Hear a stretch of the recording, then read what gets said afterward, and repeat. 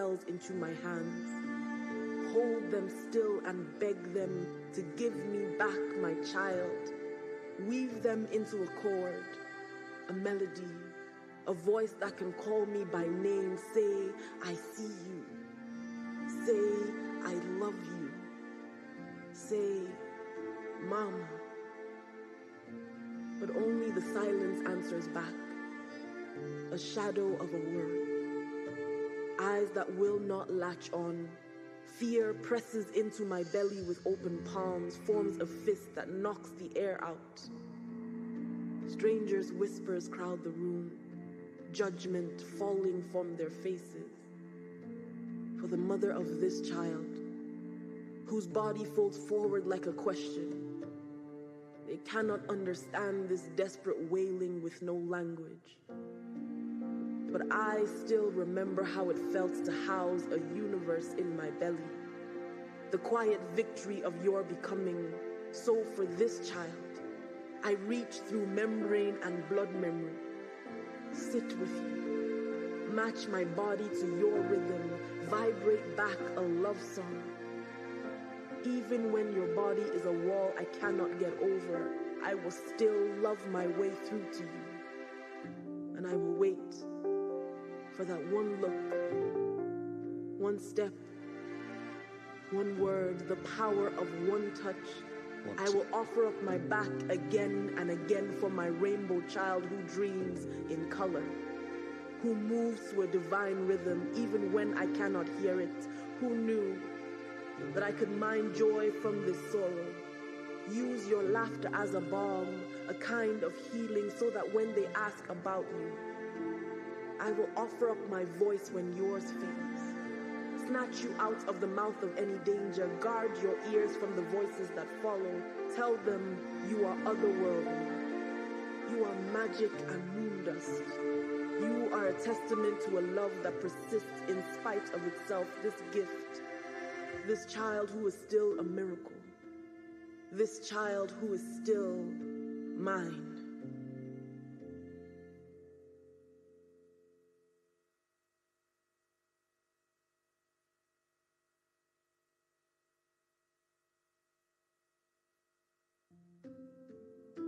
Only a mother knows how miracles happen, how the spark of an idea becomes a heartbeat, how a universe is formed in the quiet of her womb. Only a mother knows how to house a galaxy in her body, how to speak its light into existence and weave the thread of life in her gentle hands. A mother knows how to protect her child, how to swoop down and snatch it from the mouth of any danger. This is what they say. The mother knows best, guided by a spiritual intuition, an umbilical connection to her child. She anticipates every need before it arises. But no one prepares you. Good morning. Good morning. How are you guys feeling this morning? Who's feeling good? If you're feeling good, make some noise. All right, all right. I feel like shaking you guys up, like getting you guys up to dance or something like that. But you want to dance? Really? Wow. I don't know if we have a DJ. The DJ was playing We Are the World earlier. You can't dance to that. I don't know if he has music you can dance to. Don't worry, if we start dancing, we will not get into this program. And we have so much to do. But good morning and welcome to day 2 of the 14th Annual Autism Conference. It's an honor to be your MC and anchor, Oluwaseun P. Ladies and gentlemen, a spectrum of... That's what we're here for. Put your hands together for yourselves. For GT, it's really about creating awareness. It's about bringing all of us together to have conversation. It's about ensuring that no individual living on the spectrum feels alone, feels like they have limitations. It's really about realizing that there's a spectrum of possibilities for people living with autism. And we really want to thank our speakers. Can we put our hands together for our speakers? For putting together a wonderful show yesterday, Today promises to be just as exciting. I am going to, at this point, call up someone very dear to all of us. You met her. She was here last year, I think the year before the last as well, to do a recap of our talk yesterday. I'm just going to quickly read her bio before I bring her up.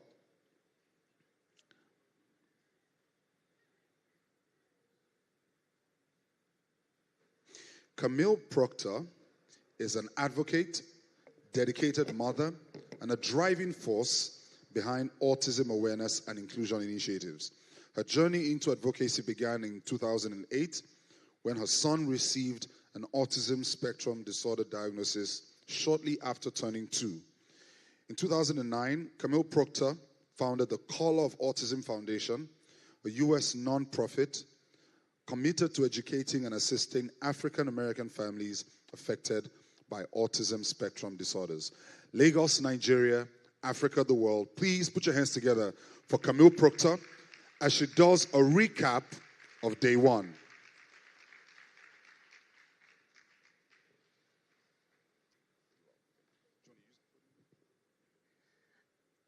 Good morning, good morning, good morning. First, I'd like to say it's always an honor to be here. I've been coming here for many years, so it's wonderful to see you all again. I'd like to thank GTCO for putting this on because I think it's very important to do this sort of thing to instill the value of autistic and neurodivergent people. With that said, let's do a recap of yesterday. Our first session, Lanre Duyile talked about using antecedent manipulation to improve learning and behavior. In our second session, Eniola Lahami spoke about the fundamental communication strategies for children with autism. In our third session, Nadia Hamilton talked about enhancing life skills and independence through technology. And our fourth session, Benedict Osama talked about autism and anxiety management strategies and support. In our panel sessions, we had very poignant and passionate conversations, which led with a panel of experts, which discussed developing early support programs for children with autism and a guide for parents and educators. And our session that closed out the day for yesterday, session 2, we talked about navigating transitions and addressing puberty and adulthood challenges. Today will be an exciting day. Please pay attention. You're going to get some great information. Once again, thank you for having me back.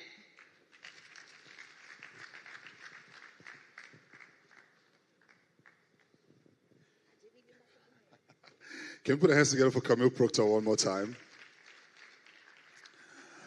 All right. Ladies and gentlemen, we want you to, ginger and, warm up a bit.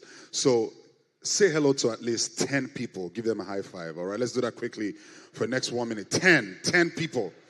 It's a little too cold in this room. You might want to tell them your name in case... At least the person sitting to your left and your right, you should know their name, at least. There's some people who haven't said hello to anybody. Why now? Aha.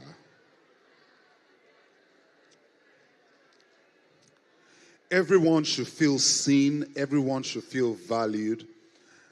Everyone should be accounted for. And everyone should feel loved. I think that was another thing we got from one of the panel sessions yesterday. As caregivers, educationists, parents, the value and the virtue of love is one that never fails. And, whether it's to neurotypicals, neurodivergents, all human beings need love.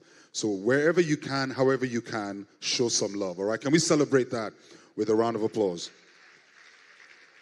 Thank you. Okay, we're going to have a performance. If you missed it yesterday, you don't want to blink at all. It was a lot of fun.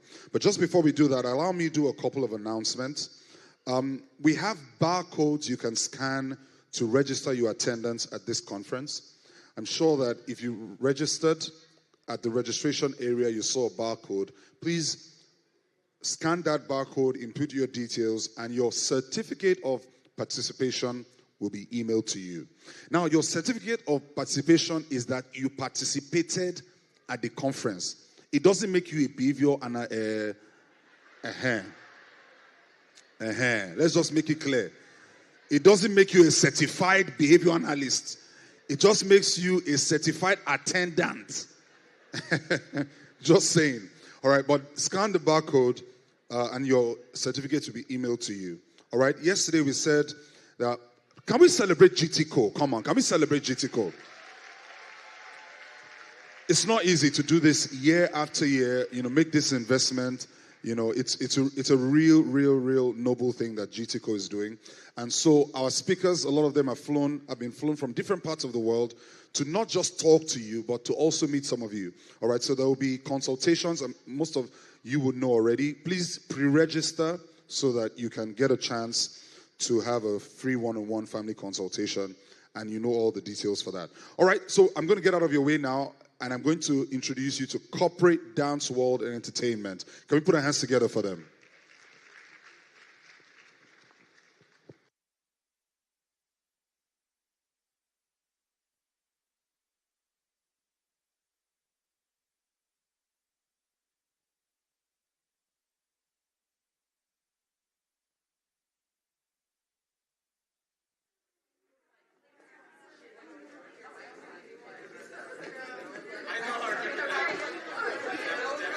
Guys.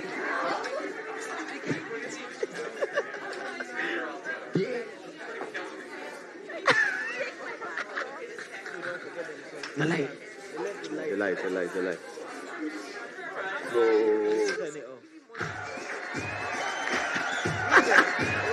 Take what?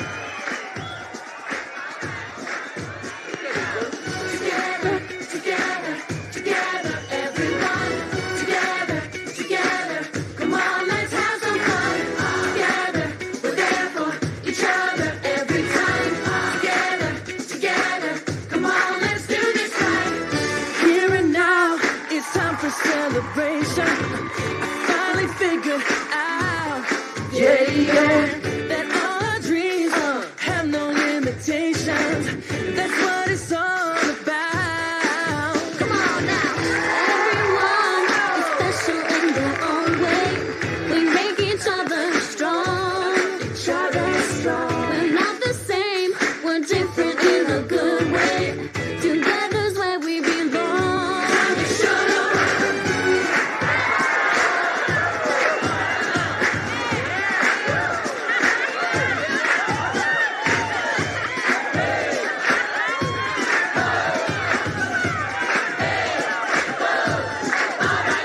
we're all in this together. Once we know that we are, we're all stars, and we see that we're all in this together. And it shows when we stand hand in hand, make our dreams come true. We're all in this together. When we reach, we can fly, know inside we'll make it. We're all in this together. Once we sing, there's a chance that we have, and we take it. Podcasts everywhere, wave your hands up in the air. That's the way we do it. Let's get to it. Come on, everyone.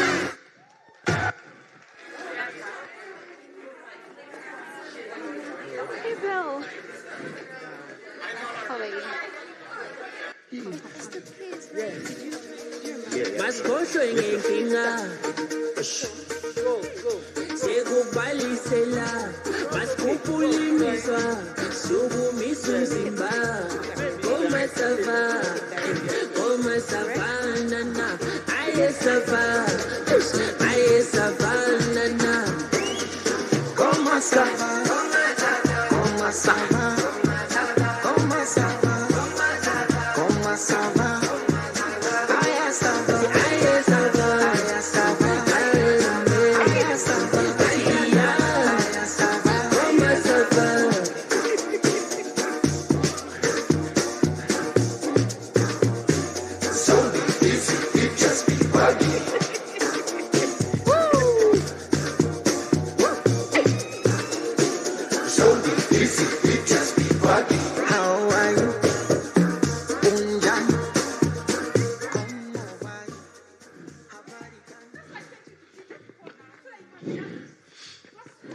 Cecilia, can you just calm down?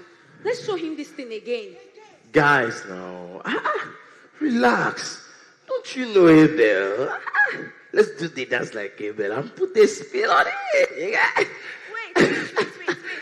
guys. Don't tell me you're trying to put this online. Excuse me. Wait first. Excuse me.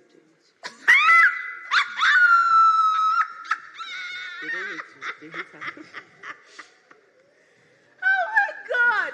What a joke! Anyways, you already know who your weakest link is. Just don't try to sneak him into the talent competition next year, because I, Esther, will make sure that the likes of him are not allowed to ruin our chances of winning. And what makes you think that you have the power to do that? Who's this? Who are you? I am Esther. Esther. Do you want to beat me? Yes. You are guys. I will put you. I will put you. Who touched you? Stop it! Guys, come on now. You know this is how she goes around talking anyhow. She's not worth us getting into trouble for. I am not talking anyhow. You all know who my brother is. My brother Lanre. He's going to become the head prefect next year. And he will surely do everything I ask him. Bella, is that true? It is true that her brother Lanre will most likely be the head prefect next year. Why? Why must it be her brother? Why can't it be me? Or you? Or even David? Because he has straight A's. And more importantly, he's going to SS3. Cecilia, you and I are just going to SS2. Only Abel and David are going to SS3. And they need to have at least 4 A's. Let's say we qualify. Do you have 4 A's and above? As in it for Apple. As for me, David, I don't have one single A in my own results. And I don't have any chance of becoming head prefect. Talk less of head defects. Oh, yes. Maybe Abel though. Because he has 7 A's and 2 B's. Yes. I qualify, don't I? Yes! Abel! Breathe! Breathe! Breathe! It's okay, guys. It's fine. We'll talk about this later, okay? Abel, come on, let's go. Abel! Let's... What?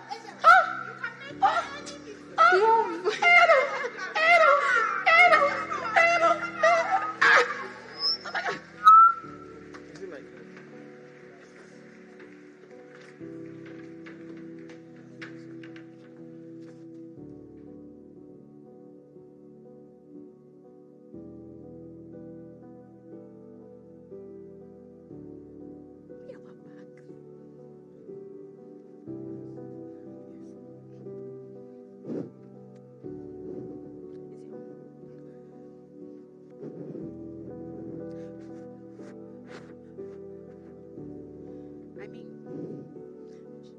she doesn't have a choice now. Oh, let them in. She inside. Let's go. Let's go. Oh. Good morning, ma. Good morning, Ma. Good morning. Good morning. I have told you before. The head prefects are handpicked by a select committee of staff members. But ma, we only think it would be fair to allow the students decide who they want as head prefects. Or the committee could give him a chance. It's not all about grades, you know. Then how come everybody thinks that Lanre is going to be the next head prefect? Exactly. For Lanre, Yes, ma. that's just speculation. No, Ma. Will you tell us now that it isn't for life? Because what we know is what the handbook states. And the handbook states that you need at least 4 A's to be considered as head prefects. Are you all intentionally choosing to ignore the obvious? What's obvious, ma? Abel is a special needs student. And what special needs assistance has this school ever given him? I wonder. Ladies, be careful. You're on the brink of rudeness. Sorry, ma. Abel, do you really think you stand a chance? I do. I qualify. All right, I'll bring it up with the committee. That's all I can promise for now. Okay? Thank you, Ma. Thank you, ma. Thank you. Special needs. When They you don't start, have when you they start must seeing him as consider special him. needs. Yes. Is there ever a special? Coffee. Awesome idea.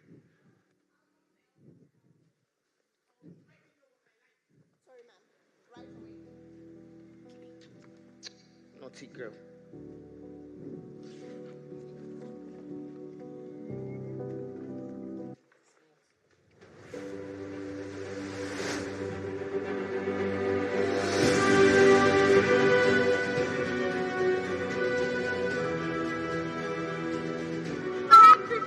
Vote a bell for head prefect. Don't take that for head prefect. Vote a bell for head prefect. Eh? What Eh? do you mean by that? What pranks are Abel. those? I thought you wanted to do this. I didn't know I would have to talk to everybody. Come on, Abel. This is good for you. It will also help with your social skills. Abel, I know you can do this. I also know that it is your light and not your darkness that frightens you. Abel, you don't have to shrink or play small so that people don't feel insecure around you. We are all meant to shine, and it's not just some people, it's everybody. Yes. And in letting ourselves shine, we give others the opportunity to shine. Yes. Yes, Abel. So please, Abel, let your light shine for everybody to see. Come on, Yes, let let it it shine. shine.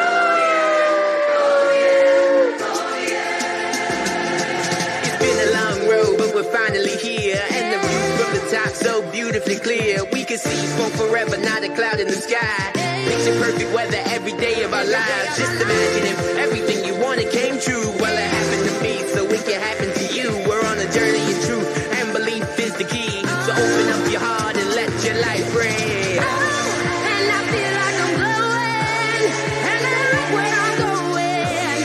Tonight, I'm showing up to shine. You know what's come out. Don't hide your shine, y'all. Come on, Now put your hands in the sky. It's your light, it's your love. here we go. Come on and stand. Here we go. All right. This light, this light, yeah. I'm gonna let it shine. This light of mine, I'm gonna let it shine, let it shine, let it shine, let it shine, let it shine, let it shine, let it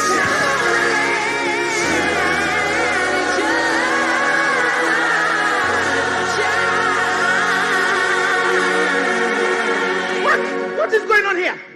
What is the meaning of this? See what? So it's true. This has to be the joke of the century. At least give me a good competition. Abel. Oh, you really just be quiet. Now, all of you explain yourselves. Who gave you permission to do this? And when did I give you that permission? Mama, you said it wasn't all about grades. Yes, ma'am. And you said you talked to the committee about it. Yes, ma'am. Yes, I did. Abel, the role of the head prefect, it involves you interacting with a lot of students, making speeches, representing the school outside. I know. Settling this. I know.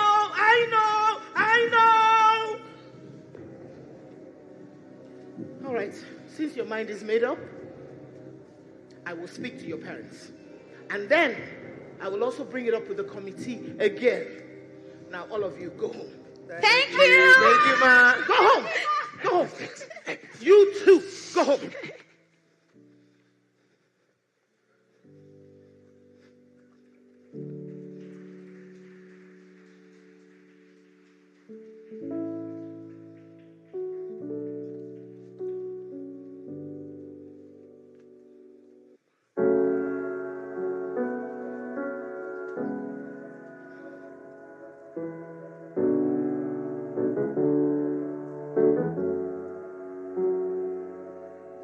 Laying in the silence, waiting for the sirens, signs, any signs I'm alive still. I don't wanna lose it. I'm not getting through this. Hey, should I pray? Should I pray? Yeah. To myself, to a God, to a Savior who can unpractical can unsaid these spoken words. Find hope in the hopeless. Hold me out, unpack the actions, unsaid the reactions. I'm not ready to die, not yet. Hold me out, pull me out, pull me out, pull me out, pull me out, pull me out. How can you say that this is a good idea? It is not good for him or his self-esteem, and now he's getting into trouble at school. But it was his idea. He said himself that he wanted to do it. We are his parents, and it's our duty to support him. No, we need to guide him. I'm not sure he knows just what he's getting himself into. What if he doesn't work out and then the whole school starts to make fun of him? They will make fun of him for putting himself out there and trying. That is what he does every day. Oh my God, I'm still very worried. Let's just let him do it if he wants to.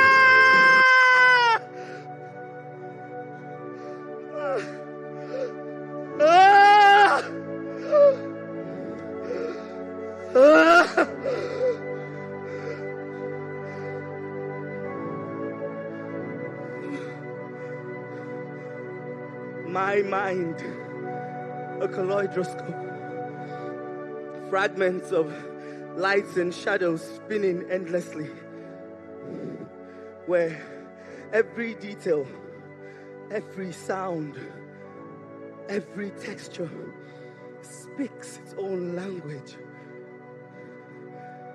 Every pattern revealing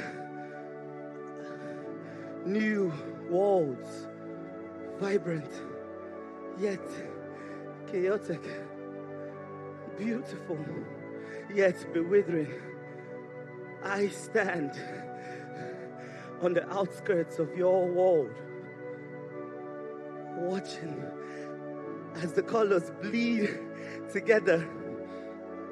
A beautiful tapestry I long to touch.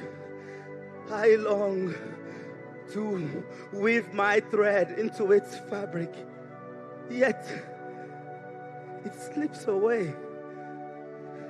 I watch your world through a lens where every detail magnified, every sound amplified, and every touch electric. The hum of the generator is not just a background noise, but it's a constant buzz demanding my attention. When challenges arise, all you see a series of trials and error, while I see a spectrum of endless possibilities. As I charge towards adventure, a place where you call impossibilities is a place I call a conquest that awaits success. I hear it. I hear it. I hear it. The whispers. Can't. Won't. Not ready. Shouldn't. These words, you don't say them, but I feel it. Heavy. Heavy with judgment. A weight I carry silently. So I am here in my corner, a soul yearning for connection, a soul asking for connection, because you see me as broken, see me as different, a burden you need to carry. Well, let me tell you this, I am not a puzzle that needs to be fixed, neither am I a problem that needs to be solved.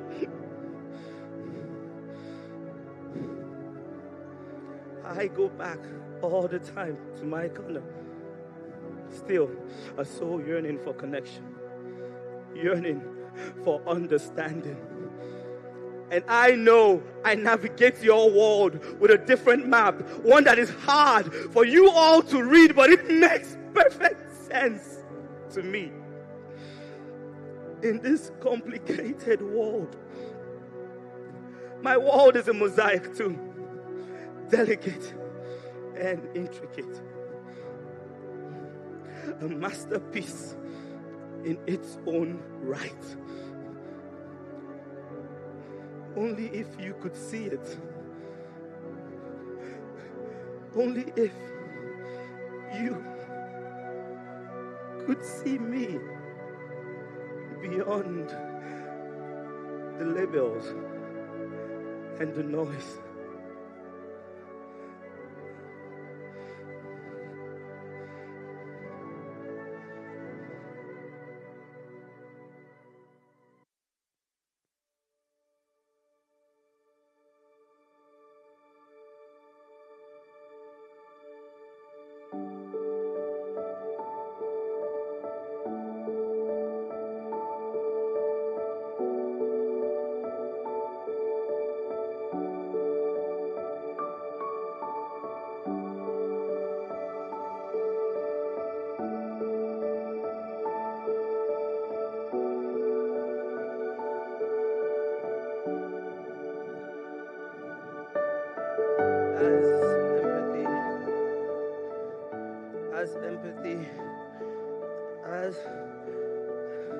As empathy as our guiding star. Let's journey together. No. In front of everybody. No. Too hard. As empathy. No. Can't make public speeches. No, too hard. Can do this. Abel, please.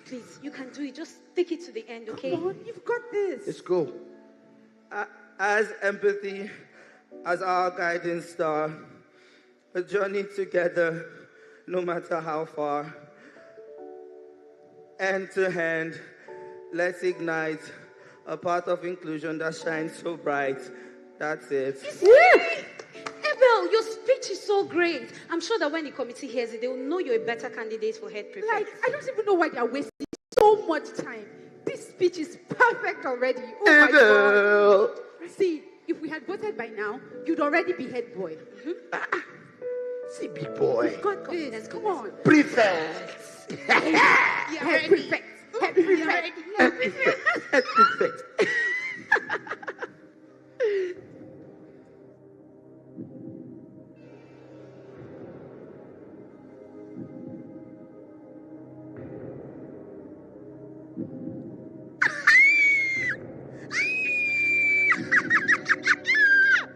Oh, this is good. Valerie!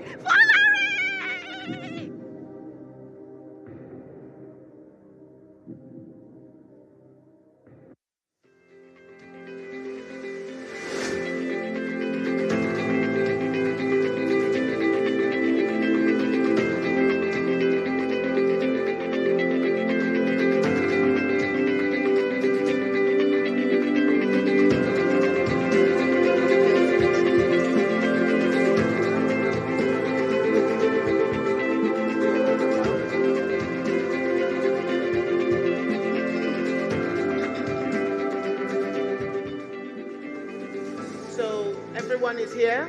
We all ready? Yes, ma'am. Very good. Abel, we're ready for you. Okay. Woo! Go, Abel! Go, Abel! Go, Abel! Woo! Tell us why we should vote for you as the next head prefect.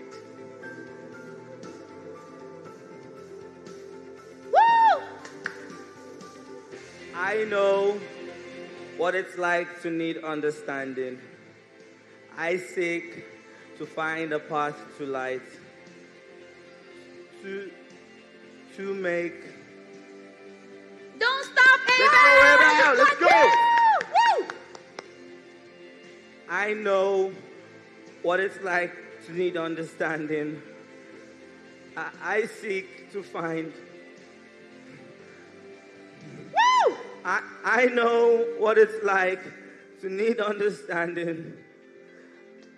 I know what it's like. I know.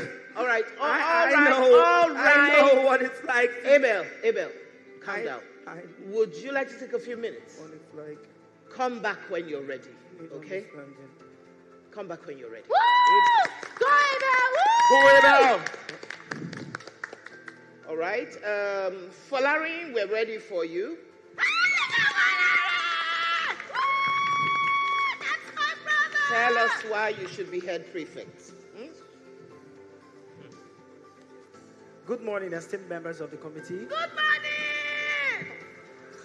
morning! I am Folarin Adiola, and I am deeply honored to stand before you today as candidate for head prefect. All my years in this school, I have worked towards one thing only: academic excellence.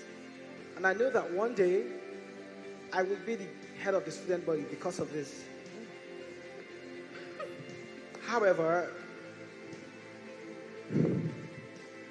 recently I have come to understand what truly makes a great leader. It's not just about holding a title, but about embodying the values that make this school a wonderful place to learn and grow.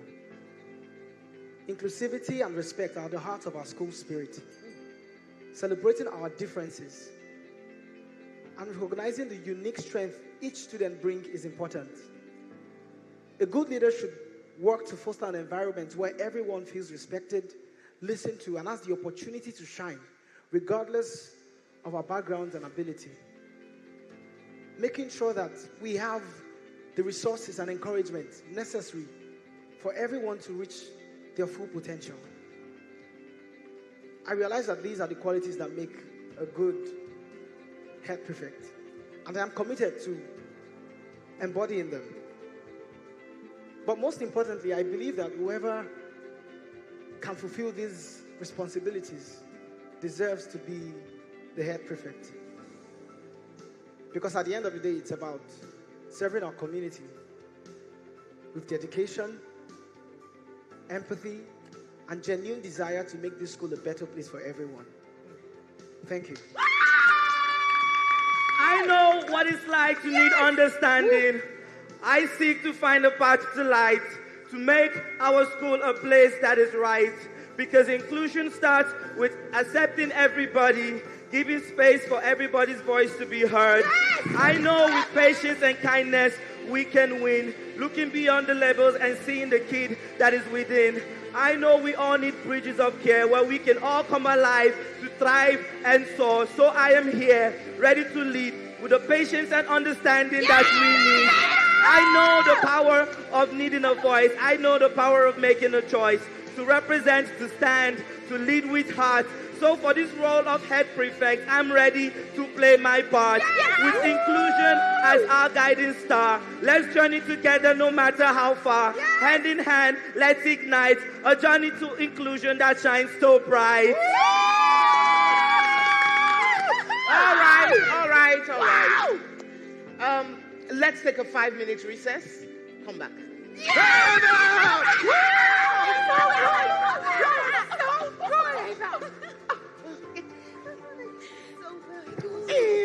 I don't think I did so great.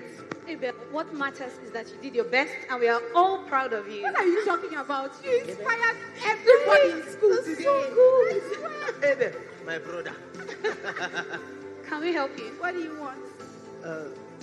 Abel, I just want to let you know that you are such an inspiration to every one of us in this school. And yes, someone has something to say. Come on, Esther. I'm sorry, guys. For everything. I took this. I know. And congratulations. bye. You're so inspiring. Thank you, guys. It's time for results. Let's go. Woo! Okay. Are we all here now? Yes, Good. ma'am. As you all know, we have had an unusual case regarding the selection of the next male head prefect for the next academic session. The role of the head prefect is not an easy one. It's not an easy task. It requires thoughtfulness, empathy, and as we were so passionately reminded by this young man here, a mindset of inclusion. We are grateful to Abel Bamidele for helping us rediscover and revisit our values as an institution. Woo! Woo! And now, the moment we've all been waiting for. After deliberating with a team of some of our esteemed staff members, and of course, taking into account the strengths of both candidates, I am pleased to inform you that the next head prefect is Lanre Adeola. Hush! And for the first time in the history of this school, to work closely with Lanre as assistant head prefect is none other than Abel Bamidele.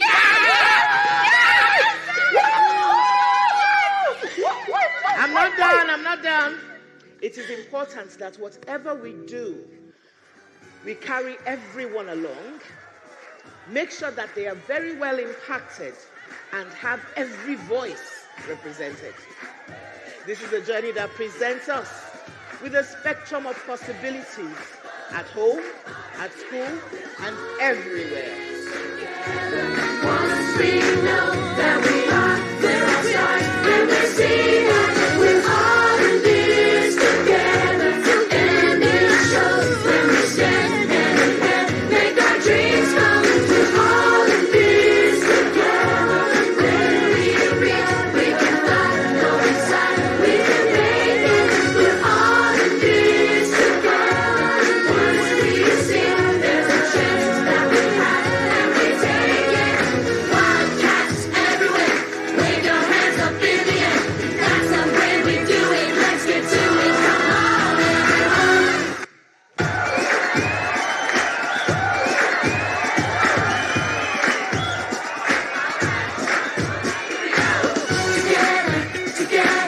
Together, everyone. Together. Come on, let's have some fun.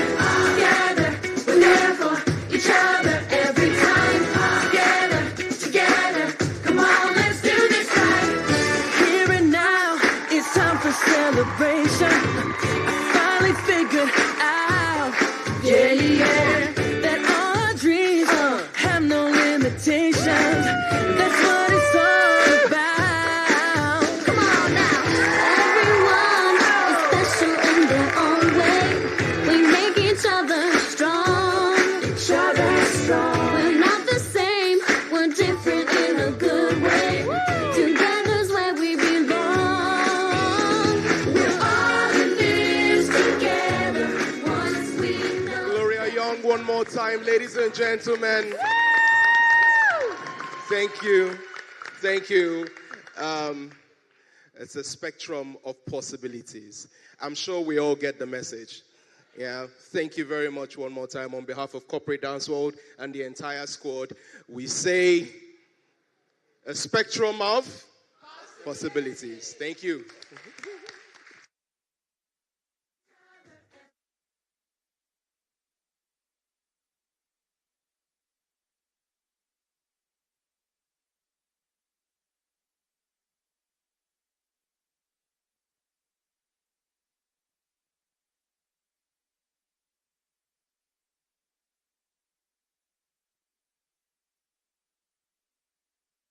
Can we celebrate corporate dance world and entertainment one more time? That was really beautiful. And I think the message is really clear, isn't it? Let's create a path for everyone. Let's make way for everyone. Even though all Abel's fans, they're reminding me of the obedience. Abi, passionately, supporting their candidate. Somebody's coughing. Why are you coughing? All right, who's ready for the first session today? Are you sure? I can't feel your readiness. Yeah, that's the spirit. All right, so our first talk today would be on communication across the spectrum.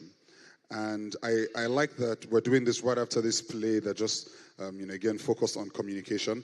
And it'll be by a speech pathologist, Tomi Agbola. Can we put our hands together for Tomi Agbola as I bring her up on stage? Tomi Agbola Odele is the lead speech and language therapist at a multidisciplinary practice in London. She works in clinics, at home, and in schools and colleges, assessing pediatrics and adults, supervising fellow speech and language therapists, developing and delivering therapeutic intervention. Lagos, Nigeria, the world, welcome Tomi Agbola Odele. That round of applause can be better. To speak on communication across the spectrum.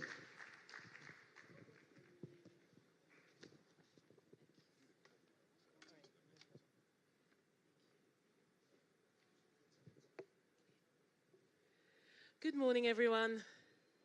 Good morning. Okay, so today we've had wonderful presentations yesterday by Eniola, who talks about communication and the strategies that we can all use when communicating with our loved ones who have autism. So I'm going to go over a little bit of the same topics, but we're going to try and make it a little bit practical today, show you how we use these communication strategies and who would be best suited for which strategies. Okay, let's go to the first slide. Do we have our slides? All right. In the meantime, I'm going to ask my lovely co-hosts. I have all the speech therapists working together today. So we're going to talk about the difference between communication and interaction. So communication happens when one person sends a message to another person. We're going to have a look and see that happening verbally.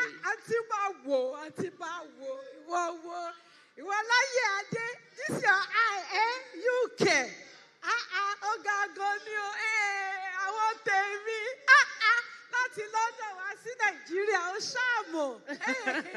Perfect, thank you so much. So that's communication. What about interaction? That's when two people or more respond to each other. It's two-way communication. Let's see.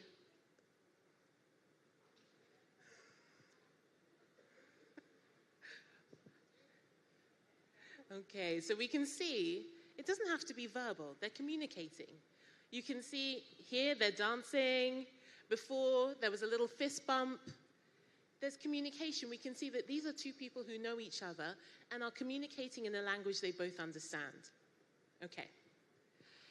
Most autistic people experience difficulty when it comes to interaction and communication. So initiating interactions, that's starting the conversations or showing people things just to be sociable, can be hard for them. Understanding and relating to people can be a little bit tricky. And then taking part in everyday family life, school, work, social life, it takes a greater level of input from them than it does for us. Okay? So, what about nonverbal communication? Some children are delayed with their use of language, and some don't use speech at all. So in those cases, thank you. What is the...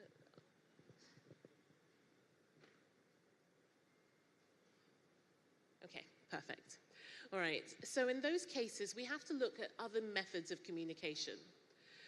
Sometimes, have any of you worked with or have loved ones who you try and communicate, but they don't seem to respond? It's like they're in their own bubble, like they can't hear you, despite your attempts to communicate with them. I know over the years, a lot of teachers, educators, therapists have come up to me and said, I don't know what to do when I have a client like this, or parents, I don't know how to reach these children. Okay? So, today, thank you, we're going to have a little demonstration towards the beginning. Our lovely host is handing out some communication and behavior strategies. We have on this side communication, and we have on this side behavior. If you were given a sheet of paper, can you stand up and walk to the side that you think that your sheet of paper refers to?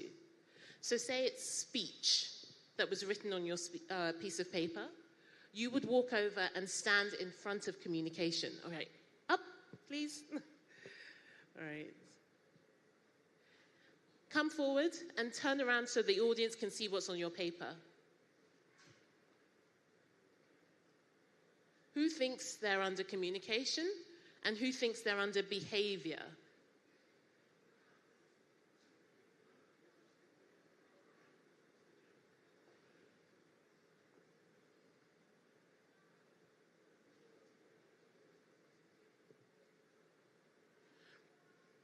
All right, so Eniola's going to ask a few of you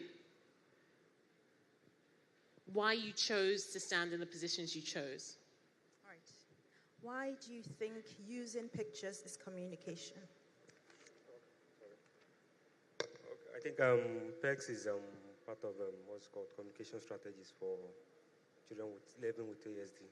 To what's it called? Sorry, I can't hear you. So sorry. Why did you choose using pictures, right? Yes, okay. I said PECS is part of what's called communication strategies children living with ASD use to what's it called? Excellent. So you mentioned PECS. PECS is a symbol-based, picture-based communications strategy. Well done. So the people on this side, Eniola. Hey. Sir, why do you think looking at the object is behavior and not communication? Now I'm confused. Looking is definitely like an action thing, so I'm thinking it's behavioral. But then, based on some of what was said yesterday about them pointing at an object, it does seem like it's communication also. So, from my perspective, it could be dual. Well, excellent. It's nice to see some active learning going on. So, if I go to the next slide.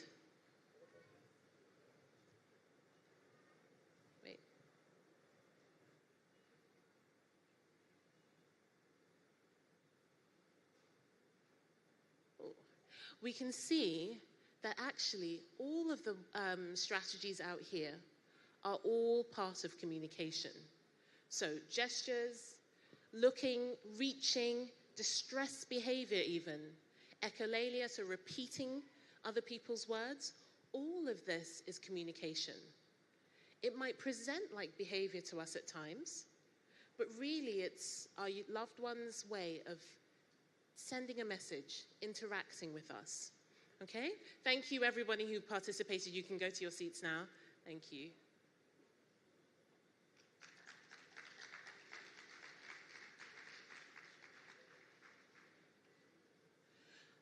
It looks like my slides are a little bit out of sequence here. So before we get to that, do we have the video from Instagram up?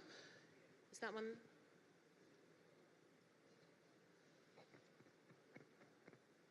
So we're going to talk about the spectrum of communication. Why are some children nonverbal or adults nonverbal? And yet some people on the spectrum present like this. Do we have a video? Or should I move on? Wait, okay. What does it look like?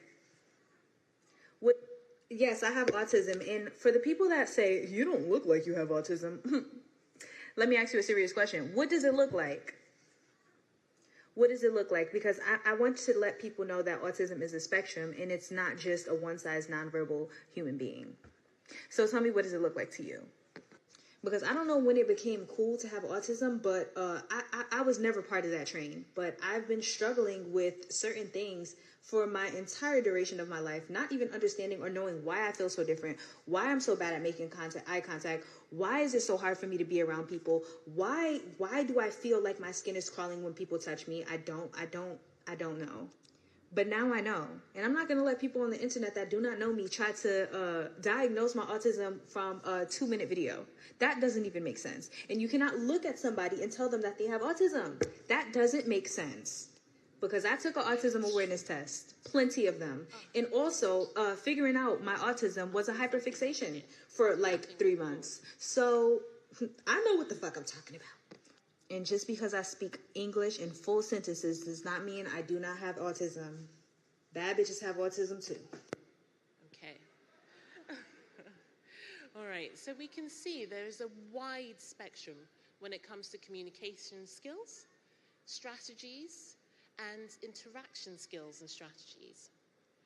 So the stage of communication that a person has reached depends on 3 things. The person's ability to interact with someone else, how and why they communicate, and then also their understanding, okay? So when we're looking at the differences between people, we have to take into account those 3 things. And this is where multidisciplinary assessment comes into place. And EdPsych can help us to understand cognitive levels. Their ability to interact and communicate can be what a pediatrician, psychiatrist, also an OT can help us to understand. Physically, are they able to do these things? How and why they communicate, that's something that we can have an impact on, okay? So, we're going to look at the next slide, means, reason, and opportunity. We need all 3 of these in order for communication to be successful. Without a way to communicate, you can't express yourself. If I was in a vacuum, I would not be able to communicate. Without the chances to communicate, there can't be any communication. And without a reason to communicate, there's no point or no need to communicate. So let me give you some examples for those things. The reason.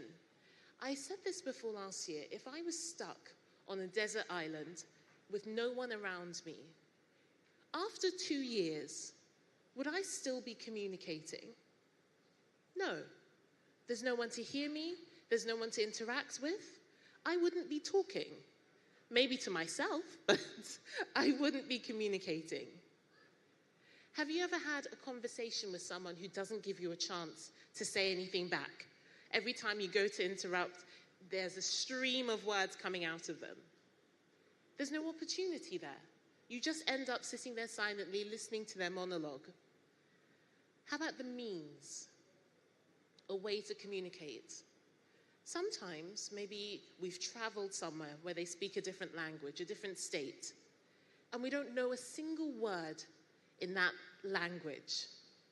Yes, most of us would use gestures or pointing or signs. But say we couldn't.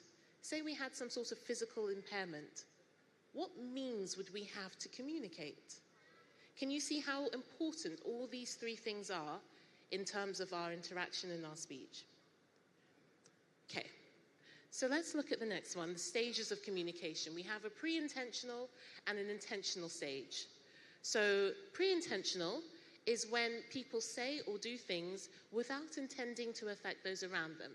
In typically developing children, that stage would be the babbling stage. They're making noises, they're cooing, they're making sounds, but it's not to influence any of us, it's not to give us a message. Okay? With adults or young people with autism who are non-verbal, they may make vocalizations, sounds, but the intent is not to communicate with us. At the intentional stage, people are saying or doing things in order to send us a message. So maybe crying out when they're hurt, maybe screaming with frustration, saying words. That's intentional communication. I'll leave this.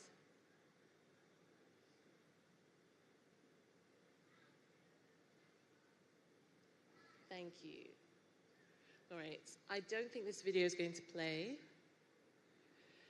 but we're going to move into the opportunity, creating opportunities for communication, okay? So, the first one, here, follow their lead. We're going to see a demonstration about following lead. And I'd like someone in the audience, and Yola's going to pick out someone to tell me best practice and worst practice, or maybe not so ideal practice. We're going to have our two therapists here interacting with me, the person who has autism, and we're going to see how well they do in following my lead, okay?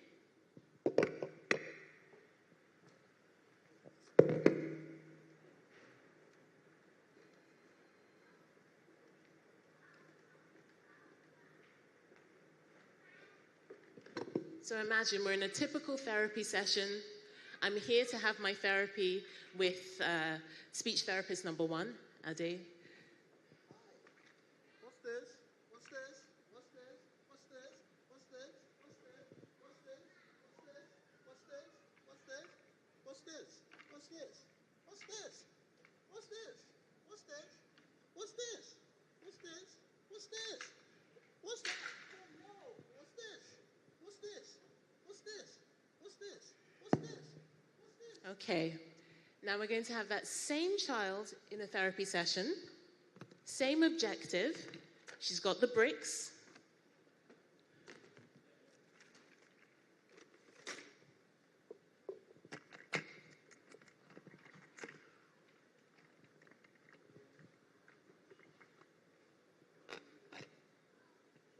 I've got some blocks. Wow. Now, blue block. Ooh, sorry block. Pink block. Go down. In. Down. Up. Block. Down. Block. Go up. Down. All right, thank you. So Eniola's going to pick someone in the crowd to tell me the difference between what just happened here. All right, so which therapy session do you think was ideal and why? Was it Dr. Grace or Ade? Okay, I think it's the ladies' session. Why? She was creative in finding a way to communicate with you by working with your focus of interest. Exactly. She followed my lead. I wasn't interested in the blocks, but I was interested in the flowers. So she brought the flowers into she brought the blocks into what I was focused on, into my zone of interest. She followed my lead, and she did exactly what I was doing. I was going down, stroking the flowers with my hand. That's what she did with the blocks, and that's what made me engage. So following the lead is the very important part. You can see on the slides, thank you, that people with autism will be more likely to pay attention when you focus on what they're focused on. It's very hard for them to have joint attention at the beginning. That means for them to be able to shift their attention to what you're focused on. So you enter their world first, and then that's more likely for them to engage in what they're doing. Okay, the next one. We're in our session again. Okay. We're in our session again. It's face to face. Sorry, can we have the slides up, please? Thank you. Okay. Face to face, face to face, face to face. Yeah, anywhere here. Okay. Anything you want. So I'm in a therapy session now.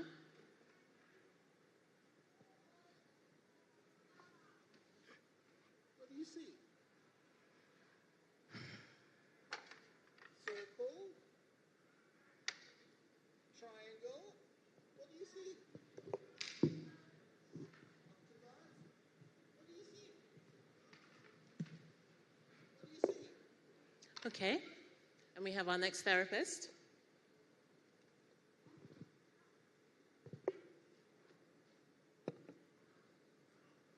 Wow, it's nice to be here with you.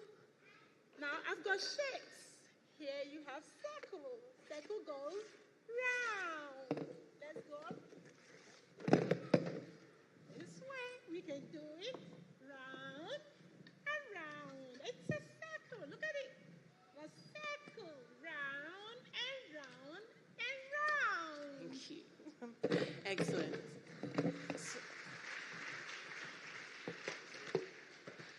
So, Eniola, could you find someone, please? Thank you.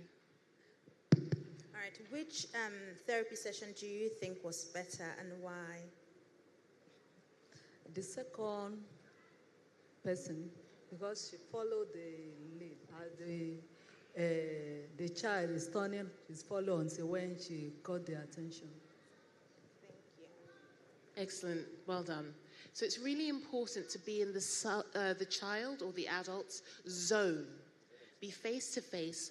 Be in their world. It's very easy for people on the spectrum to be very insular, very introspective. We want to get into their space, into their world, but not in a way that makes them feel overwhelmed and badgered, but really just in their space, letting them get comfortable with us there before we start doing interventions.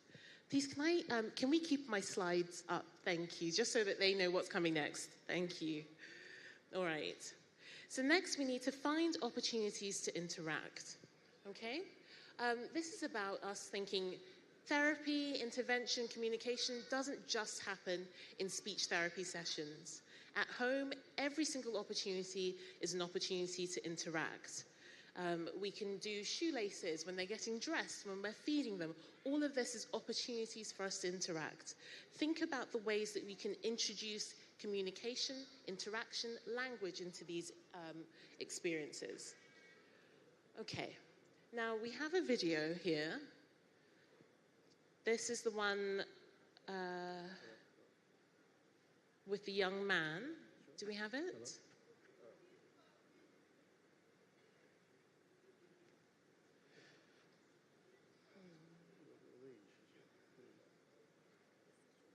The young man and the old woman in the video.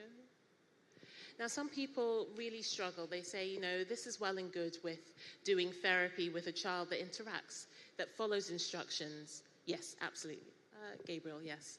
Can we go to 30 seconds in and just play 1 minute? Which was during the first session.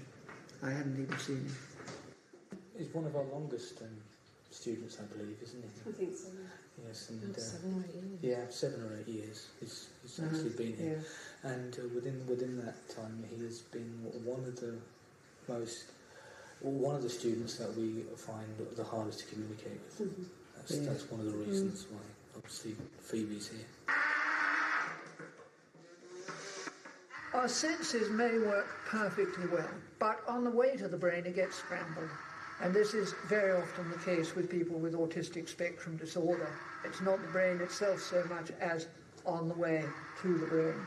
So that the messages and information which come in are interpreted wrongly. So their perception of reality is different to our perception of reality. Now that is really, really important, because one of the problems we have is that we tend to assume that other people's perception of reality is the same as ours. We can stop that video here. Thank you. So some people say to me, but what if I have a young person in my clinic or in my school or a loved one that is communicating like this, that isn't paying attention to anybody, that isn't interested in any of the intervention, any of the therapy strategies that we're using? What do I do? Now, this video, I've got a QR code afterwards for you to have a look at and see how did they get into the world of this young boy. They used something called intensive interaction, and the founders of intensive interaction were actually called in to help them work with this young man because they found it so difficult to engage with him. And this is a center that is all for intensive interaction. So it's not easy. It's not easy getting everyone to come out and start engaging and be at that intentional communication stage. But it can happen. And I would love you all to have a look at that video in your own time and see where they got to with this young man, Gabriel, and how he began to make intentional communication with them when they were consistent with the strategies. So I think there's a QR code on the next slide. Take a picture of that. Have a view of the video in your own time. It's really, really interesting. And I have to say that if they could do it with Gabriel, I think we can all do it with the ones that we work with. Okay? All right, so now we're going to move on. Did you get the QR code? Okay, go back. Okay.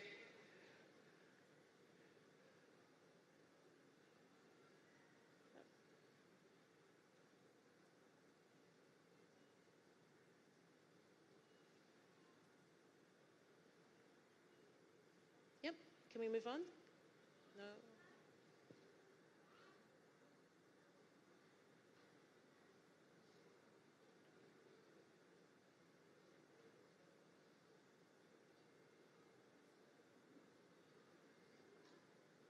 Okay, we're going to move on to reasons for communication.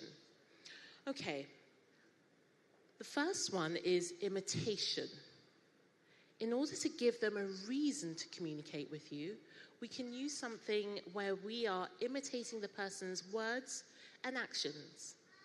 How would that make you communicate? If I just followed you around and started copying what you did, what you said, wouldn't you stop? Even if I was a stranger, and address me. Now, our loved ones with autism are no different.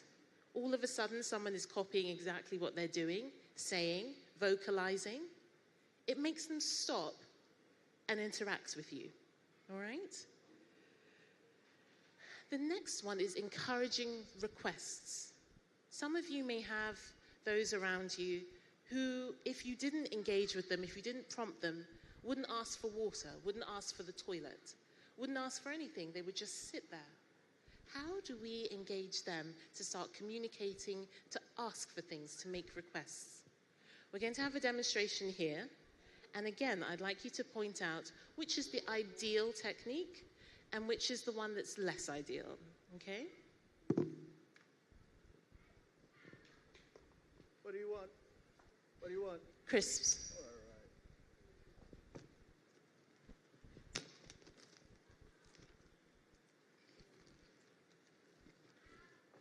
That's therapist number one.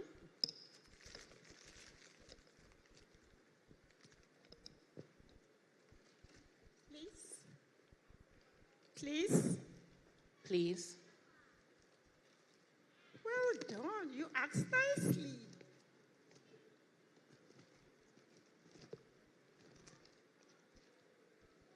More. More. More.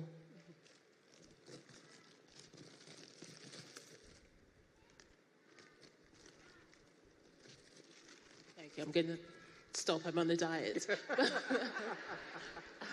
Annual, please, can you help me ask someone? You stand up. Could you stand up, please? Just for the camera. Which session do you think was the better one, and why? Okay, I think the second one was a good one. Why? And that's because the therapist was allowing the child the opportunity to use her voice. Exactly. And how did she create the opportunity? By kind of extending moving the crease, the crease bag away from her, and then getting her to actually desire it, and then be able to use her voice to request for it. Mm-hmm. Now I know it's not easy. You're busy parents, you're busy teachers, you're busy therapists. It could be so much easier to just give them the bag after they've said it once. But maybe we could just plan for 5 minutes each day. Put them into smaller containers. You know how much your child would eat. Let them give them more opportunities to request again and again and again. So this becomes more ingrained in them, okay? So that they can try different requests. The first time it was please, the second time it was more. Give opportunities for the communication to happen. Okay.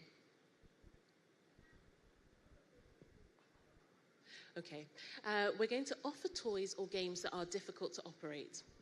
I know it's easy to just say, I need 2 minutes of peace.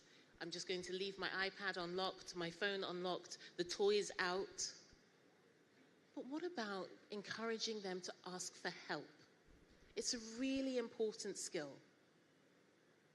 If you have something motivating for them, a toy that they really want, your phone that they really want, a game on the iPad, why do they know your password? Why? Because it's easier for you. But wouldn't it be so much better if they could ask for help? Thank you. If they knew how to ask for help when they want to play, but then also when something's wrong, if they knew how to ask for help. So let's think about encouraging them to make requests, reasons to communicate. Okay, the next one, provide a high interest object. We've got some balloons here. Who thinks balloons are interesting to most kids or adults? Yeah? Okay. All right.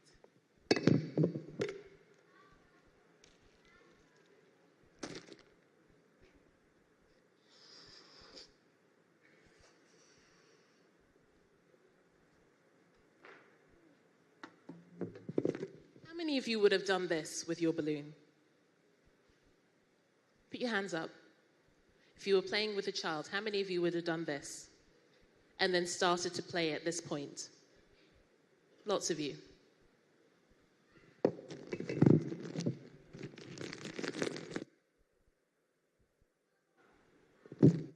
You see, when I blew up that balloon, it took me, 1 minute? And then the game started.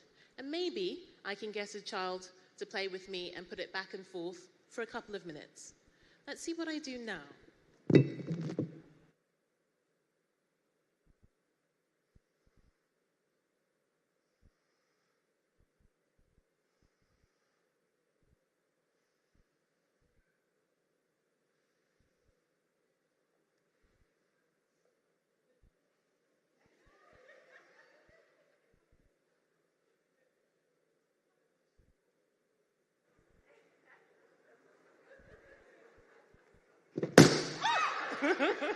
I scared myself. I had all of your attention, didn't I? For how long? If I hadn't just popped it, I would have had it for a long period of time. Then what I would do, which I will do now,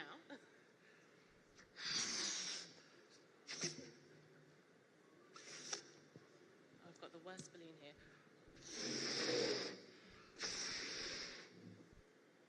Now I'm going to hold it.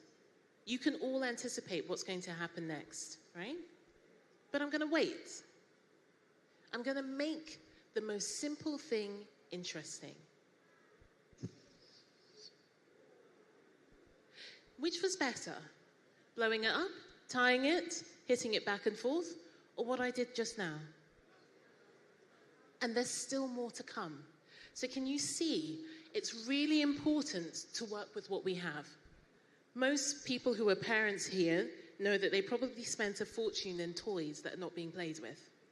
But it's the cardboard boxes, it's the cans, it's your shoes, it's the shoelaces, it's the balloons, it's the simple things that hold the most attention because the possibilities are endless with those things. So we have to think about providing high interest objects. Now, where does communication come into with that? We're going to see with our two therapists how they communicate differently with some simple balloons. Okay?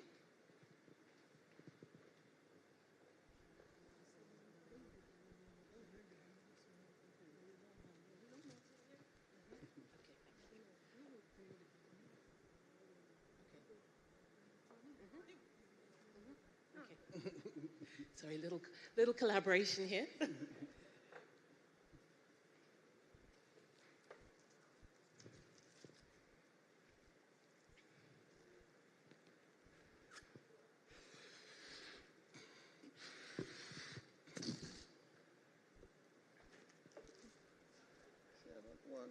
We'll get another one.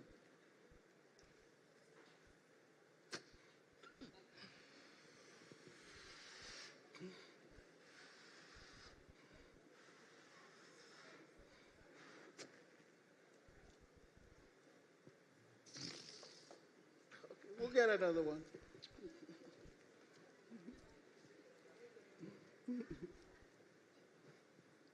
Help. Help. Help.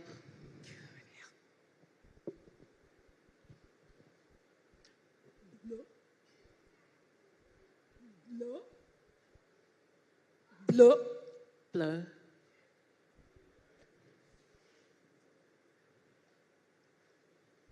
More blow. More blow. More Blow. blow.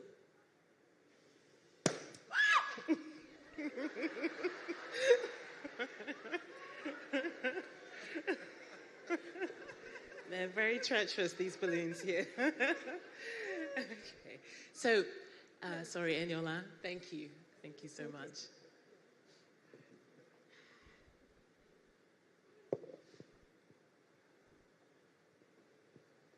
All right, sir.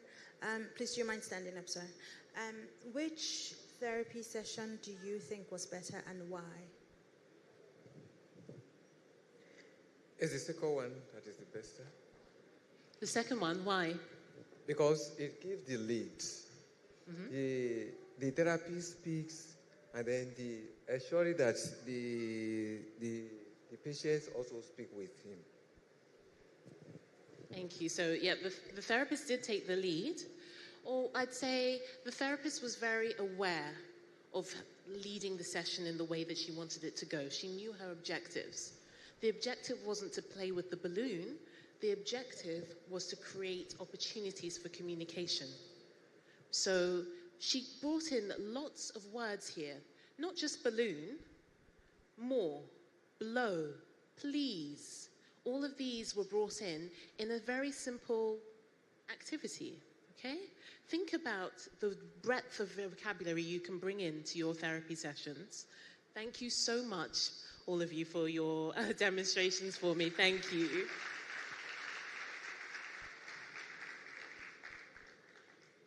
Can we have my slides back, please? Thank you. Okay, so we've talked about reason, opportunities, and now we're going to go on to the means of communication, a way to communicate. So, I have a little prize for the first person who can find 5 words in this word search. 5 words. And Yola's going to test you. 5 words. Solape? 5. I'm testing you. Your hand is up. No? Has someone found 5? Christina?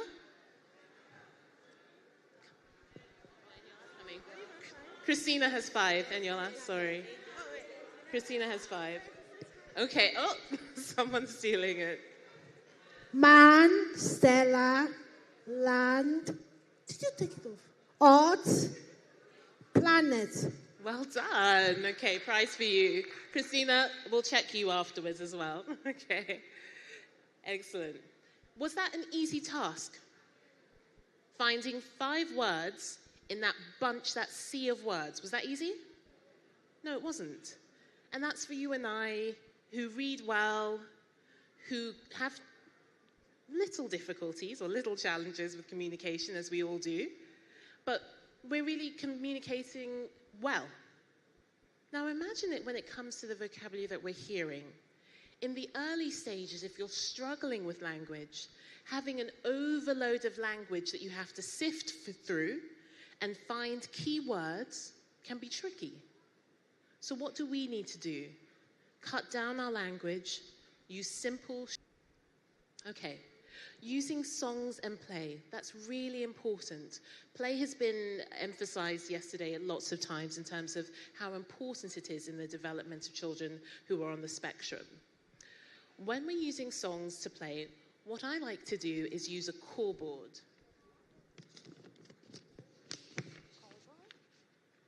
That's something like this. Now you can make one for any song, like The Wheels on the Bus. Okay, thank you. Like The Wheels on the Bus. So you could have a picture for the mummies on the bus, the wipers on the bus, the horn on the bus. And when you're singing it, you point to those things. The child learns that you will now sing their favorite part and do their favorite action when they point to the symbol, thank you, to the symbol for the wheels on the bus. So it would go something like this.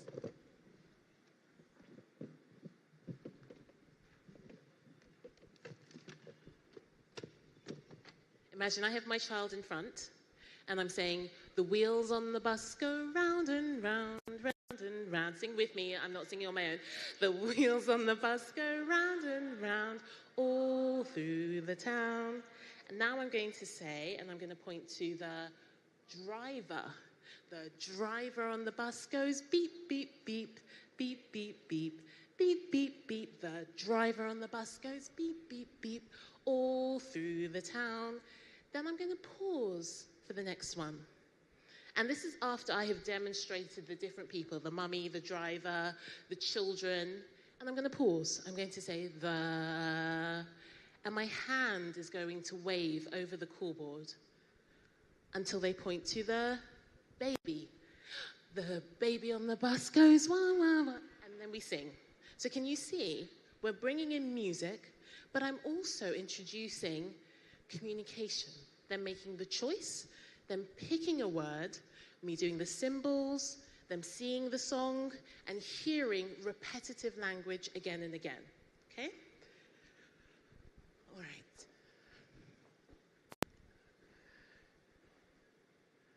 Okay, expansions. Expansions are something where we add one more word or one more phrase to something that's already been said.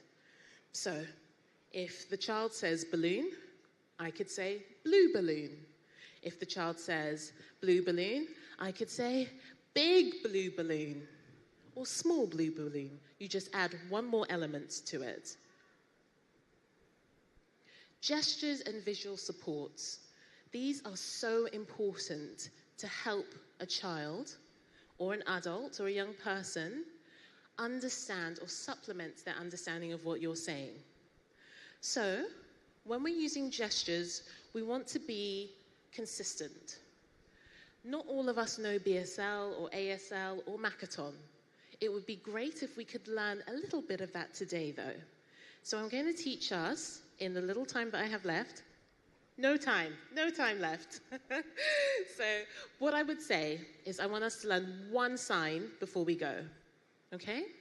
And I want the sign to be more, because it could be used with many different activities and in many different settings. So I might ask, what's your name? I might ask Ayo, since she's the expert, to demonstrate how do we sign more. More. Okay? Well done. So can you see one hand is stationary, the other hand moves towards. Now this is the sign for more in ASL, in American Sign Language. If you work with British Sign Language, it would be more like that. And you can tailor it depending on the dexterity of your children as well, what works for them, and also what signs they might have naturally built up on their own. Now, there's a lot more. I have lots of slides, and you've got the QR code. Please have a look. All of the I'm trying to take the word interventions out of my vocabulary. I have learnt yesterday. But all of the strategies and techniques are there. There are videos with the QR codes for all of them for you to be able to look at how can I increase the communication strategies and skills that I have, that I'm bringing to my loved one with autism, and how we can encourage them to communicate across the spectrum. So thank you for your time today.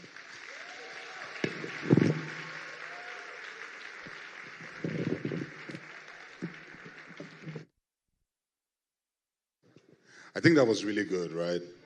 Yeah. Don't tempt me with this. I'm also on a diet.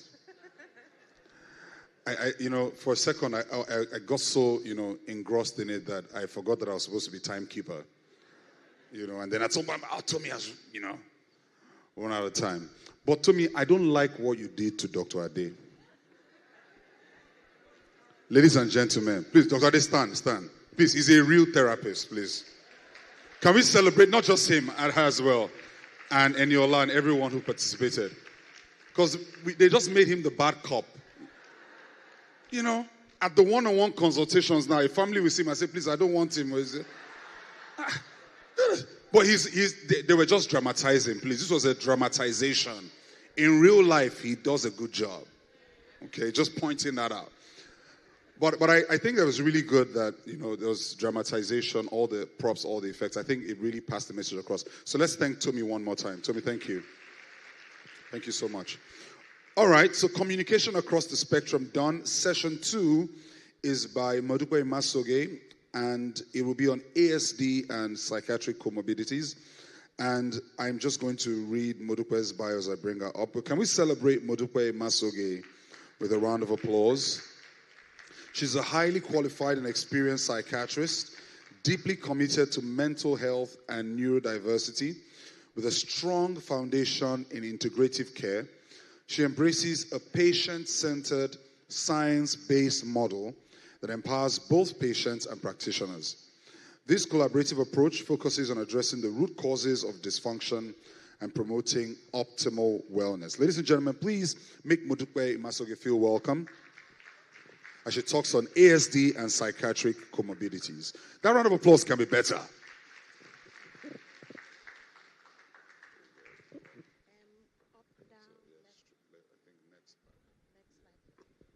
Hello, good morning, everyone. I'm Modupe Masoge. I'm a consultant child and adolescent psychiatrist. I've been asked to present on autism spectrum disorders and comorbidities. Before I start with that, can we name our body parts? Remember this nursery rhyme, head, shoulders, knees, and toes. Carry on. Get up. Up. Yeah. Let's do a bit of nursery rhyme just to get us to flow, get our brains working together. Okay. Who's going to lead us? Okay, let's start. Heads, shoulders, knees, and toes, knees and toes.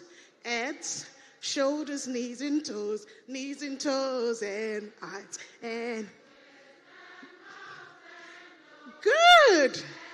Then shoulders, knees, and toes. Well done. You're all alive. Well done, well done. Please have your seat, everyone. So it is autism spectrum disorder and comorbidities. That's what we'll be talking about. Before I go into my slides, I want to ask, who knows common mental health problems associated with autism? I think that would help us. Can somebody help me with microphones for the people in the audience? Very, very common. Yeah.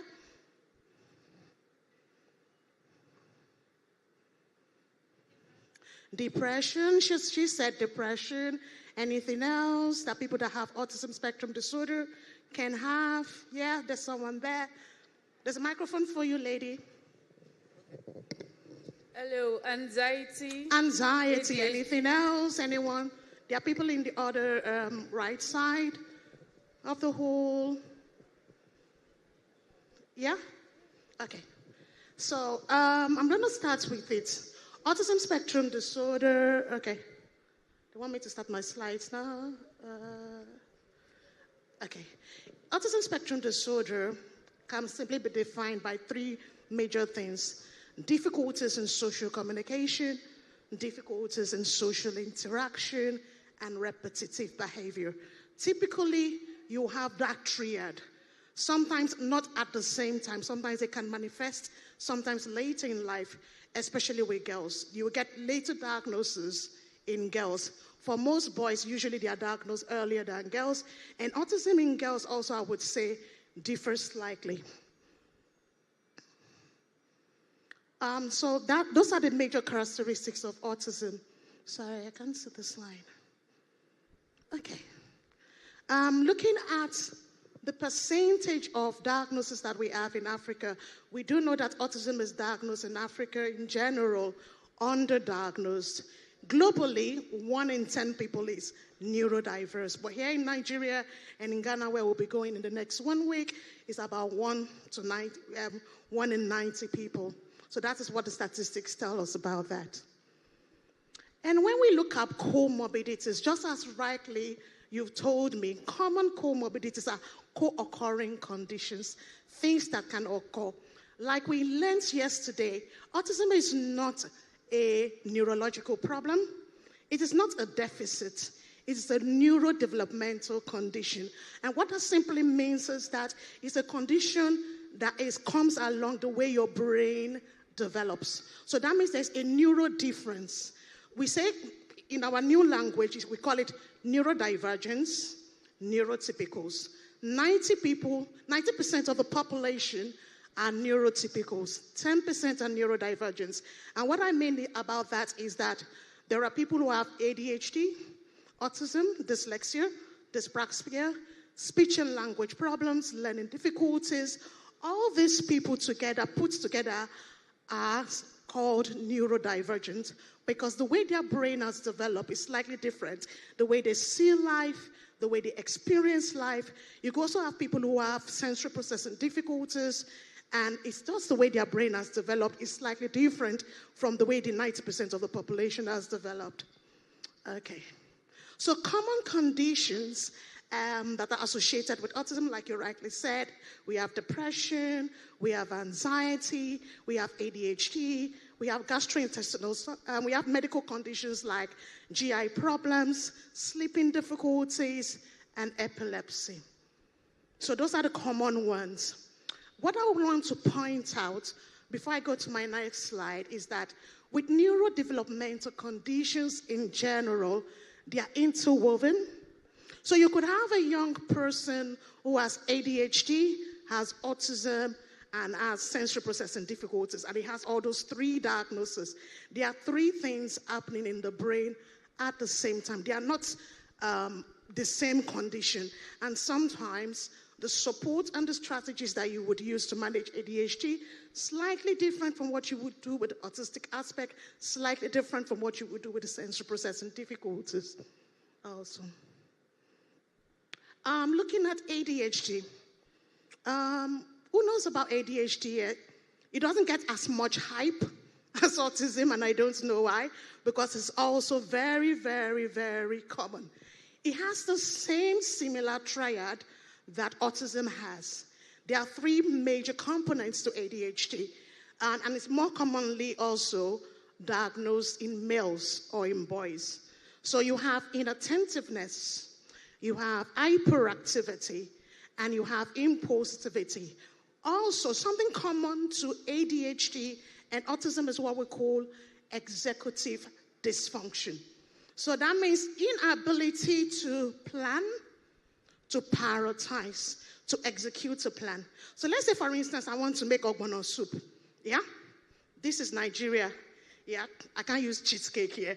All the steps that you would take to making your ogbono soup, for instance, writing a shopping list, going to the market, putting the ingredients together, making the meals, and serving the meals. That is what we call executive functioning or planning, prioritizing. So that means if I want to make ogbono soup, I have to take some time out to do this. I have to dedicate time to do it. All those steps, it's it's dysfunctional in people who have ADHD and autism, and that's simply down to the fact that they have difficulties with their frontal lobe being underdeveloped at a particular age. For everyone in general, whether you have ADHD or autism or you're neurotypical or not, our frontal lobe, which is this part of our brain, it doesn't develop until much later. It's the last part of the brain to develop up till the age of 25. So up till that age, it is going to be very, very slow. However, if you have autism, ADHD, or other neurodevelopmental conditions, it's even slower. So that is why you will find out that they struggle with timekeeping, with doing their homework, they struggle with planning for things. So do remember that when you are working with your young people, and you're also working, oh God, the teachers also, they can't meet your deadlines. You tell them to do things, they can't do it on time. Those are the reasons why they struggle in that way. Okay. So another common condition you could have with autism is called depression. Just like she rightly said, depression can present with 2 weeks of mood changes, where you have persistent low mood, low energy, loss of interest in things that you normally would like. Sometimes you can present with feelings of hopelessness, worthlessness, and also feeling like you don't want to be here. Things like feeling suicidal. wanting to die. Your child, and I want to try and separate depression from someone who is emotionally dysregulated.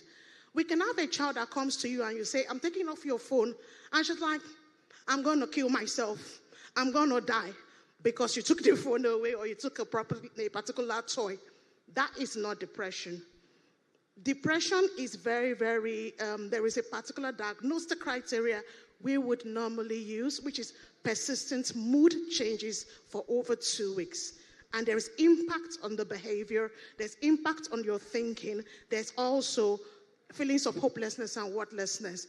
And from time to time, I would say, please, our moods are not linear.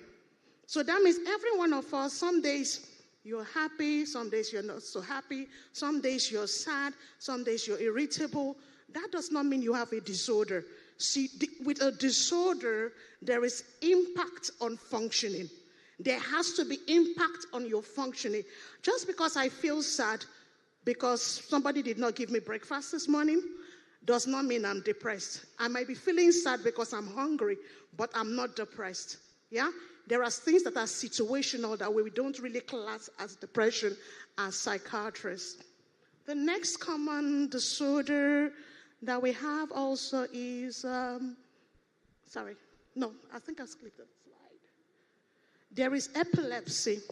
Epilepsy is a medical condition whereby you have seizures. It's very, very common in people who have autism, especially the people who have learning disabilities or they have genetic conditions. It is something that we see as part and parcel of those conditions. We aim to treat the epilepsy. And also with epilepsy, do remember that you also have psychiatric complications of having epilepsy. So on top of you having autism, you have epilepsy. You can also have psychiatric complications from having epilepsy. So things like depression, anxiety. More so, with the drugs that we use in treating epilepsy, you can also get psychiatric complications. So it's a bit of a dicey one. That one with epilepsy. So usually, the management in trying to treat epilepsy, what we would usually do is to work in conjunction with neurologists. We don't try to treat it by ourselves because now we are dealing with a medical condition on top of a psychiatric problem that you're having, and often having to think about what are the complications and making sure they are not developing another psychiatric problem from the medication that is used in the treatment. GI problems are also very, very common. And the reason why you may have gastrointestinal problems, things like constipation, diarrhea, lots of people who have ASD have sensory processing difficulties. With this, I would like to talk about eating or feeding disorders. It is very, very common. Someone who has ASD may have sensory processing difficulties, might struggle with eating a particular texture of food, or they don't like particular colors of food. You might give them food and they reject it, they refuse it, they throw it on your face, throw it on the floor, because there might be something around, maybe the color, the texture. It takes you taking a step back, trying to understand why doesn't my child like this particular food? Why do they keep throwing this food away? And beginning to tease out, okay, what food does this child like? It's not really advisable for you to force feed someone who has autism just because that's the only food you have at home.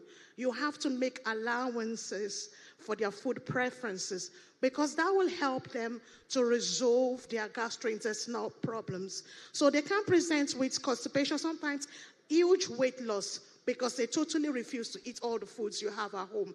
At that time, sometimes we also refer them to eating disorder specialists because they refuse to eat. They can be so underweight because they just refuse to eat everything. And parents are like, I've tried every type of food we have. And sometimes we have to give them nutritional supplements until they are able to eat properly. So please be aware of all these differences. Your young person is not trying to be difficult. It's because there is something going on. They might not like the feel of the food, the color of the food. Some children don't like your food being hot. Some don't like their food being cold. So you're almost going to be like a detective when you're working with such children to find out, why is this child presenting this way? Let's remember from yesterday, antecedents predate behavior. So like like Lanre said yesterday, he says, think about what came before this behavior. Why is this child refusing? And also on GI problems, some children will only eat dry foods. They get constipated. So some of them, we have to medically give them Movicol or a laxative to help them to pass bowel, to move their bowels, because their bowels will not move. Some other ones, because they will not eat fruit and vegetable, they get impacted also. You still have to give them laxative. And there is nothing bad in that, because until the child overcomes that stage, it is very, very difficult to move past it, and they have to have normal bowel movements. Sleep. This is a very, very, very big issue with people who have neurodevelopmental conditions in general. For all of us, when it's evening or we're in a dark room, our brains produce an hormone called melatonin. So this particular hormone helps us to relax. We feel tired, our muscles begin to feel a little bit easy, and we fall asleep. However, with people who have autism, ADHD, other neurodevelopmental conditions, research has shown that they don't normally produce enough of this melatonin. Hence, they have difficulties with falling asleep. So sometimes in the UK where I work, we give melatonin supplements to people who have autism or have ADHD or other neurodevelopmental conditions, because we are well aware from research findings that they don't produce enough of this. And this helps them to sleep. And it's not an addictive drug, because I know most parents are like, you are medicating my child.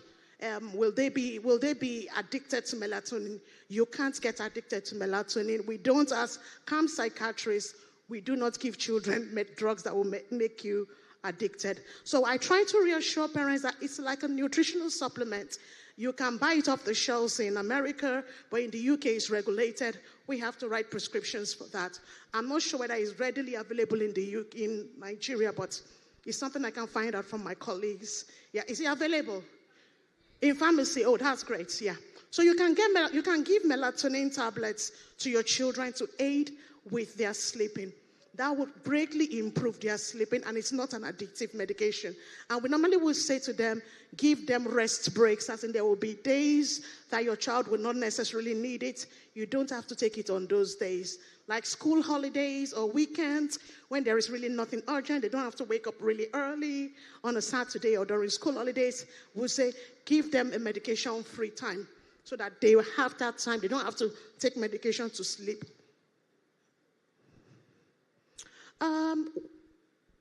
Like we rightly learned yesterday, ASD in itself, autism spectrum disorder, is not a mental health disorder.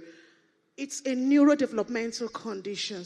However, because of all the complexities that you sometimes have around autism, like for instance, if you're very anxious, or you have OCD, those things, OCD is obsessional compulsive disorder. When you have those conditions, they can impact on the quality of life. Like for instance, if you have to hand wash for 30 minutes before you leave home every day, and let's say for instance, your school is 2 hours away, your parents have to be at work at a particular time, morning routines become frictional because you're trying to get out of the house. The child is saying, I have to wash my hand. And if he touches anything in the house, he has to go back again and restart all his rituals all over. Those conditions can can impact on your quality of life. And that is not the autism impacting on your child. That is OCD impacting on your child. Or if you have a child who is depressed and is socially withdrawn, will not leave their room, or is constantly self-harming, that is not autism. having autism does not mean that you have to self-harm or feel low or have low energy. You need to realize that actually this young person has developed a secondary mental health problem that needs to be dealt with. So for that, you would need therapy or you probably need medication, whichever one, depending on the severity of your symptoms, you would need to deal with that. So it's not really autism we try to change or we try to treat. We don't give therapy per se for the autism. We give therapy for the comorbidities or the difficulties associated with having autism. For example, if you have speech and language problems, we will give you therapy for that. We are not trying to change your child's brain. We are not trying to rewire your child's brain. We are just trying to identify what are your child's strengths, what are your strengths, your young person or your child's difficulties, and addressing those difficulties. That is the aim as a psychiatrist, and that is how we work with other professionals in providing overall good care. I'm going to stop the slides for now and ask the audience questions. Whoever has a question regarding psychiatric conditions in autism. If you have any questions. Thank you. There's a lady in green at the back.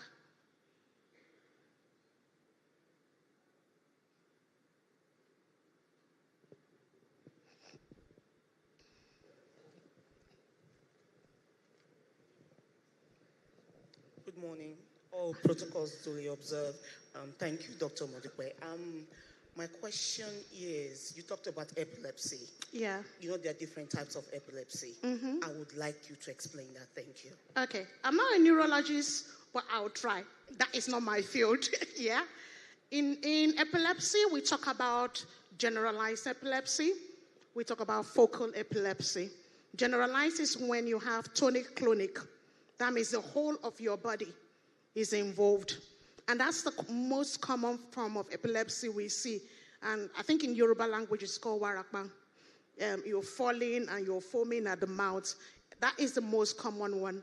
We have focal, whereby only one hand or just one part of your body. We also have things called absence seizures, whereby the child just goes vacant. And sometimes people don't even know the difference between somebody who is inattentive, having absence seizures, or somebody who is anxious and just totally focused, and somebody who has ADHD. To make that difference, we will say you need to go for an EEG to see whether there are spike waves. Because sometimes teachers will come to us and like, this child is vacant in class. I'm talking, and I know that this child is not there. The reason the child might not be looking at you, might refuse to do work, and sometimes it's a bit confusing how long that would happen for. For those cases, you try to do a proper background history, then you rule out seizures by doing an EEG. And if you're still unclear, sometimes we say they do 24 hours EEG to rule it out. We also have genetic conditions associated with seizures. I can't remember all of them off the top of my head. Like I said, that is not my field. I'm a psychiatrist. I'm not a neurologist. So that's the best I can do regarding that. Is that okay? No worries. Any other question, please? Yeah, thank you. Is dyslexia an aspect of autism? And I want to also ask, is it all right for autistic children to be going to normal schools? Okay. Thank you, ma'am, for asking that questions. At the beginning of my presentation, I talked about neurodevelopmental conditions. There are about 8 of them: autism, ADHD, dyslexia, dyspraxia, dyscalculia, sensory processing difficulties, learning difficulties, either specific or non-specific learning difficulties. Dyslexia is not a part of autism.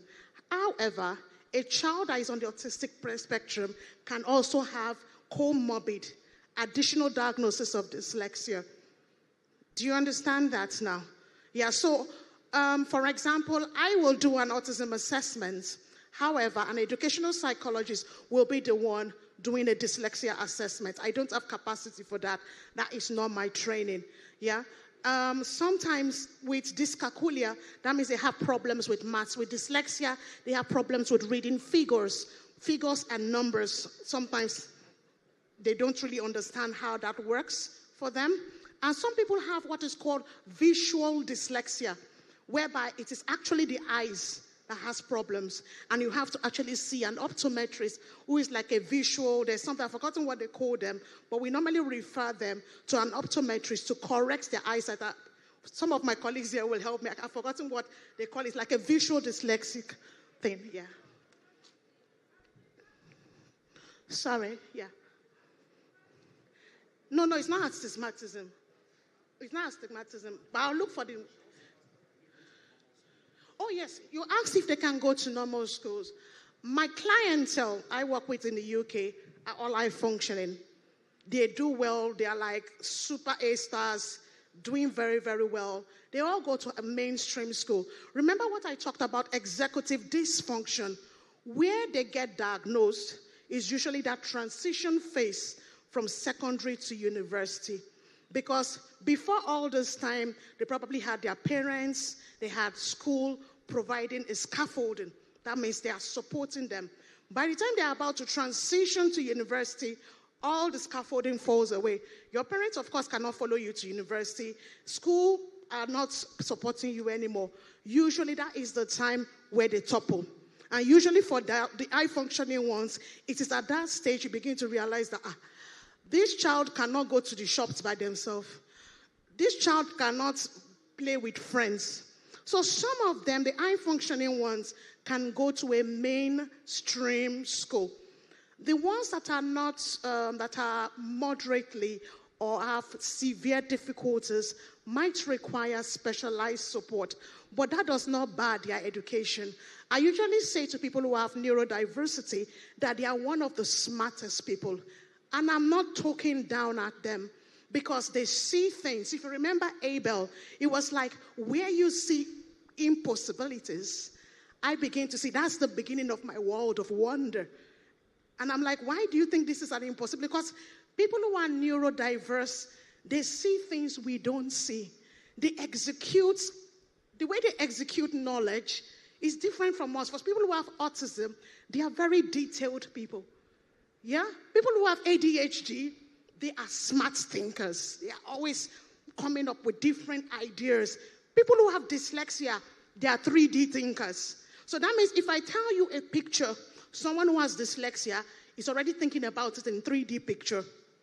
They can picture it. They might not be able to draw a ball, but they see it in their mind. So they have relatively good strengths when you have knowledge, when you understand. And I say to my parents, the parents of my clients, empower yourself. Knowledge is power. The wisdom you did not have yesterday, don't judge yourself on that. But today, when you know, get more knowledge.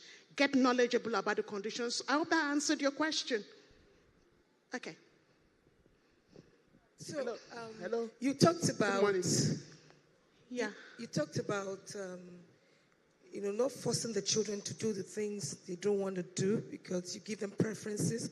So what damage can it do to a child? Take, for instance, we have some cultural preferences. Yeah. When we determine this is how things should be done. A child doesn't like cold food, but you feel that every child should eat hot food. Okay. And as a teacher or a parent, you want to force that on that child. And the child doesn't like that. So what damage can it cause to a child? That's one. Then secondly, you talked about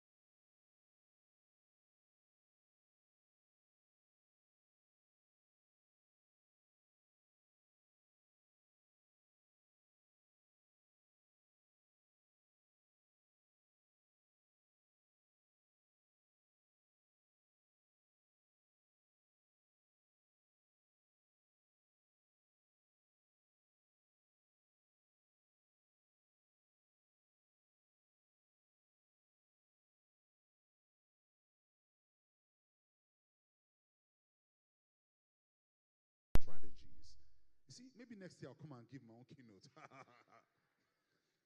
I need certificates. GTCO, please. I need certificates of participation. All right, session 3, Bernadette Kilo will look at the importance of early detection and intervention in autism. Okay, so we're finally going to talk about intervention. And we met Dr. Bernadette on the panel yesterday. And if you love Dr. Bernadette, can you make some noise? If you love all the speakers, can you make some noise? So it's all everybody we love, not just Dr. Bernadette. All right, so let me quickly bring her up with her bio. Dr. Bernadette is a Cameroonian-born medical doctor who graduated from Ross University of Medicine in Dominica.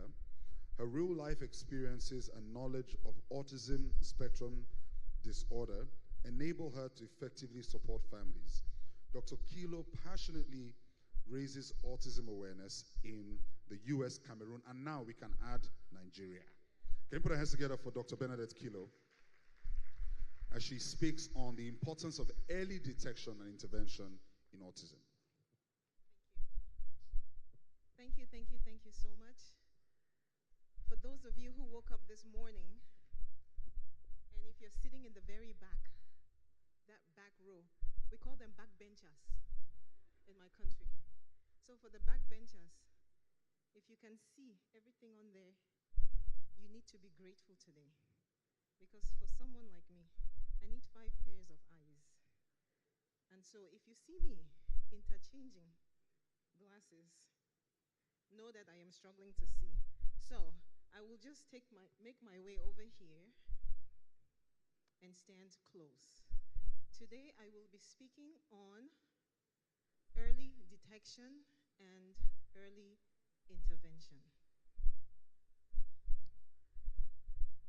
Next slide, please. What do I have to do with this? By the way, disclaimer, I am very tech daft. I can tell you everything about autism, but I cannot follow anything that is on. I don't know how to use a remote.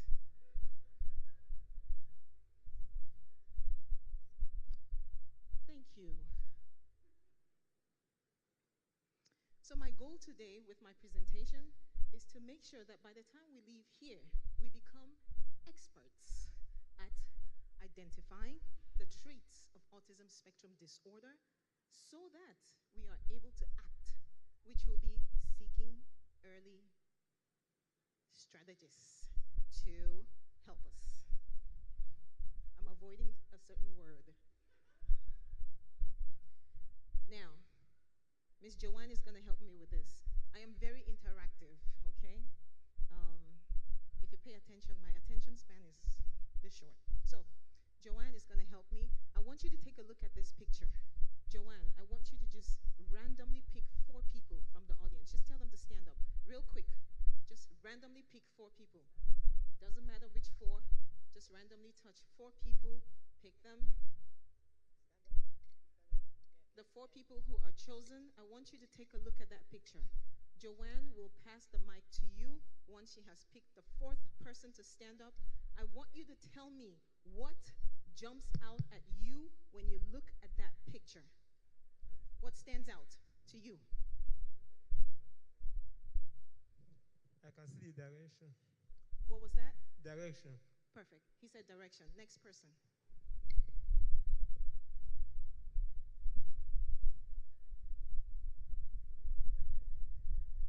I can just see a beautiful landscape. Okay, she says beautiful landscape. Next person.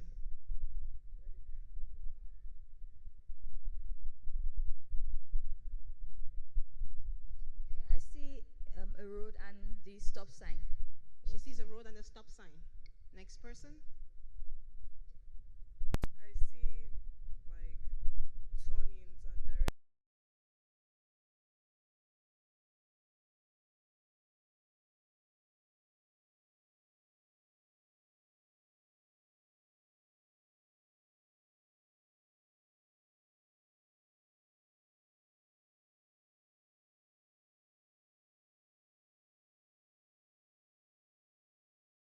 Each one of you picked something different that stood out to you. My focus on this picture will be that stop sign. I have a story for you, and I will bring that up at the end of my presentation. But what I'm trying to show you is not only that we are wired differently, but that a lot of times there are things that stare us.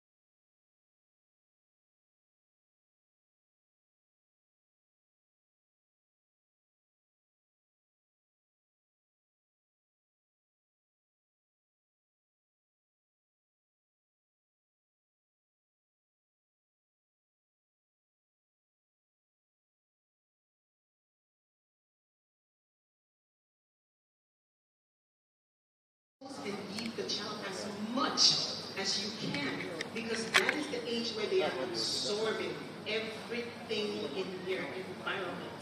Remember, I spoke about neurological pruning. It is in these stages that neurological pruning is at its peak. Therefore, make sure that you make the first 5 count. Next slide, please. The early warning signs of autism spectrum disorder. I have broken this up into 2 categories. Now, this is not an exhaustive list. I don't want you to read these things and say, oh, my child does everything. There's nothing here and say my child does not have autism. No, that's just one aspect, okay? And so when we look at some of the early warning autism signs, these are core. When I say core, that means a developmental pediatrician or anyone who is evaluating for autism spectrum disorder will look at what is missing or some of the things that are listed on this list to find out if a child is exhibiting some of these things. And so here are some of them. You could have a child who has delayed speech and language. In order for you to have communication, you need to have language and speech acquisition. Okay?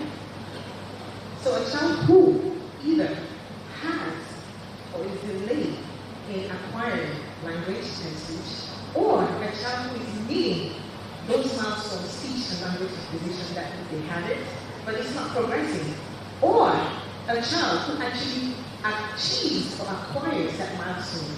However, regrets, that means they lose some of the things they previously said. That, the last one I just mentioned, is a huge concern for those of us in developmental pediatrics. Once we hear that the child had words and they lost them, we stop in our tracks. A child who uses a lot of gestures to communicate, these are the ones who pull their parents by the hand, who pull you by the hand, lead you to the refrigerator, hand over hand. Use your hand to touch items. They're not using their own hand. Those are gestural. And then we have those who have communication intent. Communication intent. The child wants to communicate. They point.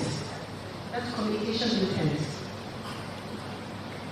Inconsistency in responding to their need. Or, in some cases, they do not respond to their need.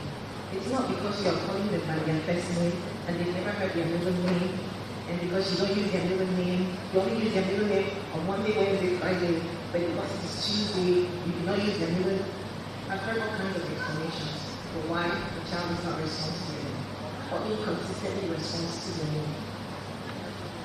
Limited or fleeting eye contact. And in some cases, you have kids who have great eye contact. Having eye contact does not say or does not mean the child does not have autism spectrum disorder. Keep in mind, we are only talking about one category here. Autism spectrum disorder is a constellation of symptomatology presentation. Okay? A child who does not seek same-age peers, they take them to a birthday party. They're either playing with kids who are extremely younger than they are, or they play with kids who are extremely older than they are. And then you have those that don't initiate play. This factor is usually challenging for a lot of my parents.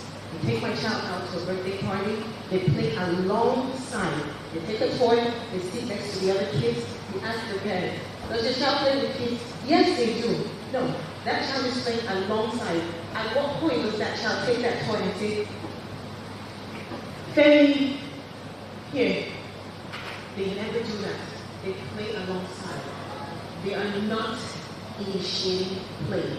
They don't bring stuff to you at home to show interest. Instead, a lot of times, they bring stuff to you to help open. They're constantly bringing stuff to you for you to help them. So it's more for them to get something rather than trying to show you that I like this play. Last but not least, limited for a typical engagement in social routines and activities. Same thing, playing alongside other kids. Somewhere and they see children running, they just join in the running and start running with them. They don't even know the instructions of the game, can't follow the instructions. Everybody's running this way, Timmy is running in this direction. Okay?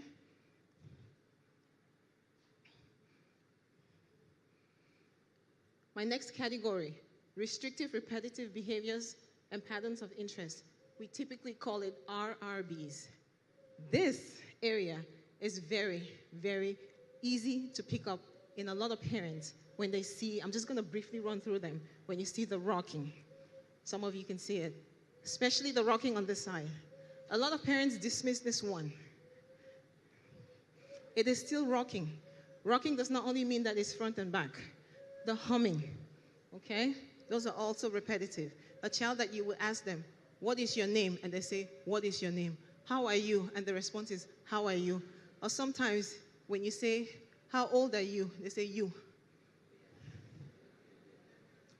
Yes. I had a mom who told me, oh yeah, my daughter, when she wants to go to sleep at night, she tells me, night. She tells me, good night. I said, really? Tell me, how does she say that? Well, I tell her, time to go night-night, and my daughter says night. I said, ooh. She did not realize that that was echolalia. She's echoing. She's parroting. She's just repeating what she said. In this case, the child only said the last word, which was night. She never said night, night. Same difference. Fixation on unusual objects. Toy car. A child is playing with a car, and this is supposed to be a toy car. They're playing with parts of a toy rather than the entire toy. all day. It's just the wheels. That's all they do. Push this car front and back, front and back, front and back the entire day. And when you ask some parents, does your child play appropriately with toys? And they say yes. You're pushing a car front and back. What does a car say? You don't hear the child say, vroom, or beep, beep, beep, beep, Femi on the way. I'm sorry, I have to use Femi's name today.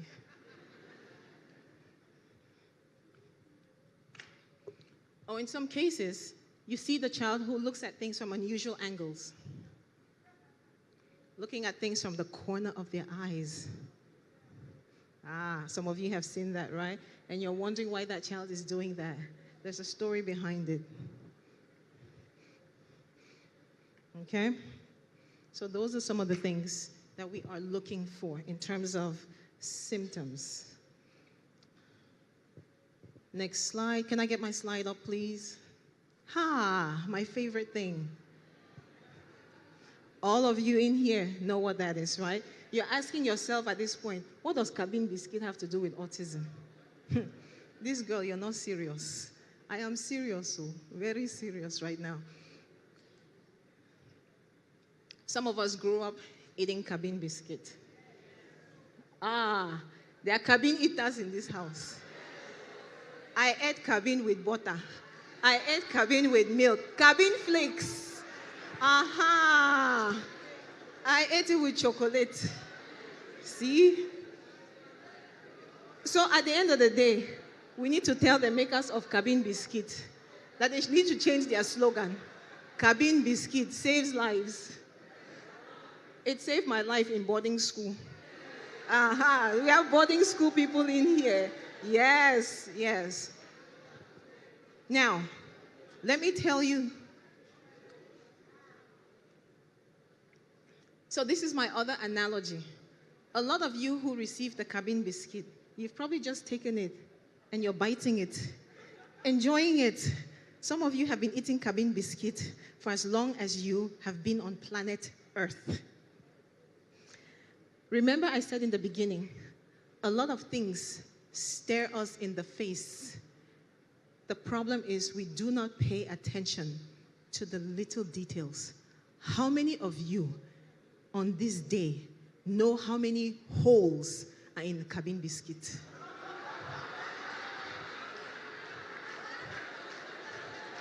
You see that? You're asking me, do I count it? There are people who know. A child told me how many. Let me tell you the story. A mother gave her child cabin biscuit, and he will not eat it because I figured out, by the way, cabin biscuit has 20 holes. Now you know, you will never forget. You will never forget. And this child looked at the cabin biscuit and put it down. And the mother is wondering, why is this child always wasting food? One day he looked at it, put it down. Looked at it, put it down. You have children who are on the autism spectrum, who their preference is numbers. Some of them like prime numbers, I know one. Some of them like even numbers. And you have those who prefer odd numbers. So imagine that your child is one of those that likes odd numbers, and yet cabin biscuit has 20 holes in it.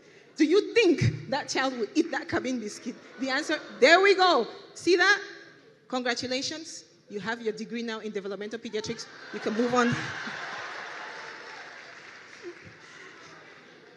You can now leave this room and be experts in reading the language of autism. So yes, also, for those of you who ate that same cabin biscuit, how many of those holes can you take together to form a triangle? You see that? You see that? You see those skills? You see those skills, mom and dad? You're missing out on it. It takes 3 holes in cabin biscuit to form a triangle. How many triangles can you form out of cabin biscuit? Someone said 6.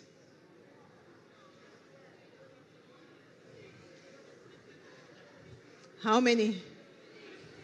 Someone said 6. You can safely form 4 triangles from the 4 edges of cabin biscuit. And so don't be surprised if your child takes the cabin biscuit, bites the 4 edges, and put it down. That is your sign that your child is geometrically inclined. Pay attention to the subtle details. They're there, but a lot of you are missing it because you're spending too much time. My child cannot talk. I know adults who talk but can't communicate. Have you been to a party where they make speeches? You hear those adults, they come up there. My name is Dr. So and so, Chief Officer of, and they say everything. And at the end of the day, you say, what message were they trying to get across? Exactly, they did not communicate. The goal is to teach them to communicate. And there's so many ways a child can communicate. I'm going to move on to the next slide, please. If you notice these early warning signs, what should you do? First thing is discuss with your child's pediatrician. I know, I understand we are in Nigeria, but I want to speak to the clinicians in the house. If you're here or wherever you're watching, I'm pleading with you. If you did not study autism in any form or fashion during your journey in med school, it does not mean that it does not exist. Autism has existed since World War I. We, as Africans, did not use the term autism. We have used every other language in the world to describe autism spectrum disorder. For example, Mumu.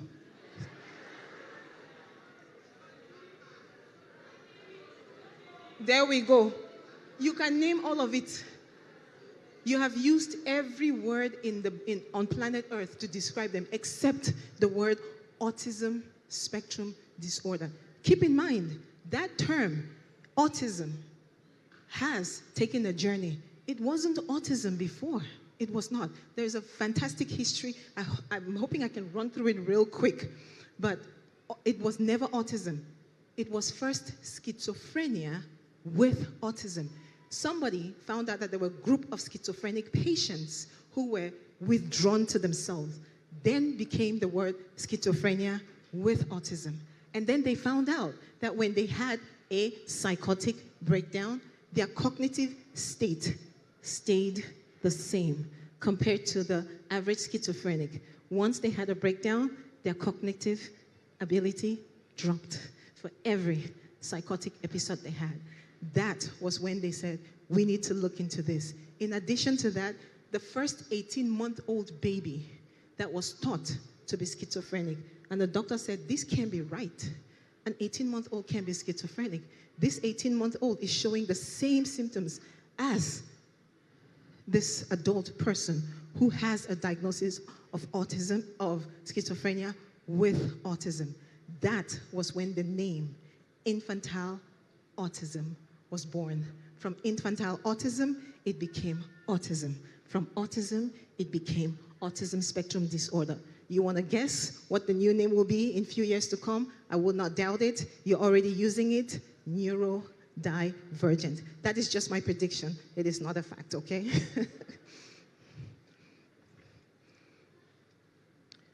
Wait and see is never a good option. So for those doctors who are telling my mothers, just wait and see. What are you waiting for? Christopher Columbus? What are you waiting for? Ignoring the signs, the early signs of autism spectrum disorder is a good way to go to the wrong destination. Wrong destination means you get the wrong diagnosis.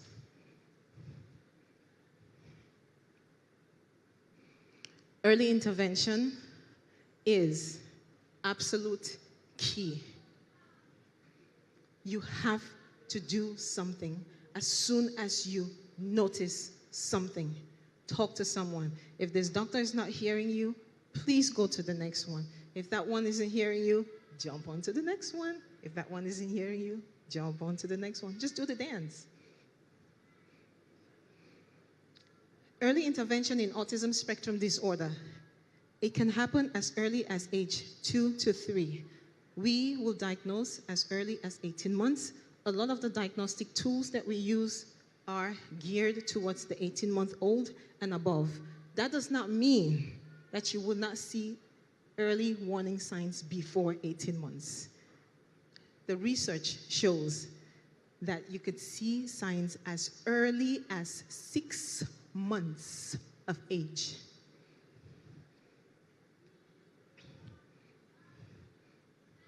The sooner the child gets help, the better their chance of learning and mastering the skills that they need for them to become better self-advocates and also lead self-independent lifestyle.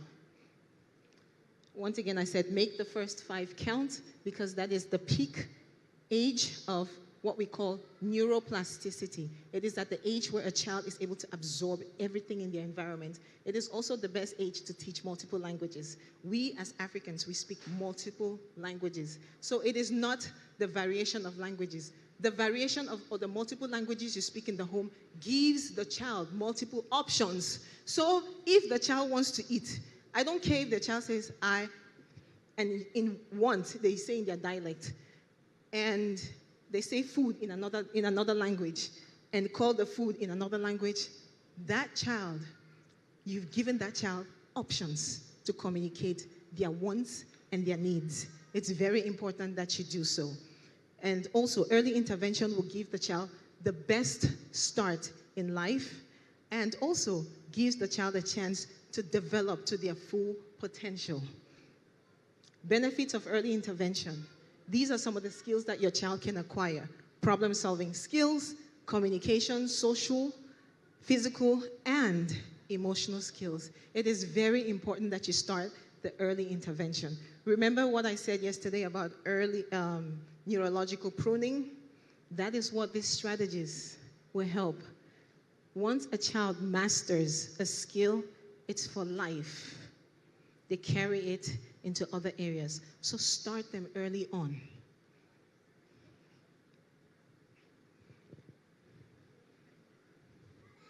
And of course, early intervention has the potential of, absolutely, it gives the child a spectrum of possibilities. My last slide. Once upon a time, there was a mother who drove. This was the very first picture.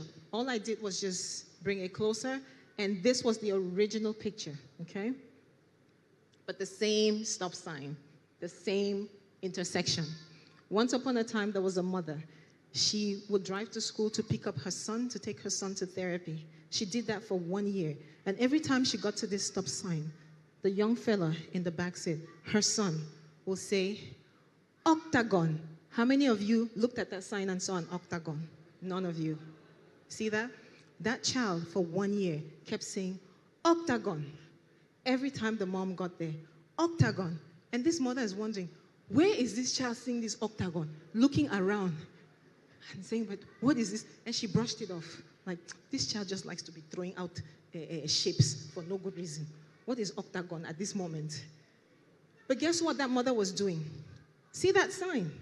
It's a stop sign. So when the mother got to the stop sign, guess what she did? She did not stop.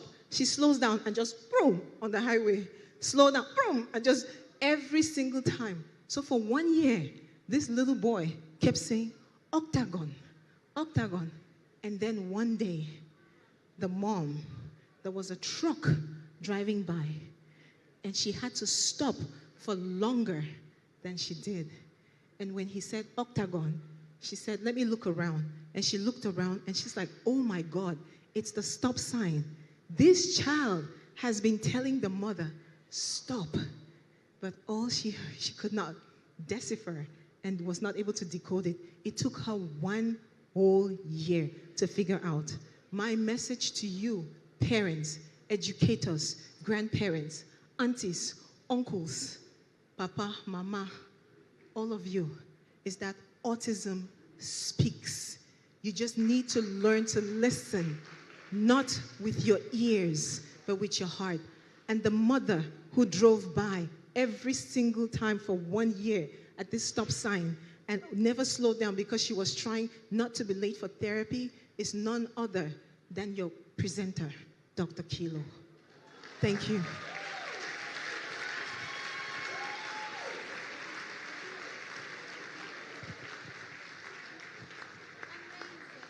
Come on, make some noise for Dr. Kilo, yo.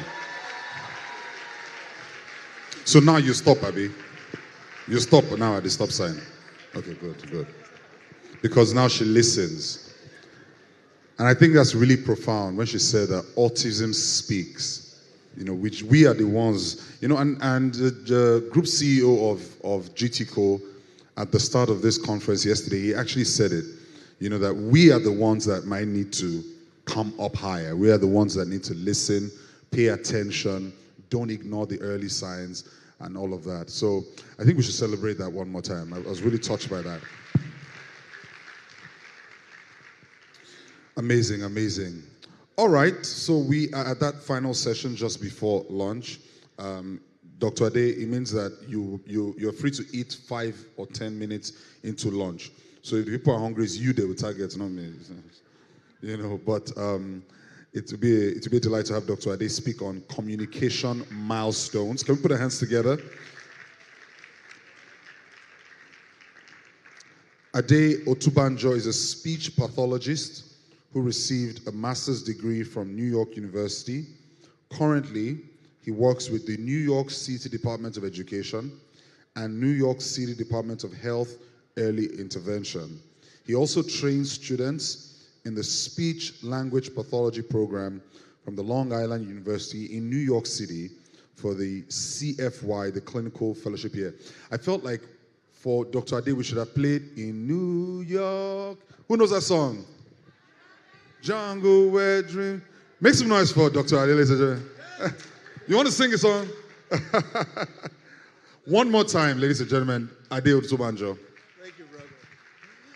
Thank you. Good afternoon, everyone. Oh, thank you. Good afternoon, everyone. Let's give it up for GTCO for making it another year. Before we get started, I'm going to play a little game. It has to do with math and a little bit of speech. So everybody has a pen and a pad. Please get out your pen, or if you don't have a pad, anyway you can write on. It's just a quick game. So we're going to pick a number from 2 to 9. It has to be from 2 to 9. Do not pick 1, do not pick 10.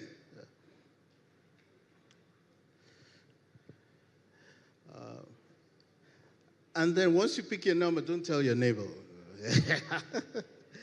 And then you're going to multiply that number by 9.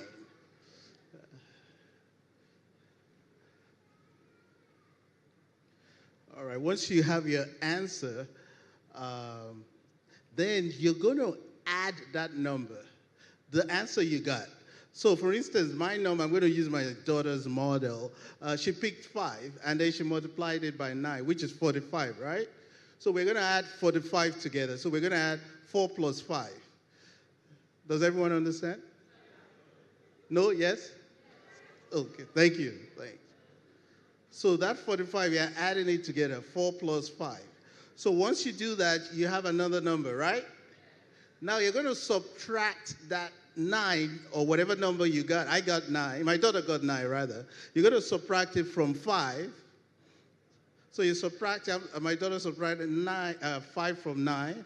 She got a number, right? Did everybody get a number? Okay. So now you're going to match that number. So you see, we're getting into the speech part. We're matching. We're going to match that number with a letter, A, B, C, D, E, whatever letter you want. So you remember A is 1, B is 2, C is 3. So you're going to match your number with one of the letters. So if I got 1, I will match it with A for apple. Thank you, guys. So now, whatever letter you get from matching your number, you should have a country in Europe. Can someone tell me a country they have in Europe? Thank you. And then you're also, the last letter of Denmark, you should have an animal.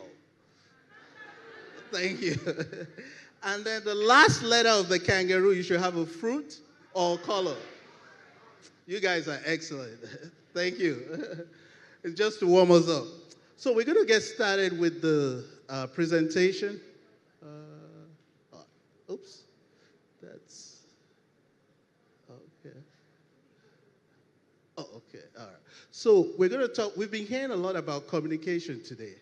So now we're going to say, what is communication, right? Communication is communicating between two people, and communication could be in several ways, not just verbal. It could be non-verbal. It could be in written form. It could be making eye contact. Just like everyone is in the auditorium today, you're all looking at me, right? So you're communicating. But a lot of the time, when we're working with children, we just want them to be verbal, right? But most of the time, they're communicating with us by looking at us or by using their eyes to gaze at what they want. We might say, oh, do you want orange? Do you want banana? Do you want juice? Do you want water? A child might just gaze at the water, but we don't know he or she's communicating to us, right? So let's see, what is communication? So communication is the expression of your ideas, your thoughts between somebody, and making sure that that person understands you. You're understood by someone, right? When a child is communicating to us and we don't understand the child, what happens? Everybody wants to give a shot at it? Thank you. Frustration. Frustration happens, and then behavior increases. And that's why we call in the ABAs. Because we'll be like, oh, there's a lot of behavior. Why? Because the child is not communicating. Even with us as an adult, when we don't communicate, we get frustrated, don't we? And when we're communicating and the person we're communicating with is not understanding us, don't we even get more frustrated? Thank you. So we put ourselves in the place of a child. It's just like if I go to work and I'm working for 3 years and I haven't gotten a raise. And will I want to go back? No, I'll be like, I've been trying to communicate with this boss that I need a raise. But how am I communicating? Am I communicating by coming in late every day? Am I communicating by coming in early every day? Am I communicating by getting my job done every day? So there has to be a means whereby I can communicate to my boss that I need what? I need a... Thank you. Everybody's with me. So now we want to dive into the 4 types of communication. What are the 4 types of communication? We have, somebody want to help me? I want everybody to participate. The first one is, that's the one we love, right? Everybody wants the child to be verbal. And like we've been saying since yesterday, we have to look for the strength of a child. Some child might not be verbal, but they have a strength. And that strength might be non-verbal. So we want to tap into nonverbal and build on that and see how we can explore that, right? So what is verbal? Verbal is speaking clearly, articulating thoughts, using appropriate language, right?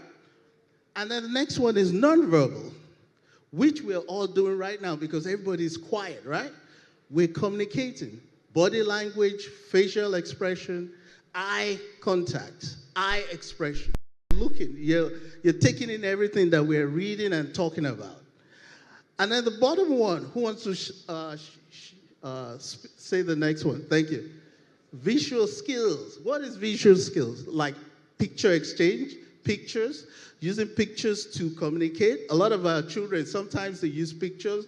They would give you the picture of what they want to let you know, oh, I need to go to the bathroom, and then you let them go to the bathroom. Another is written communication skill. I worked with a boy. He was 22 years old. He doesn't speak, but he's a good writer. He wrote a book about his journey about autism, and it was sold on Amazon.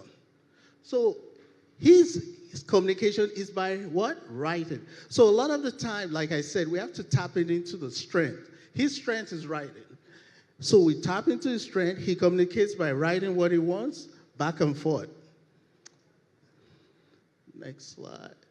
So what is the importance of communication? Like I shared before, if we're not communicating what we want, we get frustrated and we're not getting what we need. So we need to facilitate effective expressive comprehension, right? When you communicate expressively, correctly, whether it's verbal, nonverbal, visual, written form, and the person you're communicating with comprehends what you're communicating, it gets better, right? Does it get frustrated? Thank you. And then in our personal life, a lot of us, we're married, maybe we're not married, we're in a relationship or whatever, we're not. When you're struggling in whatever relationship you're in, the first thing anyone will say to you is, how are you guys communicating with each other in the house? And then you look and you say, wait a minute, that's true. We don't communicate. I just get up in the morning, he should know I'm meant to go to work by now. He didn't make breakfast, so I'm mad. Did you communicate to him that you're mad or her? No. So it's very important to know how we're communicating. Also, when we have effective communication, it supports our career and our success in that career, in our education also. I remember there was a time a professor made a mistake on one of the papers I did, and I didn't want to tell him because I said, well, he's a professor. He should know he marked my paper wrong. But guess what? Did I communicate to him? No.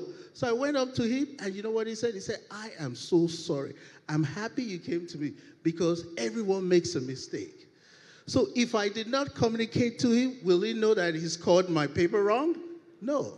So communication is a very important piece, not just in our children's life, also in our adult life. So we're going to dive into the main topic of the slide. The main topic we're talking about today is the milestones of communication. We need to really know this because like the doctor was saying, the pediatrician, excuse me, was talking about, once we know the milestones of communication, it's easier for us to start to detect what's going on. And then we can seek whatever help we need to seek. So one of the things this chart talks about, it talks about the normal language milestones. And also at the bottom, you see, it says clinical clues for cause of concerns. So at the top, it talks about how a child should be developing. Now, we'll look at the first thing. It says, looks at caregivers and others. So by 0 to 3 months, a child should be looking at the caregiver while you're feeding the child. And a lot of us know when a child knows who feed him or her, she makes that eye contact. I remember, I'll give a short story while I go on. I remember I got a call to look at a baby, a 1-month-old baby. And I was telling a friend said, how are you going to see how a baby communicates, a 1-month-old baby that just came home? What we were looking at, so they told myself and the vision therapist to go in and look at the baby. So we were looking at how the baby was communicating with the eye contact, looking and following the toy. So we had a toy to see if the baby was following the movement of the toy from right to left and from left to back to right, back and forth. And the vision therapist also looked at if there was any vision concern. Because at that age, the baby is still young. But one means the baby used to communicate is the eye gaze. And whenever there's a loud sound, the baby will turn to wherever the sound is coming from. So we were trying to look at those areas because the mother was concerned. The mother was getting concerned that the baby was not making eye contact every time she's feeding the baby. And of course, she went to the pediatrician, and the pediatrician said, no, go to early intervention, and they made the referral. So we're going into the next stage, which is 3 to 6 months. Now, I'm going to go back to the baby I was talking about. At that point, once the mother was concerned and she spoke to the pediatrician, there was a follow-up required. Even though we did not find anything wrong with the baby because the baby was still young, it was a 1-month-old baby, we found out the eye gaze was intact, everything else was intact. So they recommended to us, the therapists that went in to see the baby, the doctors, they said, we need to do a follow-up again in 3 months, which is the next stage of developmental milestone. So what that means is that they want us to go back and see the baby in 3 months from then. That we saw the baby at 3 months, so now we're going to go back and see the baby at 6 months to see if we have any of this thing developing.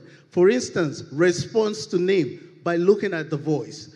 Once we have a baby, we have a name for the baby. We're calling the baby, oh, Femi. I'm using Femi again. Femi, and the baby Sometimes we look at you and smile because you're the caregiver. You're feeding the baby. And when the baby is not making that eye contact, then you're getting worried again. So we look at all those things. The baby starting to babble, like making ma, ma, ma, ma, ma. It might not mean anything. The baby might be making sounds like ba, ba, ba, ba, da, da, da, da, da, da. But at that point, you see that the baby is developing. There are certain things developing in the milestone. So now, if we go to the bottom where it says clinical clues for consent, if the baby is not doing any of this, then we're now getting worried. We're now saying, wait a minute, the baby is still not making, there's lack of eye contact. And at this point, in order to see if there's eye contact at this age milestone, sometimes some of us play games like peekaboo, we cover our eyes and take it off. We cover our eyes, and the baby loves those things. They will look at you and smile because you're playing with them. So at that age range, these are some of the things the baby should be doing. Now, if that baby is not also doing this, then they say, okay, monitor again. In the next 3 months, do a check-in. So we go to the next slide again. Now, at this slide, the baby is getting older. We should start seeing some new things. Like the baby should start waving.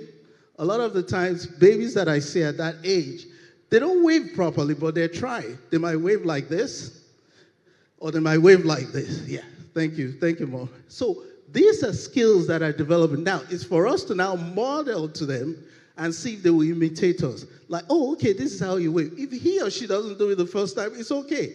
It's a lot of repetition and a lot of modeling. The thing I always tell my parents in speech is that sometimes you're not going to get the results you want in one day, except if you're God, you know. So these things you have to try over and over and see how the progress develops. You know, every day at home. Sometimes you have to be the therapist of your child, because sometimes the therapist will work with the child twice a week, 3 times a week, 4 times a week, but you're with the child every day. So you have to do a continuation. You have to bring in generalization, whereby whatever the therapist is doing, you're doing at home every day. So now we're moving into the next stage. The baby is now 12 months. So now there should be some words coming.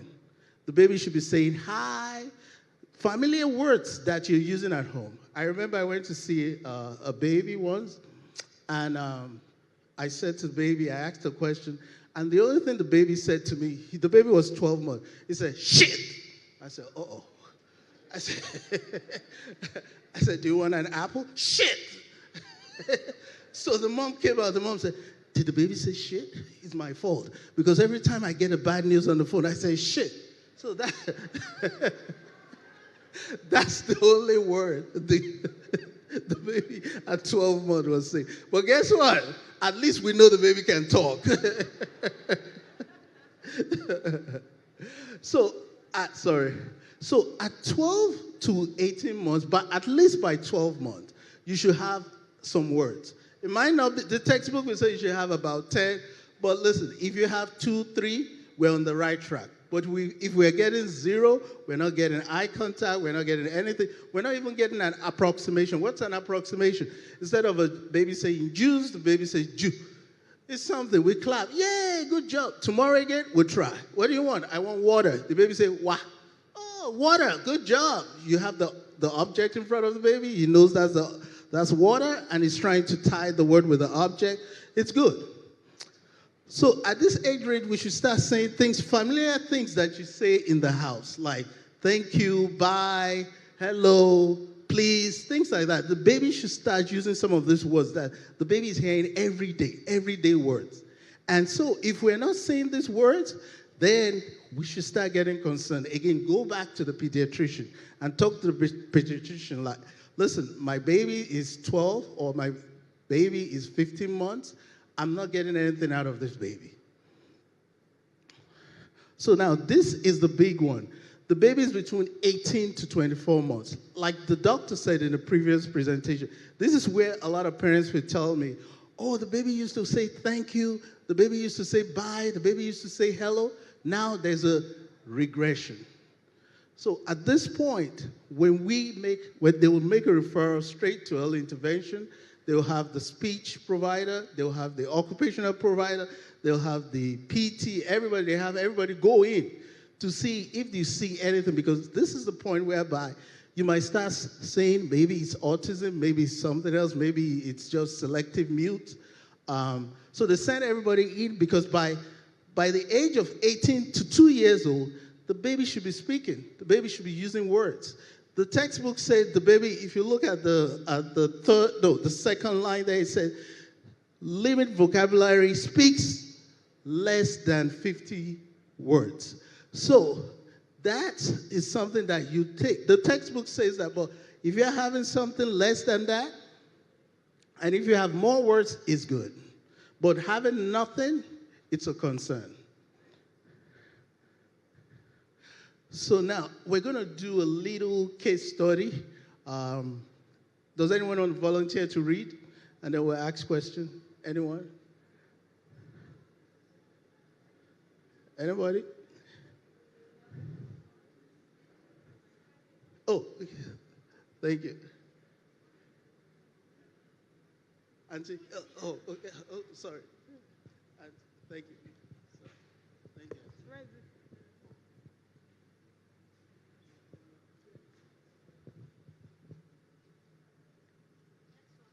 Okay. John is 19 months old. Communicates by crying, screaming, pulling, pushing, pointing or gesturing, and tantruming. Is John within the age range of communication skills? Should John seek a speech-language pathologist to get a diagnosis on his communication skills? Should we leave John alone because his communication skills is age appropriate? Who wants to answer the question? Oh, thank you, Auntie.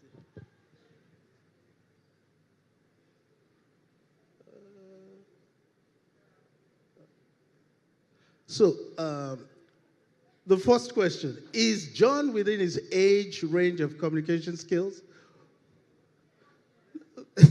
Thank you, doctor. It's true. Why? Not you, doctor. You have all the answers. Someone else? Why? Why is John not within his age range of communication?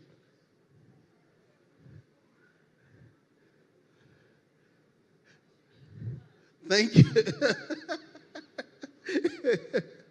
Yeah, John should be using words now because John is 19 months. He's getting closer to 2 years old.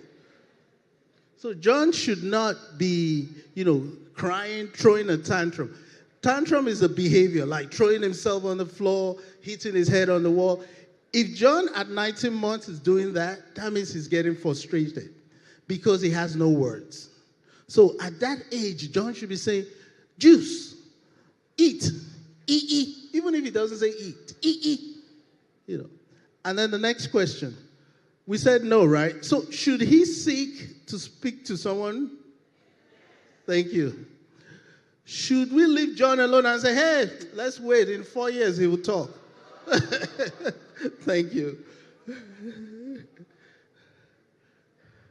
So, as you can see, by over 2 years, the child should be engaging in short dialogue. Like, more juice, please. Mommy, bye. Thank you, please. Or see you later. Things like that. No more, I'm tired. Short words. Things that the baby or the child is familiar with at home should be saying by now. And then if the baby is not saying any words, we even should be more concerned because the baby is getting up to 3 years old now. We are approaching 3 years old. And if a child is approaching 3 years old and we have no words at all, we shouldn't walk to the doctor. We should run. Or to any speech pathologist or speech language therapist we know. We should run there right away and say, listen, my child is almost 3. I'm not getting anything. And this is the age where you see a lot of frustration. A lot of behavior kicks in. Some kids will bang their head on the wall. Because you'll be like, why is he banging his own? Because he's just trying to communicate, but he can't find any means to communicate. Some kids at 3 years old does not know how to point. They don't know any way to communicate, but just throw tantrums, hit their head, bite. Some kids even bite. They will bite you, but they're not biting you to hurt you, but they need something right away, and they need to get it across to you. And they figure the only way you pay attention if you get a pain, it might be he just needs to go to the bathroom, and he doesn't want to wet himself because he feels uncomfortable sitting in a wet diaper, whatever the situation is. And then we're going to go into another case study. Who wants to volunteer with this one?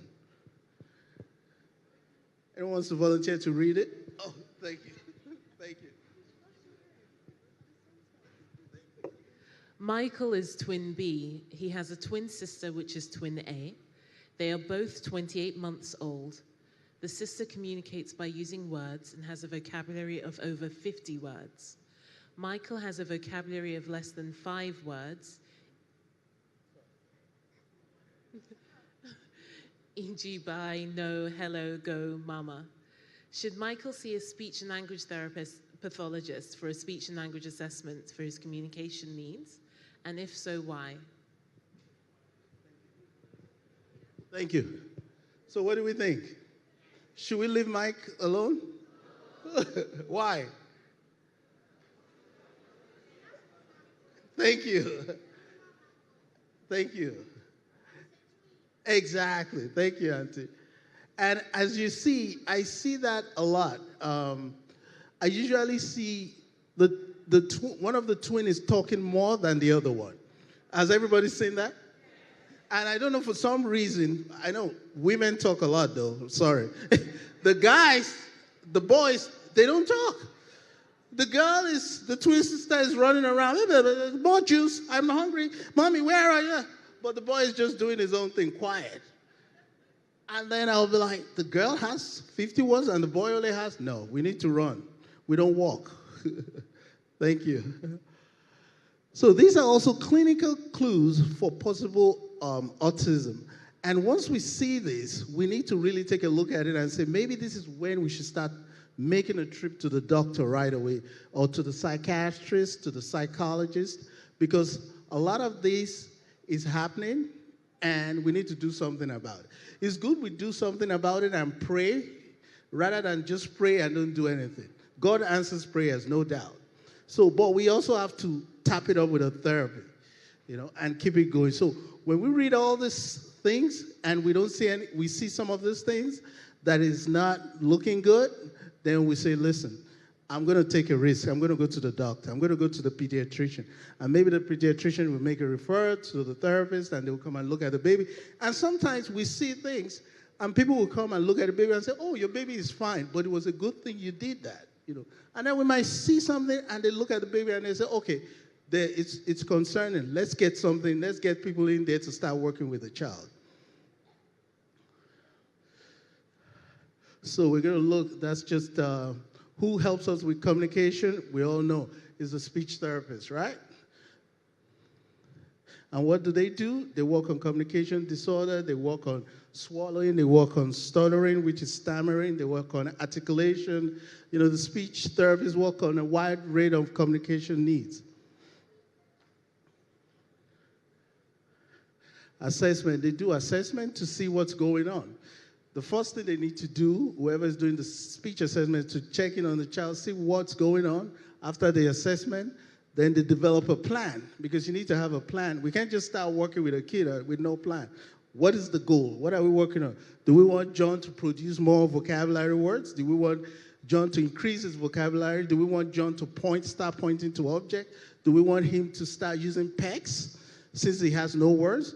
Do we want him to start making eye contact? Sometimes when I work with children, when they're not making eye contact, I try to put the object close to my eye so that they can look up, and then I give it to them. I hold it back. Don't use the same strategies I used there. That was a bad therapist, not me. So you hold the object, see he looks up, oh, good, and you clap. And a lot of children, they like when you praise them, when you clap and then you lift them up. It's just like if I go to work every day and I don't get a praise, will I go back tomorrow? I'm like, no, I quit. So it's the same thing with the children. Always praise whatever you get, as little as it can be. Even if you just get A for apple, say, yay, good job. But you have to try it again. And always, whatever you're doing, have visuals to tie it with the words. You know, always use visual, because our children learn better with a lot of visuals. And then these are strategies for treatment. I'm just going to run through this slide. So does anyone have questions? Thank you. I would also like to share, sorry, boss. I just want to share one little thing. I would just like to share one thing I did on myself. At home, you can do this, just creating a puzzle on your own. You just get a paper, you draw a triangle, and you cut it out. And you have your child match with this paper. So, can everybody see this? You draw the triangle, and you cut it out, and you use it to work with your child at home, as simple as that. You don't have to go to the store to buy anything. You can also do this with a circle. You make a circle, and you cut it out, and then you have the baby match it on the paper. You got something going already, you know? And have the baby label it. And you can even color code it, make it pretty. Color it blue, red, white, yellow, purple, and laminate it if you can. You use it over and over and over. So at home, try to do a lot of activities. Even when you're dressing up the child, they'll say, hey, look, pants. We're putting on your pants. We're putting on your shoes. These are words the child will pick up from us at home and start using it. These are the vocabulary, building up the vocabulary. Sorry.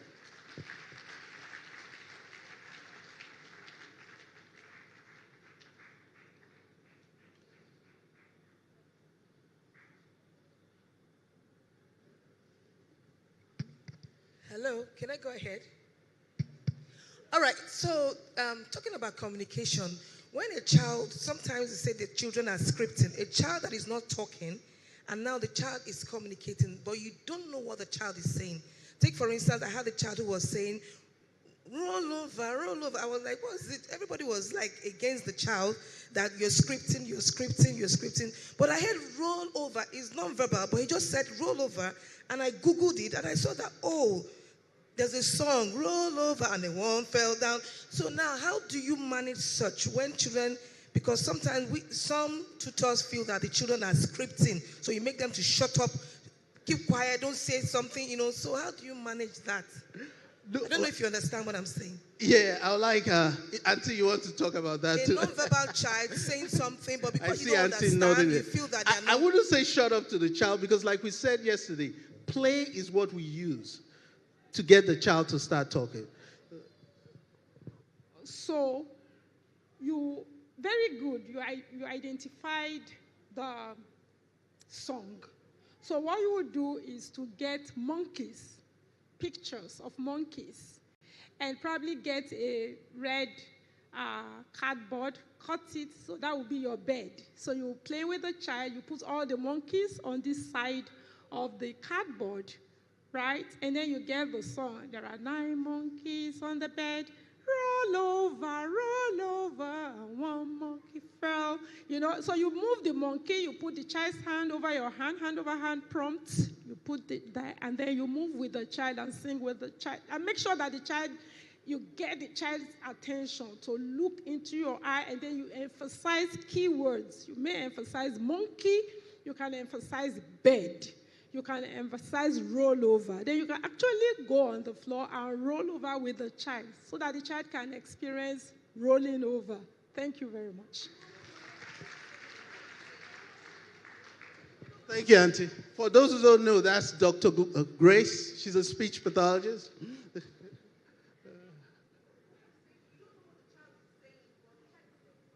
Oh, so if you don't know what the child is, model it to the child, like roll over. Let the child look at your mouth the way you're saying it. Roll over. Okay, so maybe at some point at lunch you can accost him and ask, but I think you answered the question yourself. You Googled it and you figured out what the child was saying. Abi? No. Okay, we have time for just one. Okay. What she said is that, do you shush the child? No, you won't shush the child. That's a signal that the child can hear a song. So what you want to do is to build on that red light, green light. Do you know it's a green light? When you see your child, sometimes it's verbal steaming. Verbal steaming means the child is saying something. Don't discard it. It's something to start with. It's better than nothing. At all, now which? The child is bringing in something. When that child brings in something, build on it. Remember, play is the key word. Do not shush that child. Don't shush the child. All right, we have just 2 minutes. Can we quickly get a question in 30 seconds? And then Dr. Ade responds. Final question, going. Thank you, Auntie. Gone. All right. Thank you. Okay, come forward. Run forward quickly. Sorry. You raised your hand. Oh, yeah, run forward now so we can ask you. We're out of time.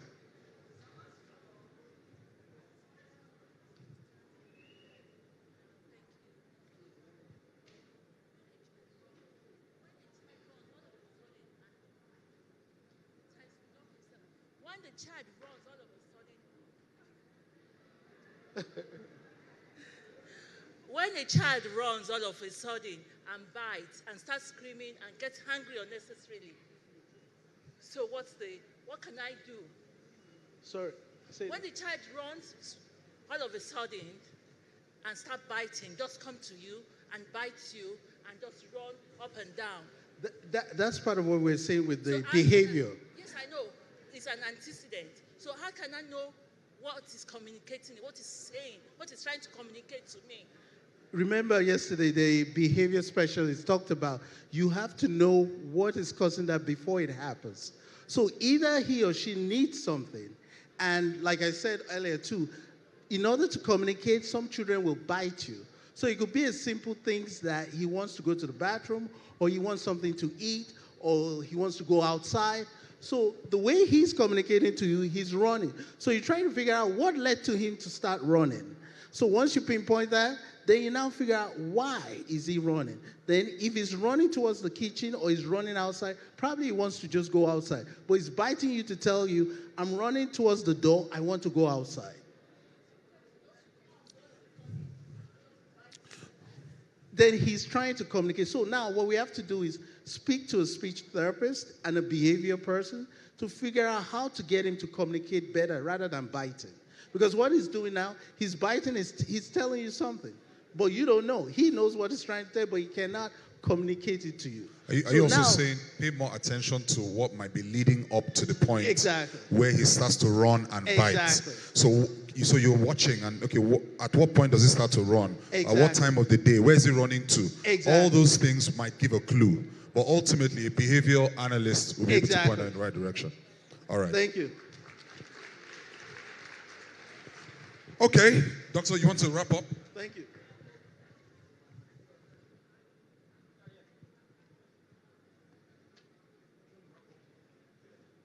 Thank you. So I hope everybody had a nice time with the presentation. If you have any further questions, please see me after I'm here, and I'll talk to everyone. And then if you come tomorrow, feel free to grab me and ask me any question. Thank you. Enjoy your lunch. Thank you. Tomorrow is for the one-on-one sessions. That's what he means. For those, like I've said, we're having free consultations. You have to pre-register. If you go to the website, www.gtcoplc.com/autism 2024, you can pre-register for the one-on-one free consultations. Another important announcement, I know that Tomi couldn't finish her presentation. There are a couple of other presentations. If you want to revisit the presentations from all the speakers, at the end of the conference, it will be available on the website. All right, so that's gtcoplc.com/autism 2024. All right, can we put our hands together for all our speakers who have spoken today? For our speakers, we want you to just step forward. We want to take a photograph. So if you can come on stage, I think. Photographers? Yes. All right, so to our speakers, just before we go for lunch, please come on stage to do a quick photograph. Remember, as we said yesterday, please remain on your seat for lunch. The lunch packs will be handed to you. We're going to come back at exactly 2 p.m. So we've eaten into lunch with about 10 minutes. So as we say, it has to be fast food. You eat it fast. Yes, all the speakers here today, please let's just do a quick photo op.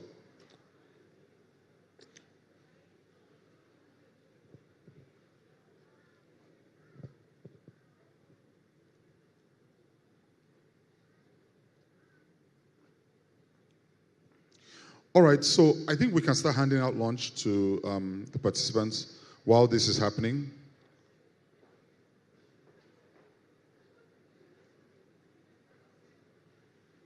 Well, we can release you. We can release you. And it's a lunch break.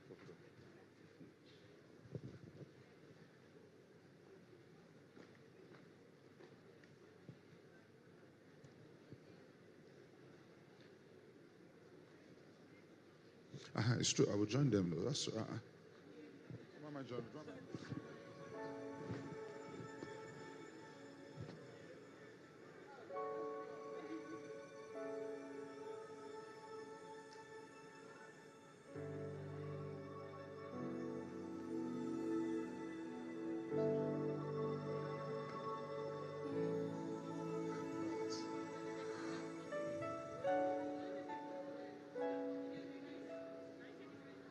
Oh, okay. Dr. Bernadette Kilo missed this photograph, so we'll have to take one more with her. Sorry, guys. Yes, sorry. I mean, we have the option. We always have the option of photoshopping people in, but it would just be nice.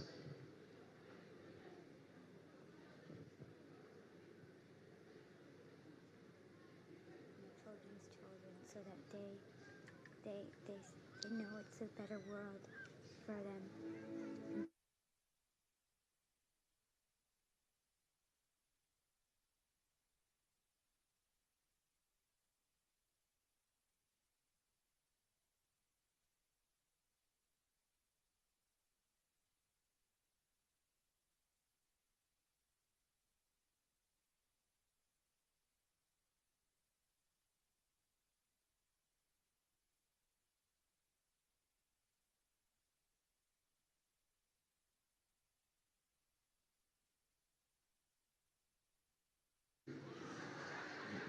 But as we say, please sin no more. Eat and sin no more. So please don't eat lunch and disappear. You don't want to miss the 2 panel sessions after lunch. All right, see you at 2.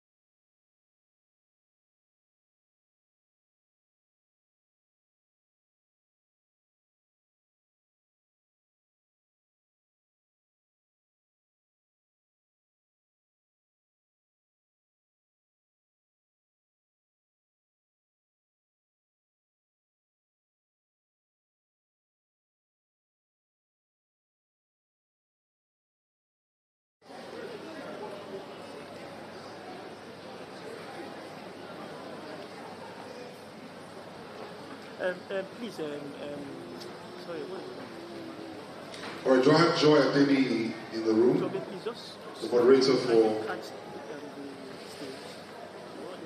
this panel. Okay, I see Nadia.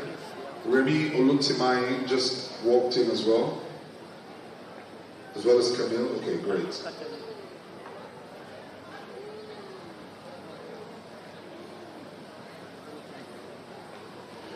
All right, so I'm just going to call up the panelists I see here, and I believe before I'm done, the rest of them will join. Can we put our hands together for Camille Proctor? That round of applause can be better with Camille. Advocate, dedicated mother, a driving force behind autism awareness and inclusion initiatives. Her journey began in 2008 when her son received an autism spectrum disorder diagnosis shortly after turning 2. In 2009, Camille Proctor founded the Color of Autism Foundation, a U.S. non-profit organization committed to educating and assisting African American families affected.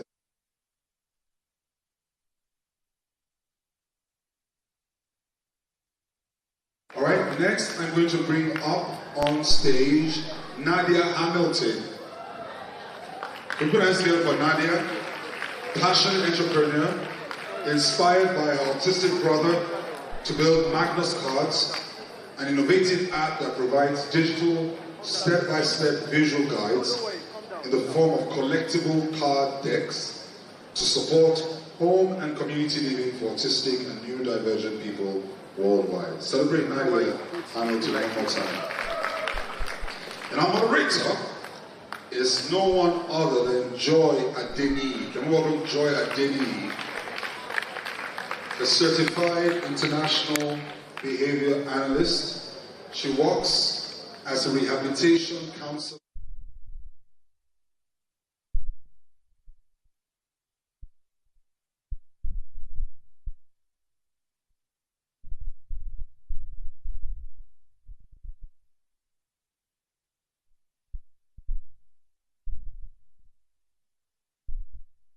Who have a diagnosis of autism spectrum disorder and other related developmental disorders through implementation of the scientific principles of behavior analysis, ABA therapy.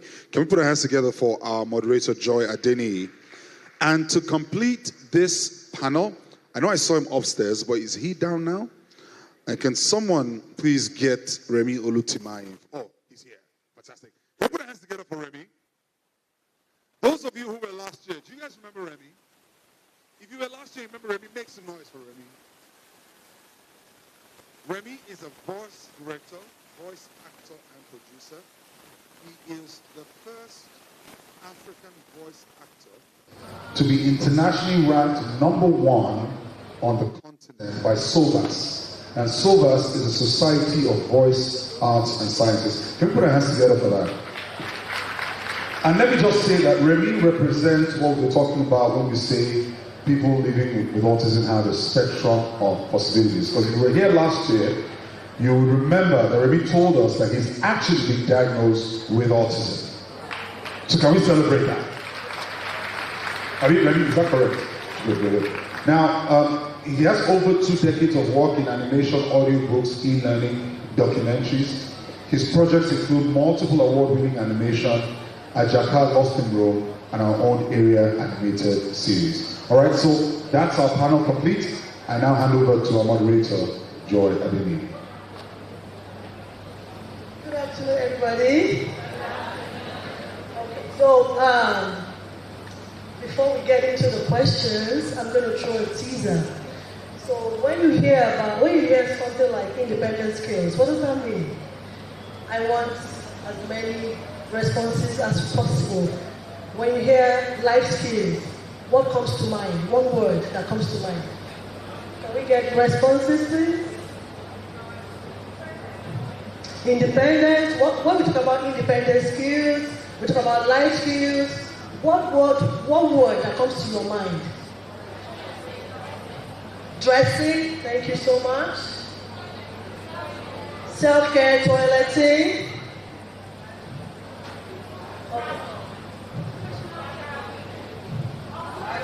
Okay, Occupational therapy, so it's a long list. So this topic today is an interesting topic.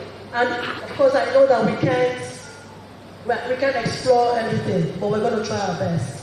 And the topic says promoting independence and life skills, exploring strategies for teaching independence and life skills. The agenda for today, we're going to start with reasons for this topic. So I know it's a struggle for parents, caregivers, to teach autistic individuals, their children, your students, life skills, independence skills. And we're going to be addressing this panel from different perspectives and points of view. So we have Remy, an autistic adult. We have Nadia, a sibling of an autistic brother. And then we have Camille, a mom of an autistic child. It's going to be interesting. So I'm going to start with Remy. Remy, can we start by knowing your journey into gaining or acquiring independent skills? How's it been? Okay, I think it's very important to note that my diagnosis was very late. So it's in looking back that I can understand certain perspectives. The memory that does come to mind is the difficulty of expressing exactly what it is that I need. For those people who are on the spectrum, maybe around my age, older, well, generally old enough, the challenge of being taken seriously is real. Because even as we speak, I don't know what it is that's missing, but when we speak, it doesn't really fit. I remember my dad, I was trying to explain to him that I told him like 3-4 times I needed new shoes. But I didn't think it was important to mention the fact that the nails in my shoes were piercing my sole of my feet. I just I can't remove myself from it, I just stated the need. It's until he noticed. I said, how long has this been going on? I don't know. He said, okay, we'll get you shoes tomorrow. You know, that's just a microcosm of it. It usually expands into trying to understand the gravitas that neurotypical people pick up on when you communicate with them. That for me is the first form of independence. It is from there that you can then start to ask questions about how do you do this, how do you do that, knowing that you'll be taken seriously. And I'm speaking for those who are verbal. Those who are not verbal, their challenges I really can't speak to those challenges. You know. All right. Thank you so much. So did I mention that I will be speaking from the aspect of a behavior analyst?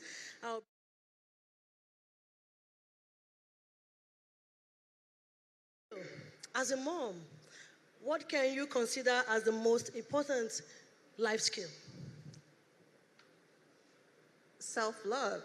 That's the most important life skill, because your children have to have good self-esteem, but the family also has to provide love and nurturing to that child. They can't succeed in life without you. You are the most important component to your child's life. You're the person that's going to teach them how to be whoever they should be, but you also have to be accepting of who they are in the moment. You have to forget the child that you wanted, and you have to accept the child that you have. Awesome. Thank you so much, Camille, for that.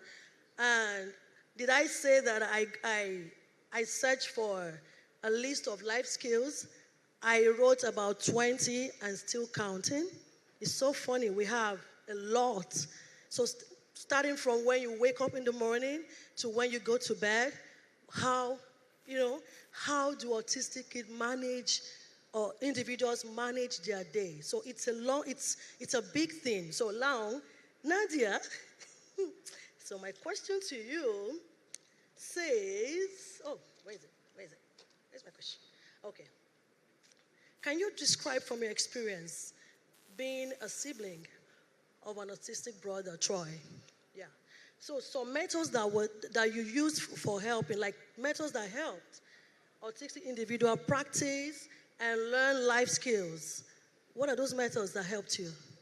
Well, we grew up calling my brother King Troy because of 4 siblings.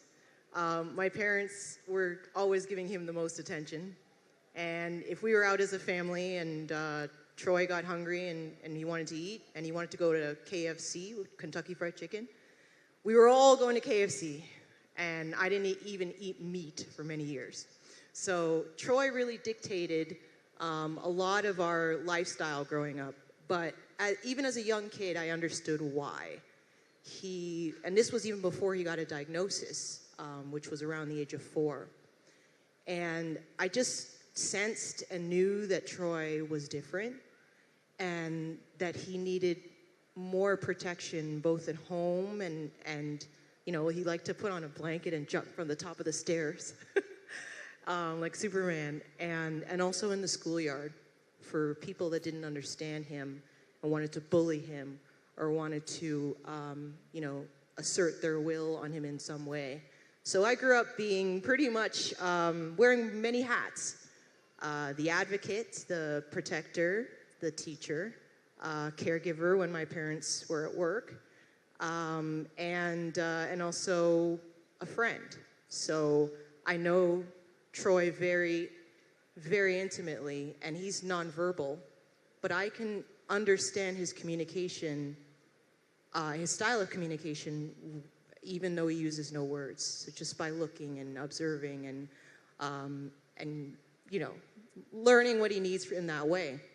In terms of life skills, as I mentioned yesterday, we grew up playing a lot of video games. Like, we love video games. Still to this day, gather at Christmas, we're all playing video games. It was always a setting that Troy could participate with the rest of the siblings and be kind of on an equal playing ground. And he was super, super good at like Tetris and Super Mario because of his skill set that was given to him by autism. But just to wrap up, I recognized that video games was a mode for him to communicate and to, you know, be together with us and to learn new things. And so I actually ended up leveraging the way that he really loved to use the strategy guides for the video games and follow along with those visuals to complete the stages. I ended up using that to create hand-drawn visual guides for things like brushing teeth and getting dressed in the morning and making a snack. And I posted them to the walls of our apartment where we grew up in Toronto, and literally turned our apartment into a veritable scrapbook or a life-size walkthrough.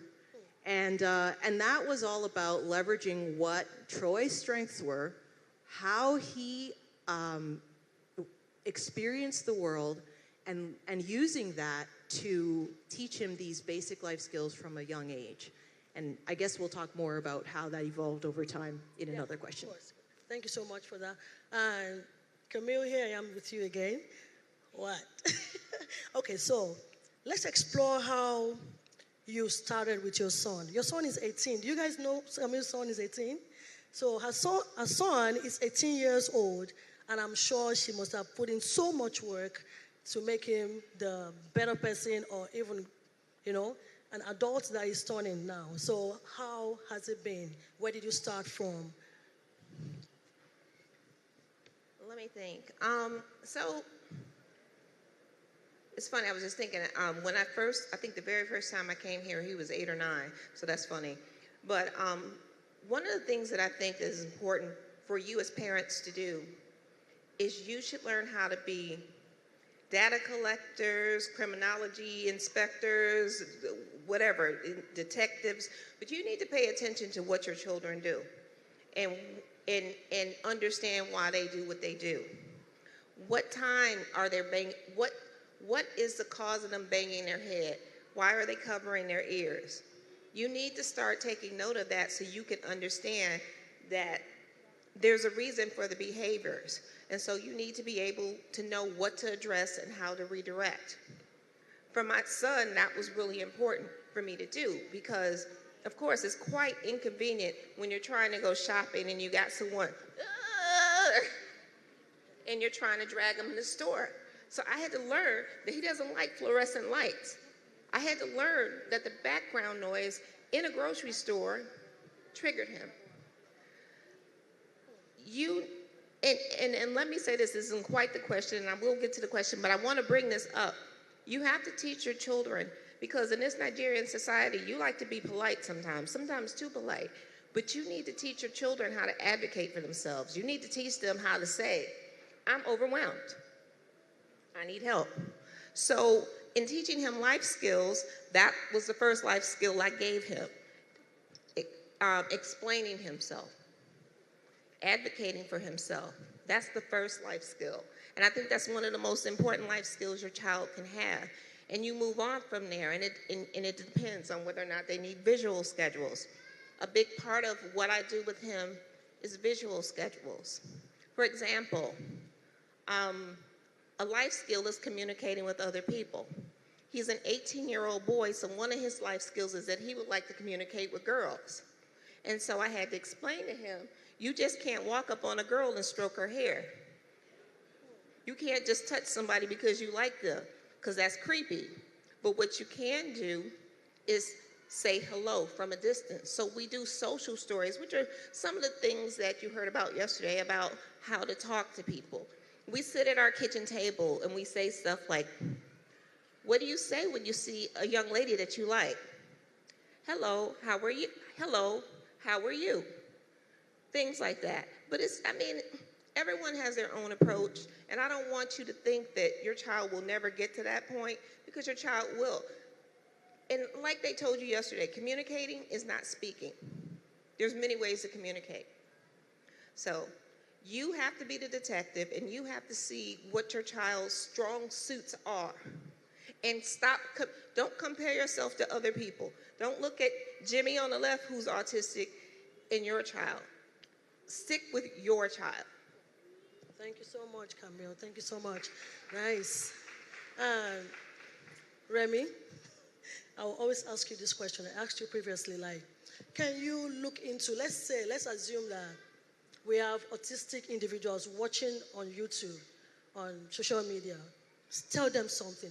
If they are struggling, of course, I'm still struggling as well. I've not been diagnosed, but I'm still struggling with a lot of life skills. So I wanted to look into their eyes, of course, imagine. Tell them what do you feel? What, encourage them. Okay. What I'll do is shed some light on on the successes that I've had. Camille is right. The very first skill is actually not communication, it's self-love. Because there will be so many people telling you what you are not. Then the second is to be able to express yourself, express your needs clearly. It's by expressing your needs clearly that the next level is to recognize who is your friend. I can't explain to you how scary the whole world is. So that skill of recognizing who is your friend, who is on your side, who's going to help you, that's there.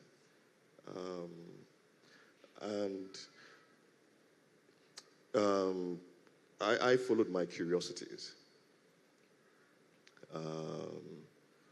As a mostly abstract thinker, most of the things that I've done, they've been acts of pioneering. Because I just see it. And I realize I can't communicate it to the next person, but I can communicate what I need to be able to make it happen. And thank you. I would say whatever it is that your curiosity is leading you to, find out more about it. Find out about not just there's a temptation to try to be the expert in that field of knowledge, but if you're going to be independent, you need to understand how it works in the world and how close you are to it becoming something of value. Because it's very interesting. Economics talks to me. I don't know how to explain it. It just talks to me. I just see the way people see certain trends, things. I'm like, oh, okay, that's what's going to happen. All right, that's what's going to happen.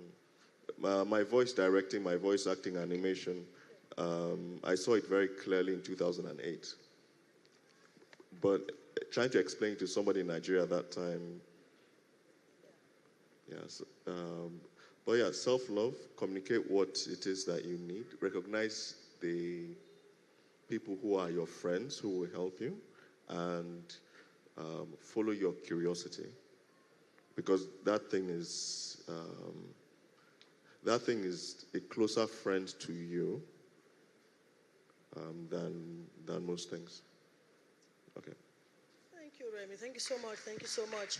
Nadia, can you describe how your app, the Magnus Cards, help autistic individuals have more independence as well as daily living skills activities? So one of the things that we knew at a young age was the importance of fun in teaching life skills and adopting life skills for the long term. And when I was in university, I worked part-time as a support worker. So in addition to being caregiver for my own brother, I would go into the homes of other families and help their children who are autistic to transition from after school into the home. And so we'd work on life skills. I would draw out those guides for them as well, and that would be very helpful. We'd go on trips, etc. And I tend to be pretty animated, and I love having fun. So I would build that into every lesson that we were having, whether it was being silly or just making a game out of it. Okay, so here's what we're gonna do, and here's the reward, and just make it exciting. I found that was really, really helpful for my brother and individuals that I worked with. In fact, like I remember one boy, Devin, that I was working with, and we were working on learning how to sweep. And he didn't want to sweep at all at first, but when I made it into a fun little game, he actually didn't want to stop sweeping and ended up cleaning the whole house. And then when his mom came home, she was like, "What? Devin, you did this? Amazing." So yeah, make it fun. And also working at the pace of the individual is important. So when I went to create Magnus cards, I knew I wanted to gamify it no matter what. And I mean, we're still working on bringing that gamification to full realization, but the whole card collection aspect, it makes it fun. You're collecting life skills. You are viewing them in a card format, like a baseball card. And I knew also the collection aspect was really key, because my brother Troy loves to collect Lego, puzzles, trains. He loves trains. And he has this weird obsession with the White House. So he collects the pictures of the White House in Washington, and puzzles of the White House and all of that. So collection, leveraging things that are appealing to autistic individuals in terms of getting their attention and making it engaging and making it something that they want to pick up and use and learn from. So all of that went into Magnus cards, and the result is really something that is a tool that can be there to support them when I can't, because I'm not always going to be there, and I don't live at my parents' home anymore.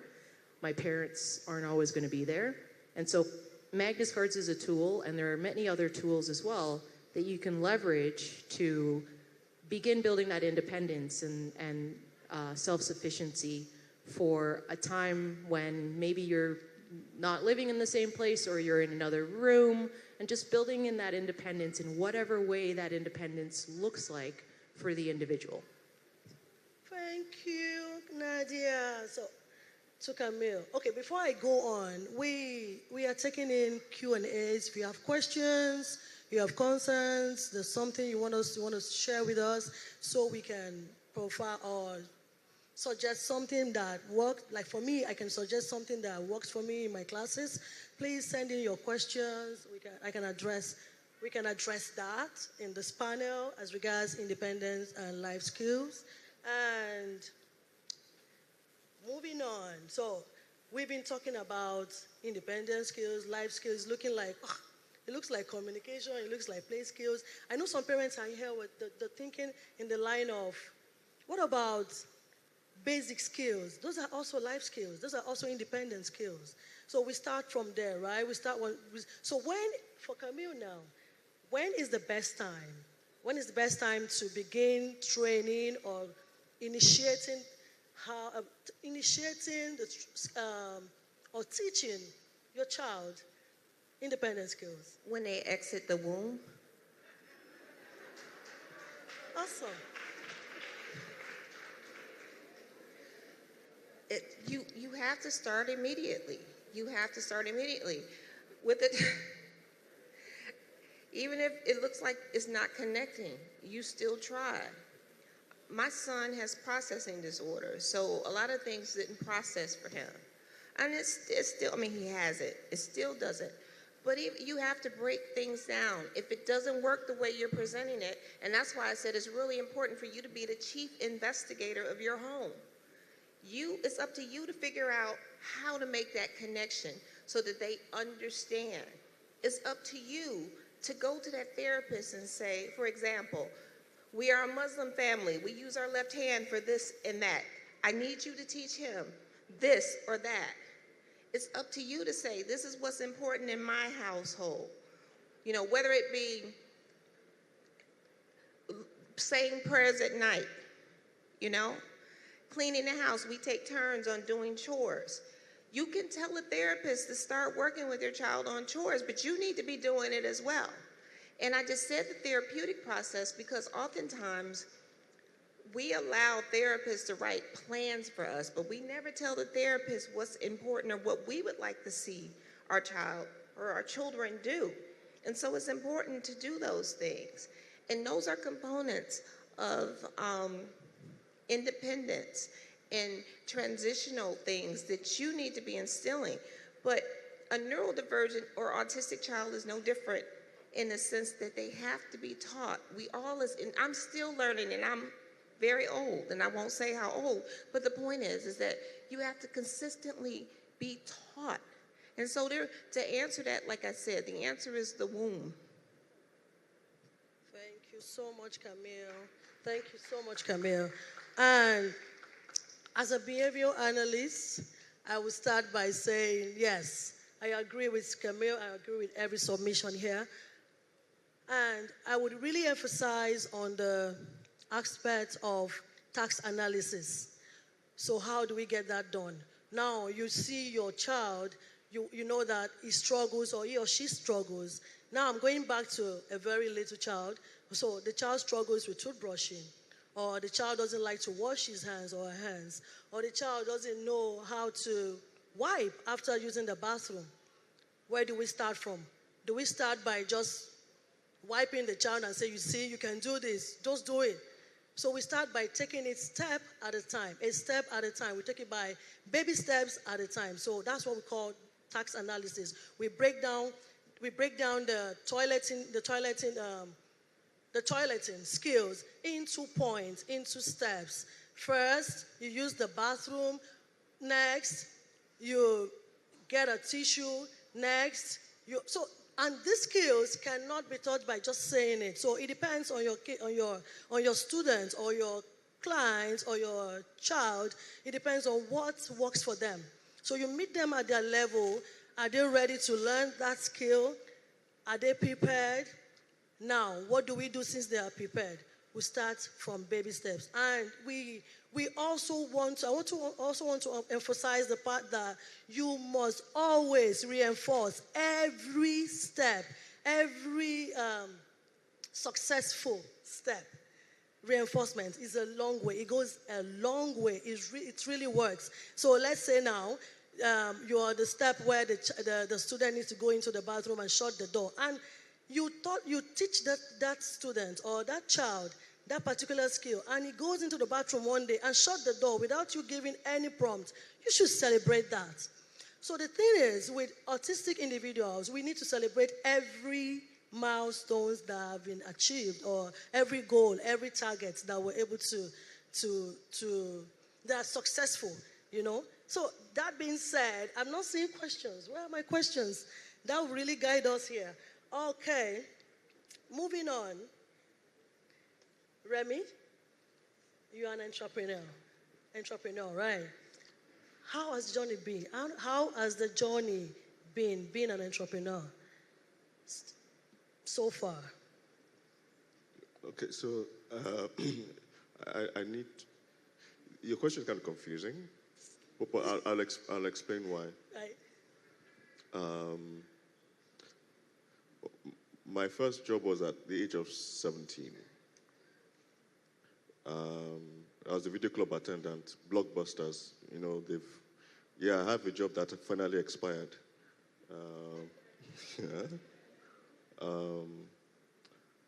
So I've been in advertising. I've been in broadcasting, radio. I've been in banking. I've been in magazine publishing. And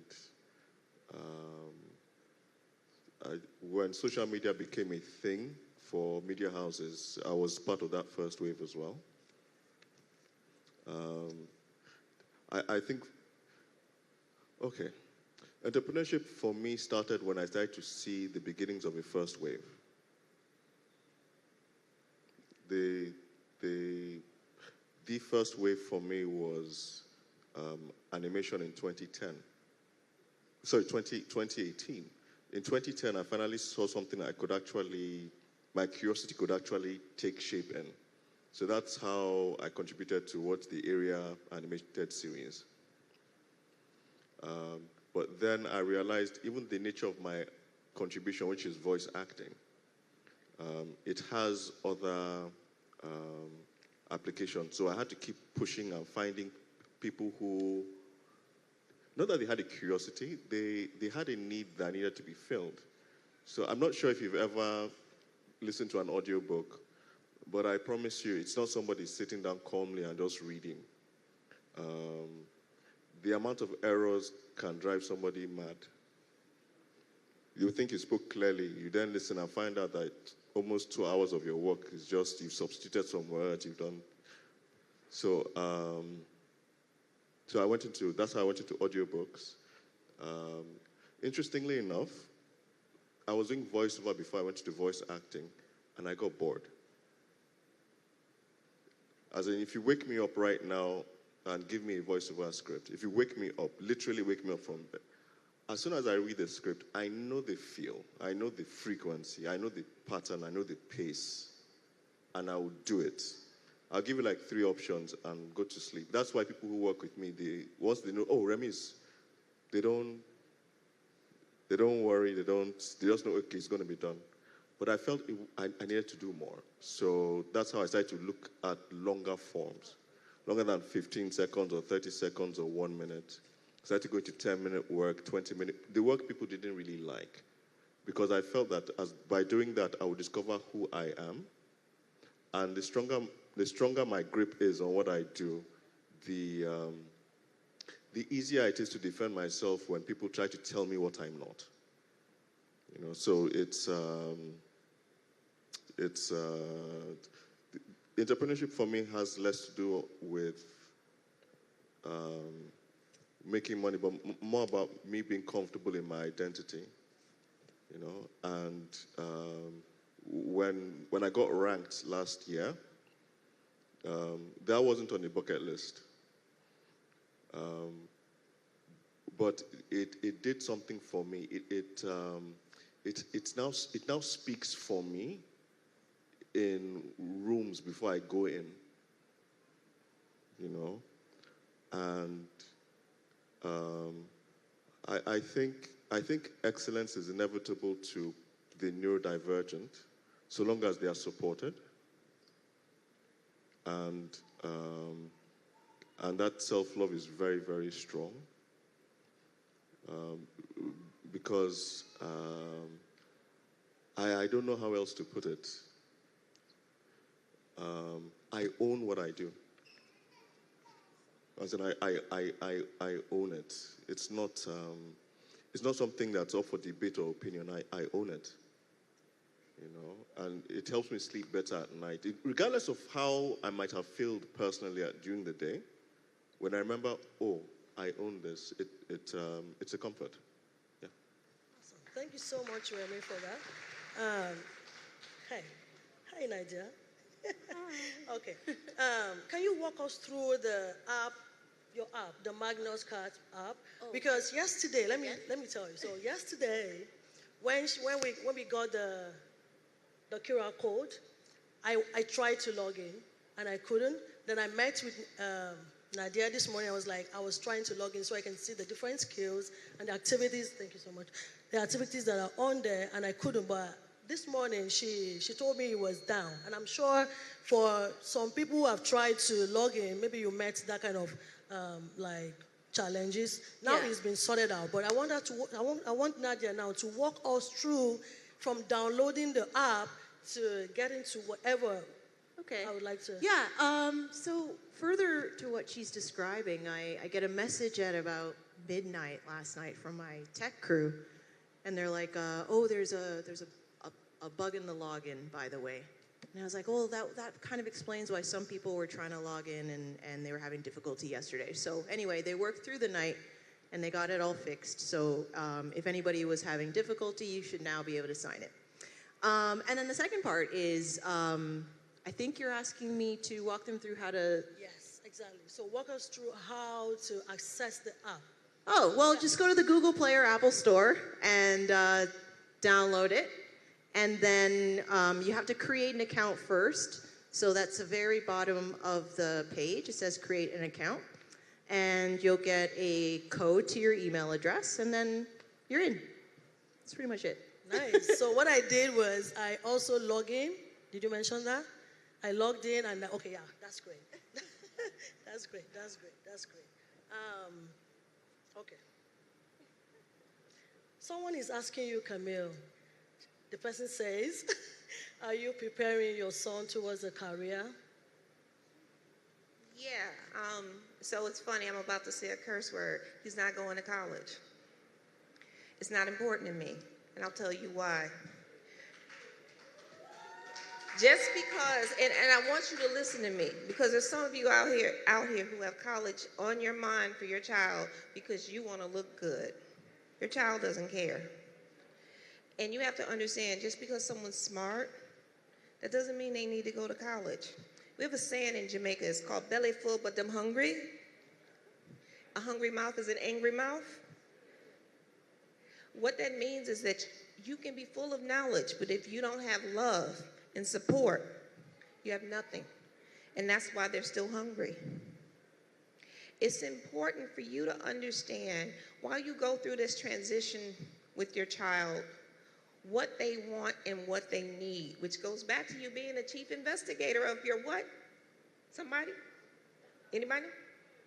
Home, your child. You need to be that chief investigator. So yes, I am. And so in my chief investigation, I realized my son didn't need to go to college because it really is just a piece of paper.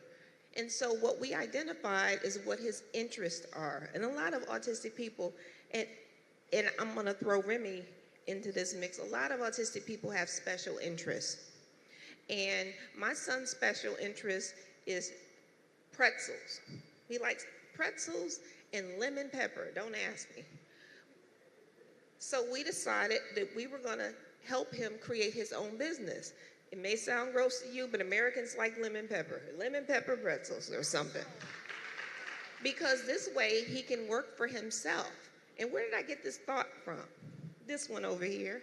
Because what he told you, and I'm gonna articulate what he just said. We have this other saying in the United States, 50-11, he had a whole bunch of jobs. He was a bunch of them. And you know why he had a bunch of them? Because he didn't fit in any of them. None of them were his special interests until he made his own career.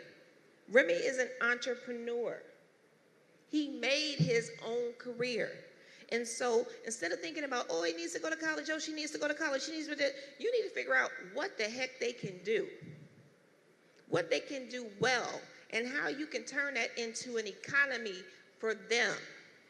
You need to have your own small micro economy in your house so you can figure out how they're going to survive when you're no longer there. How you can take that money and build equity with that money so they can survive when you're not there. So that's what we're doing. Sorry it was long-winded, but I just wanted to point out that this one is an entrepreneur. Thank you so much, Camille. Thank you so much. Thank you so much, Camille. Nadia, someone is asking you, what are the long-term goals you have for Troy in terms of his independence as is he a non-verbal person? Sorry, I didn't hear the last part. So the question says, what are the long-term plans you have for Troy, your brother? Goals, okay. Yeah, in terms of his independence as a non-verbal adult. Well, similar to what Camille says, is to forge an economy out of the things that he's interested in and very good at. So one of the things that he's been doing for pretty much most of his adult life is playing the piano. He's an incredible pianist.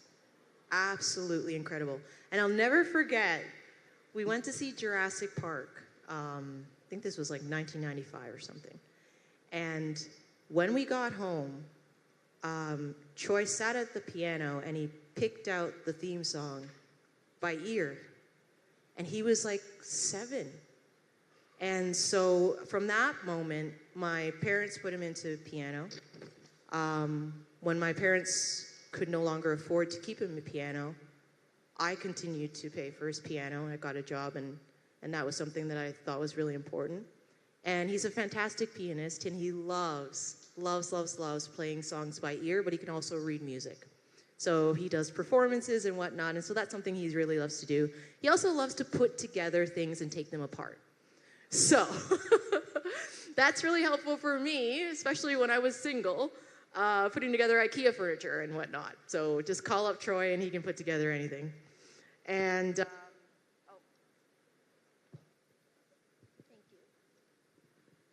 okay. And now he currently actually works with my dad. My dad has a construction business, so he works with him.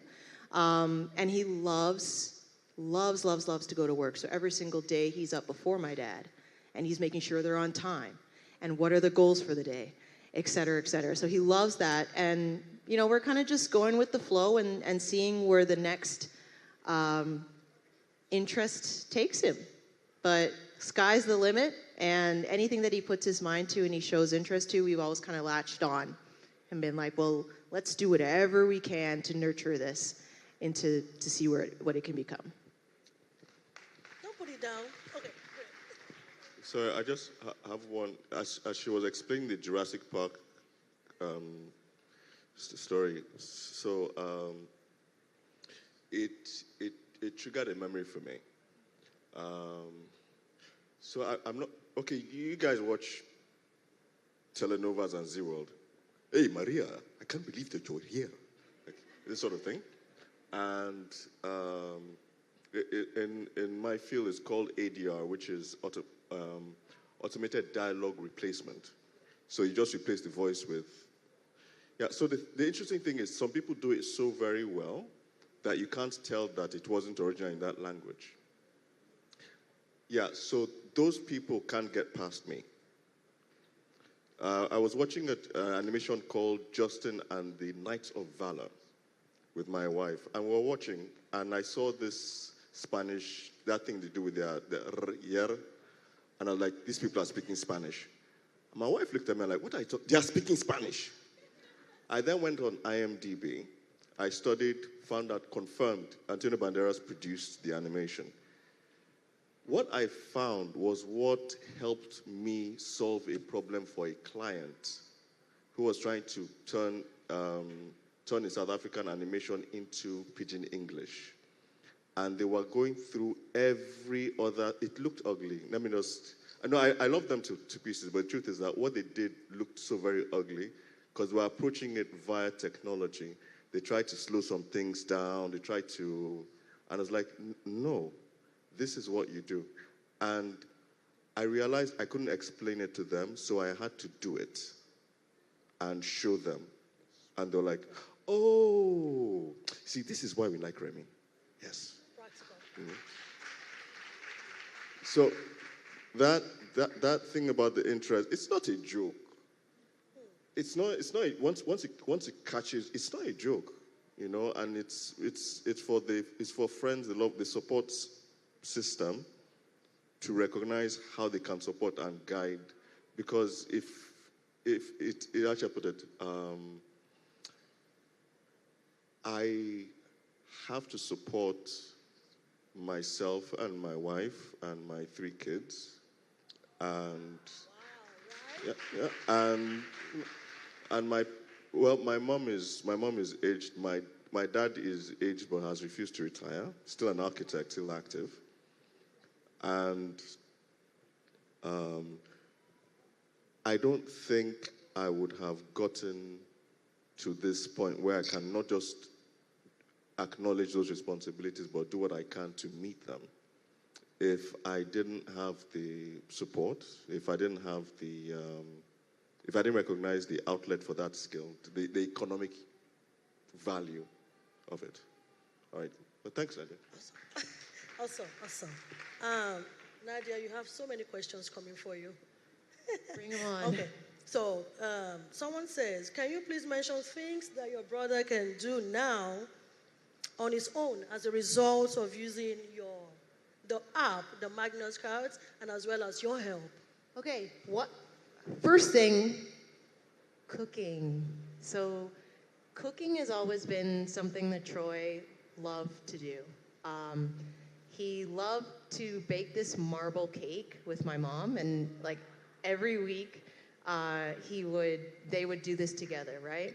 So one of the things we did earlier on when we launched Magnus cards was create some tests and, you know, see if the view and do, which is the process, right? You look at the visual, then you do the activity that's telling you to do. So we created one for this marble cake. And, you know, my mom could take more of a step back in creating this cake. However, and I just want to point this out, because it's not about giving someone a phone and then they can go to the Bahamas and they can do anything that, you know, with complete independence. Independence means different things for different people. And Troy loved to do this thing with my mom. And so he still wanted her around, and he still wanted both of them to follow along with the baking because it was a bonding ritual. So, you know, it's not to eliminate the connection between people or caregiver and the individual. It's just to give that person the choice, to empower them to participate in ways that are meaningful to them, and also, you know, to give them more agency when and if they want to do things on their own.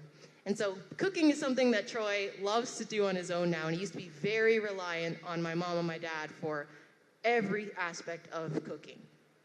So now he can get up out of bed and he can make his own breakfast.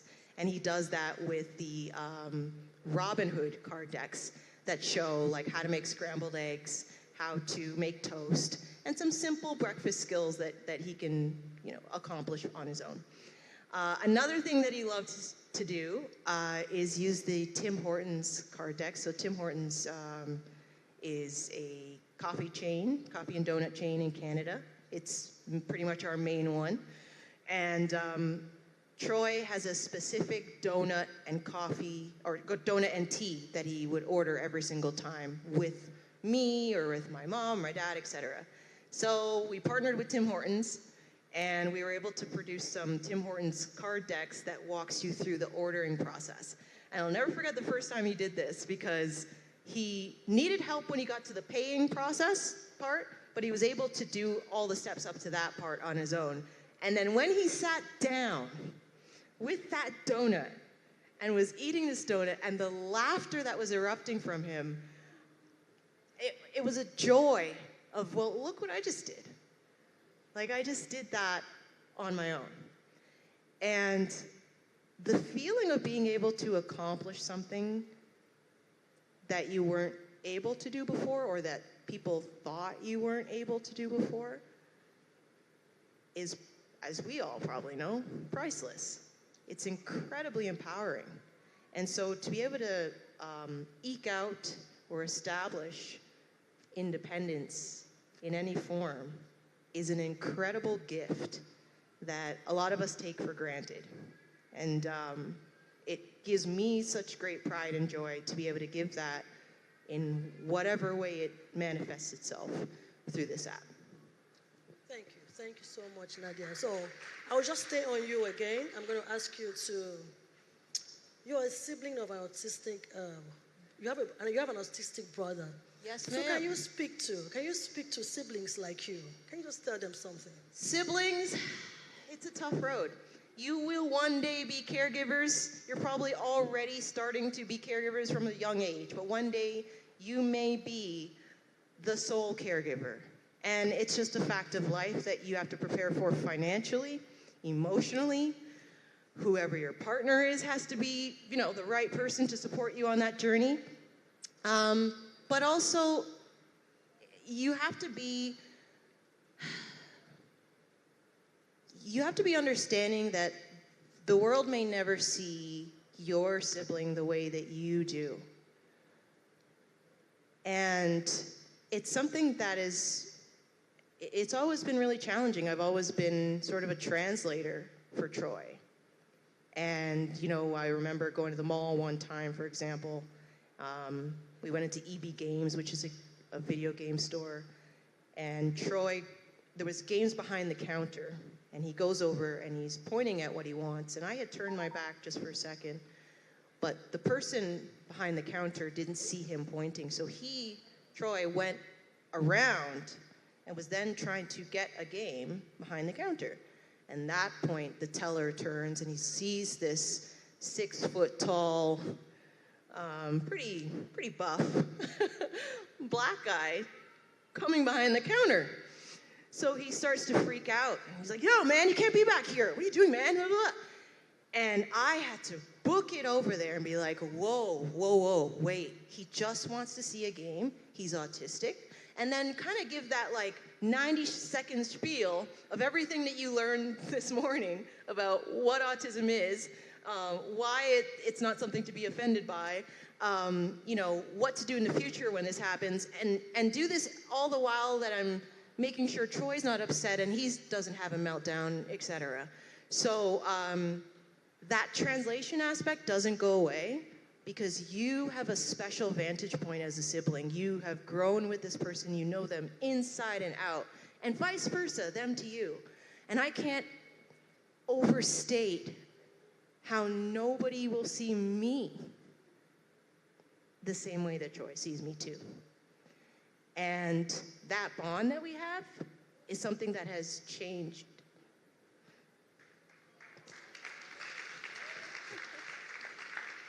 It's something that has changed me and made me the person that I am today.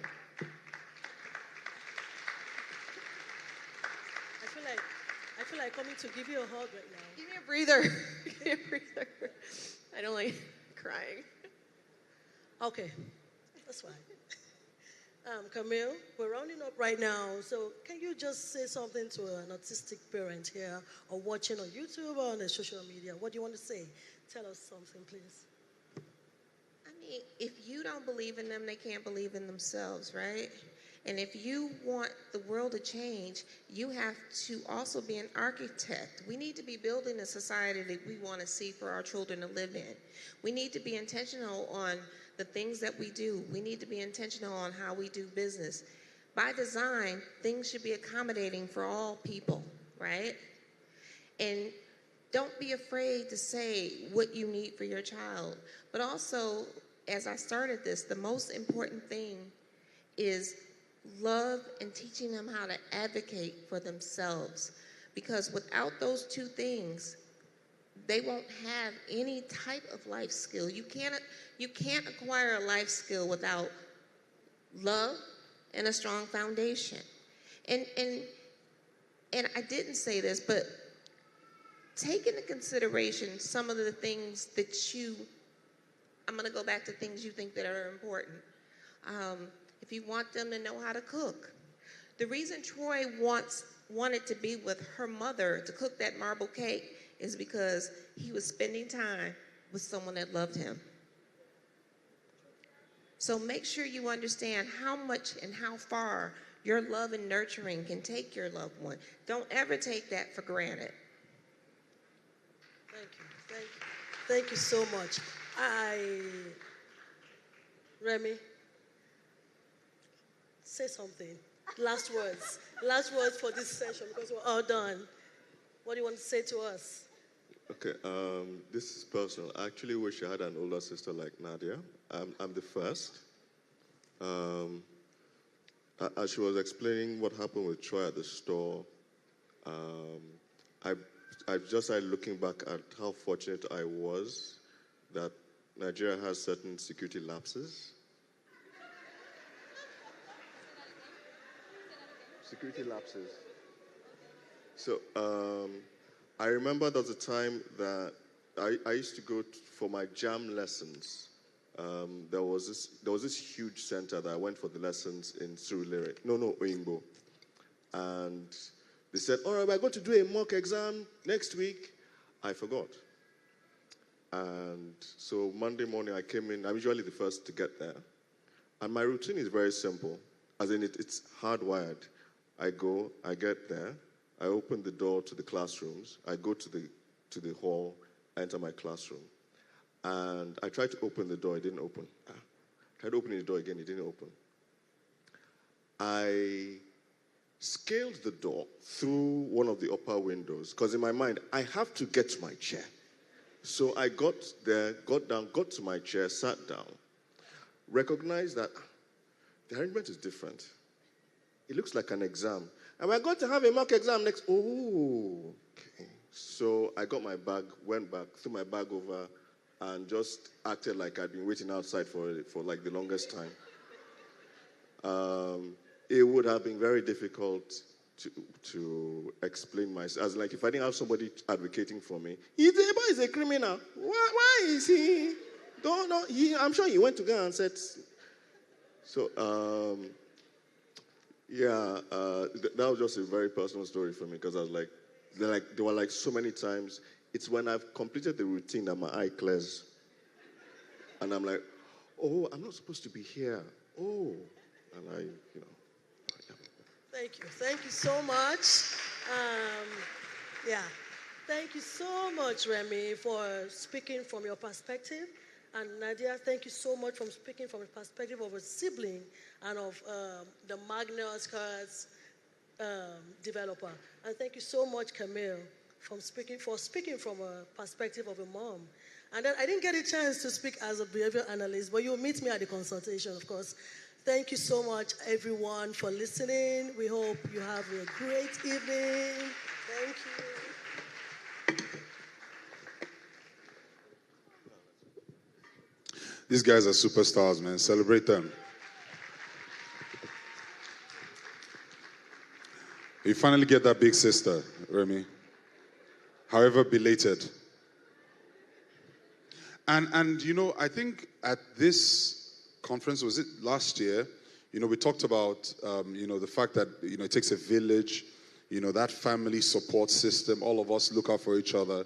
Yeah, I think it was last year's play that re-emphasized the importance of everyone looking out for one another.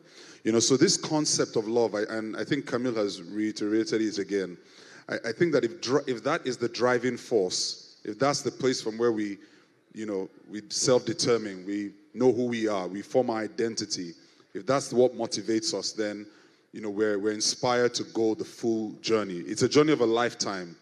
You know, if you're a caregiver for someone that has autism, a sibling, a mother, you know, you're someone that has autism. As we've heard, it's not a disease, it's for life. You know, so it's really love that drives, and love is the engine for that. So let's celebrate this panel one final time. All right, we're at the end of it, and I'm so excited that we actually have more people in the room today than we had at this point yesterday. I think my little blackmail worked. Did it not work?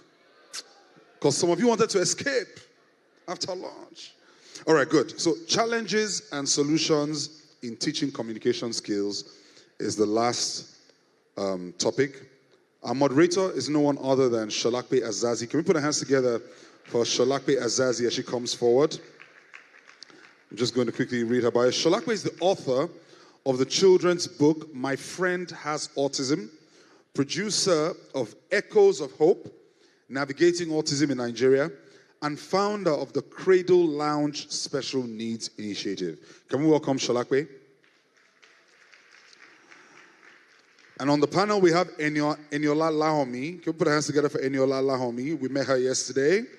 Eniola is a seasoned speech and language therapist with over a decade of experience working with children with autism and developmental challenges. She holds a bachelor's in psychology, a master's in speech and language therapy from the University of Reading, and a postgraduate diploma in sensory integration from Sheffield Hallam University. Can we put our hands together for Eniola Lahomi one more time? We also have on this panel Afiz Abdulrazak. How do you know Afiz? Afiz, you bribed some people to shout for you. Okay.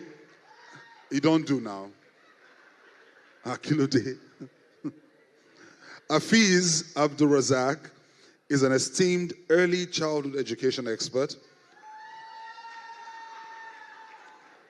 Please, Afiz, what's the relationship that you have with this? We have to. Are you all his wives? You're all his wives. 7 of you. Alaji, I greet you, sir. Alaji Afiz Abdulrazak is an esteemed early childhood education expert with an extensive international training and experience. He holds a BSc Ed, M.Ed from University of Lagos, and is currently pursuing a PhD in early childhood education and special ed at Oakland University, Michigan, USA. All right. Please, you have to shout for the next speaker like this. All right. We also have on the panel Ade Otubanjo. Can we put our hands together for Ade Otubanjo? You met Ade earlier, a speech pathologist from New York. He's the one we sang the New York song for. Works with the New York City Department of Education, the New York City Department of Health, Early Intervention, trains students in speech and language pathology program from the Long Island University. All right. No, I now know what to do for next year. I'll bring all my girlfriends. Bode Abifarin. Can we put our hands together for Bode Abifarin?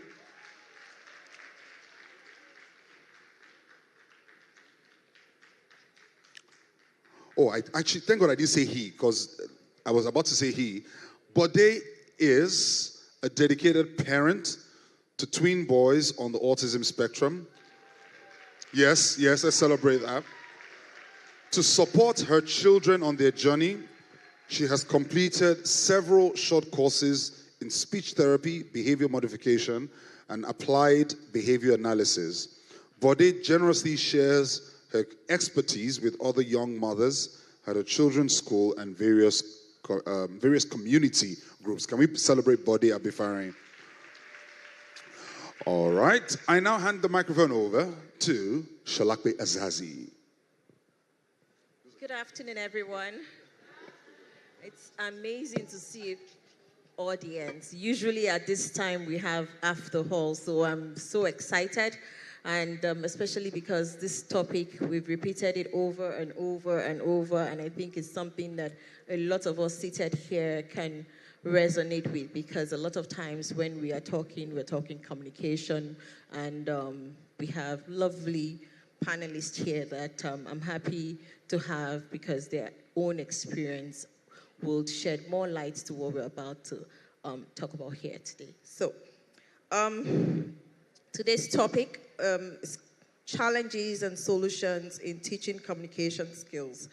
Communication, like we've heard earlier, is not just about talking, it's not just about speaking and listening. It's about understanding, expressing, and connecting with others, as we have heard repeatedly from Tommy, from Eniola yesterday, and also from Ade earlier today. Teaching these skills can be particularly challenging, and as it involves addressing a diverse range of needs and abilities amongst children. Our panelists today, they have a wealth of knowledge and experience and I'm excited to hear their insights and their recommendations.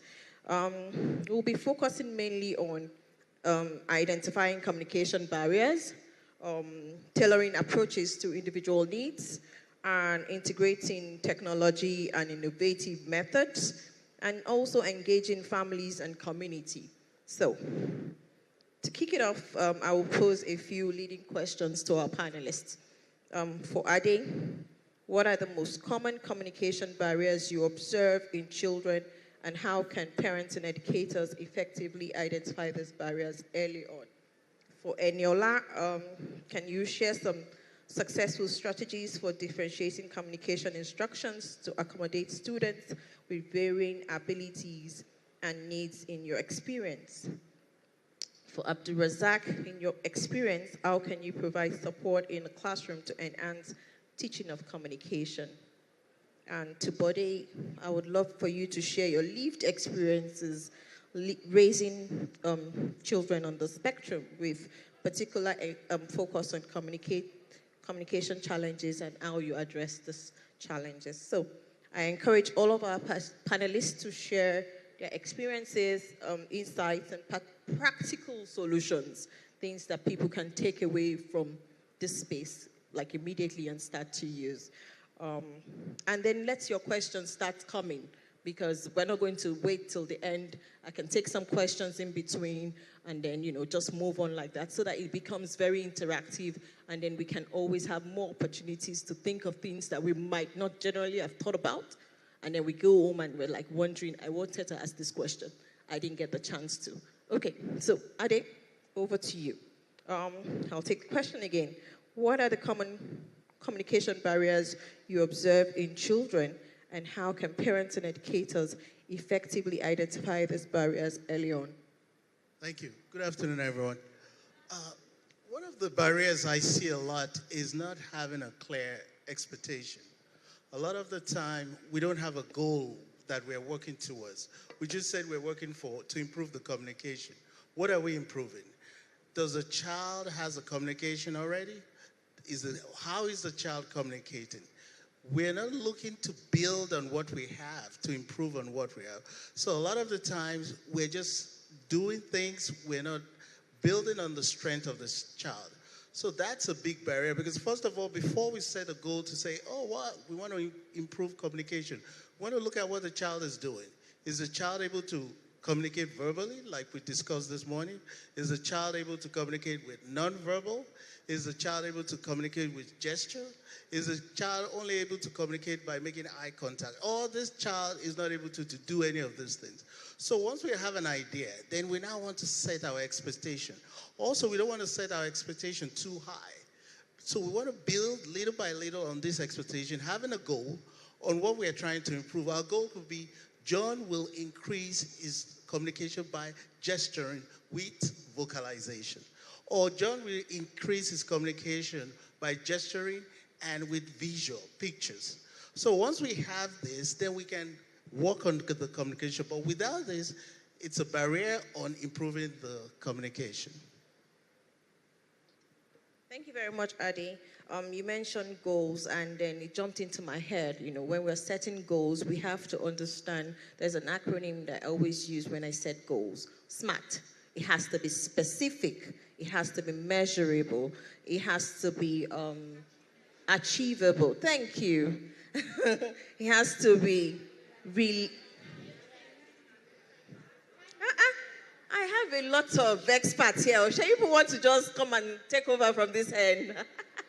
And it has to be time-bound. So it's very important, just as Ade was saying, set goals, set goals. When you're setting goals, you have to follow all these 5 steps. Because if you do not follow those 5 steps, you can set random goals. I can say, my goal is for my child to crawl. But if I don't put a time limit to this period of this goal, I can be working on the goal for 10 years. If it's not realistic, achievable. I mean, I want my child to crawl, but I know that he has some issues and challenges with his limbs, but I want him to crawl. Again, I'm not saying it's not achievable by, certain strategies, but if I don't tie it to those strategies, how do I want to achieve those goals? So when you're setting up goals, it's very important to put that in the back of your mind. All right, so. Sorry, do you mind if I just add Oh, one yes, thing? please, go ahead. So as you were talking, I just remembered another big barrier that a lot of us face in the U.S. One of the things is that we're trying to work on the communication. But meanwhile, the child we're working on, we don't even know if the child can hear us. So sometimes the child has a hearing loss, not in both ears, maybe in one ear. And it could be the right ear. And a lot of the times, that's the ear, that's the side we're trying to work on with the child. And the child is not even hearing us. And we don't know. So that's another big barrier that we always face in the U.S., where parents will be like, I haven't been to an audiologist in years since this child was born. So that's one big concern I have, that I think every child should be tested at least once a year to make sure they're hearing us. Because we always say, oh, they respond to their name. They might be missing some sounds. They're hearing us, but they're still missing something. It's like being underwater. You can hear some things, but some things you cannot hear. So that could be another big barrier in communication. Thank you so much for even talking about that, because in my head I was just thinking that it's not just limited to the US. We have a lot of that here too. And that is why it's very important before you work with your child's doctor, because they should be able to rule out physiological differences before you can start to say, okay, this child doesn't have any physiological challenge impeding his communication. So if there are none of that, so what exactly is going on? If you don't rule that out, all the intervention you're putting in is just to a fail. Yeah. All right. Thank you so much, Adi, for that. All right. Going on to you, Eniola. Can you share some successful strategies for differentiating communication instructions to accommodate students with varying abilities and needs in your experience? All right, so when we think about strategies for communication, the thing that we always have to keep in mind is the word functional. What is relevant to this child at this time. So the strategies may change as the children grow. The strategies may change depending on the environment the children find themselves in. So, it's quite a broad thing to talk about. But if we think about, at preschool age, when children are still quite little, what we're thinking about is, are they able to express their needs and wants? Are they able to get these needs met? Are they able to fit into, social situations? And then we start to think about, okay, what sort of barriers are there? Is it that, they're not able to use their words? Can we see if we can put in something that will help them do this? So sometimes I like to start with PECS, just because it's something that's easy to implement. By PECS, I mean the picture exchange communication system. So we start with that because it's somewhat easy to implement. It's something that anyone can understand. You may not be able to understand some of the gestures that a child is, is using. You may not be able to understand some of their non-verbal communication modes, but everyone can understand what a picture says. So, if a child comes up to you and gives you the picture of a bathroom or a toilet, you know that the child needs the toilet. So we usually start to implement, I usually start from there. And obviously with PECS, if it's being done properly, you're pairing that picture exchange with the, with the vocabulary. So, sometimes, like, we've talked about, a lot of children with autism will remain non-verbal, and some of them will be minimally verbal. They'll be able to pick up some of these words that we're using while we're doing the picture exchange, and they may go on to start using them, using them on their own. They may go on to start using them independently. And if that happens, that's fine. We continue in that phase. When the child is a school age, we start to think about, if this child is accessing a curriculum, what aspects of the curriculum does the child struggle with? So, I may go into the child's classroom and see, what is on, what are the things on the curriculum? Does the child have an understanding of the vocabulary that's needed to be able to access these things on the curriculum? And then I, work on those things. So I'm thinking, what is going to make this child successful in the classroom? When we're thinking about young adults, some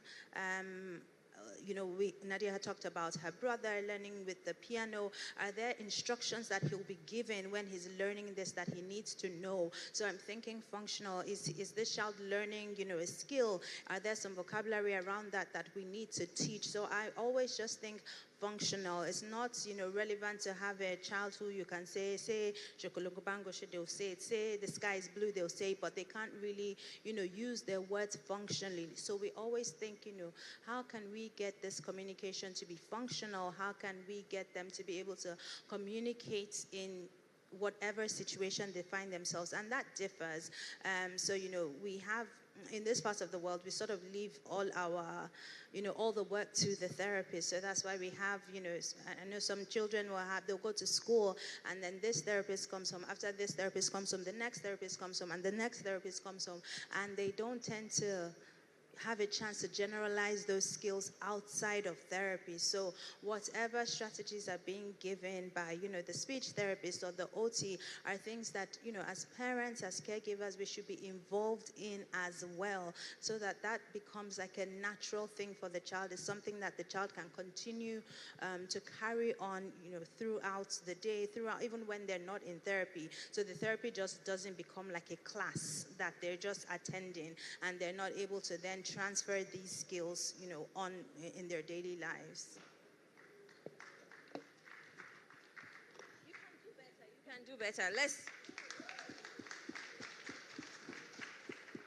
Okay, so you said a few things, and I'm just going to, just focus on the PECS aspect of what you, of one of the strategies you used.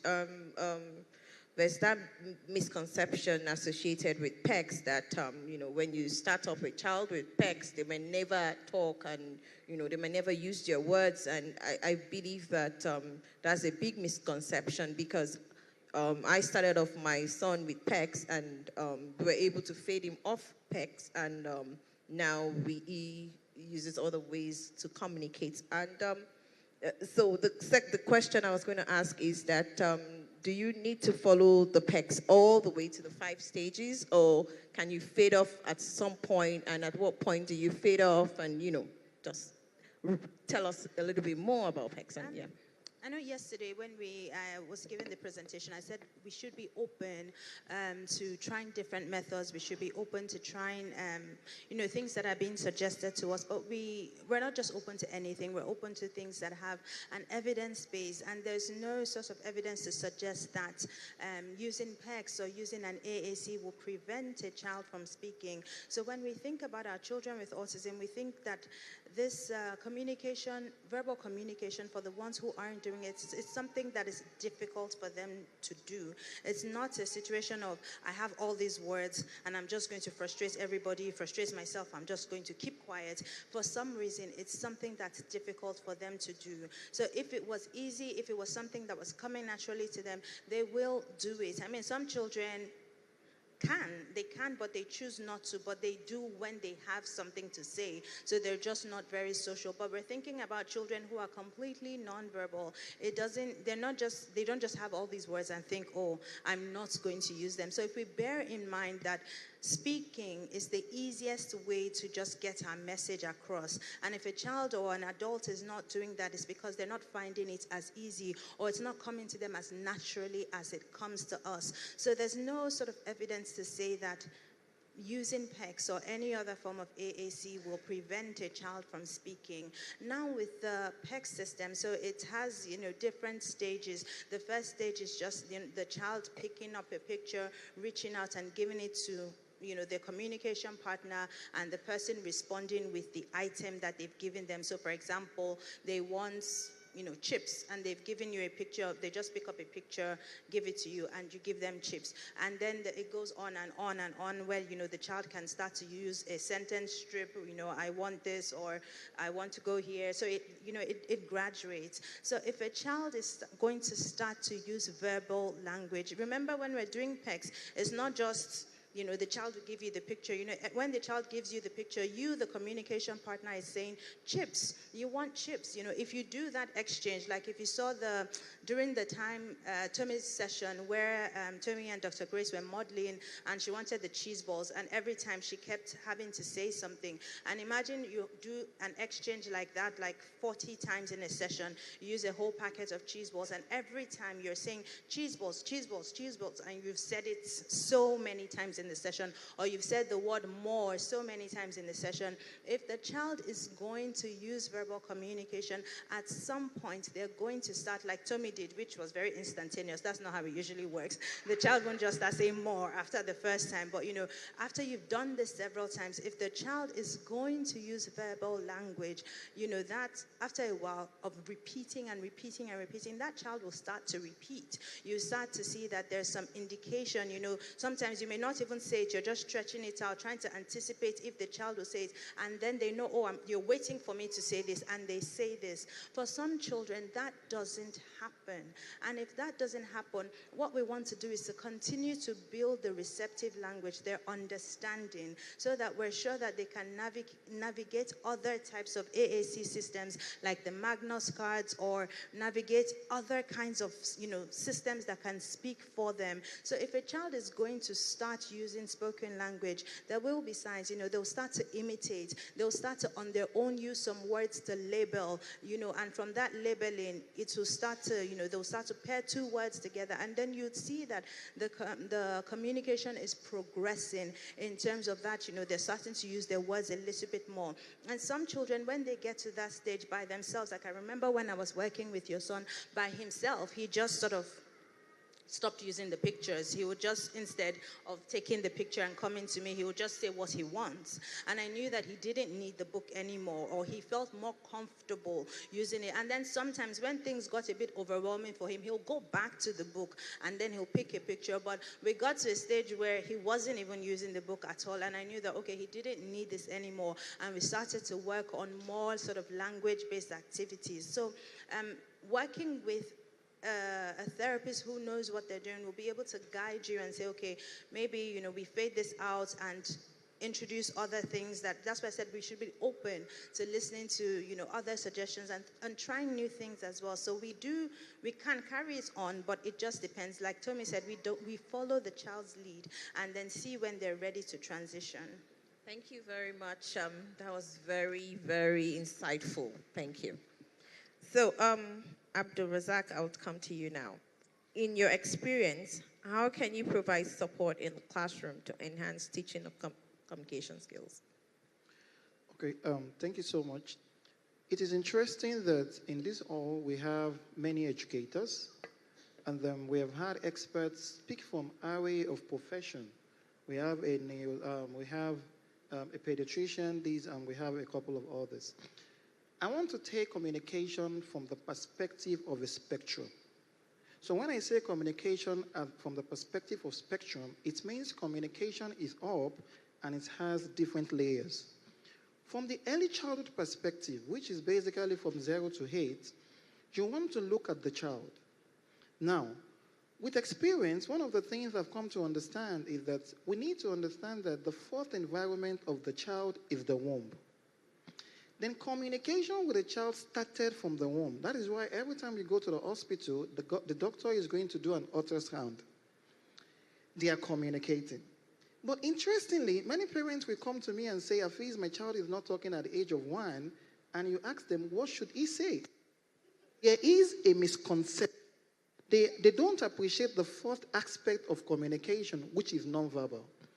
Most times, we need to understand that children also have a way they communicate with cry, because that is the first way they communicate. There is pain cry, there is angry cry, and there is frustration cry. Why do I have to say this? Because many of you are working with the children. And sometimes when they are communicating, instead of you to understand, you are becoming frustrated. Then this is the challenge, and you are their teacher.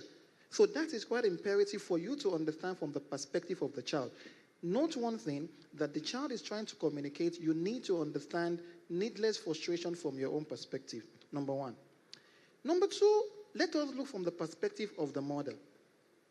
And then you need to understand that as parents, sometimes we concentrate on what we want to see, not what the milestones require.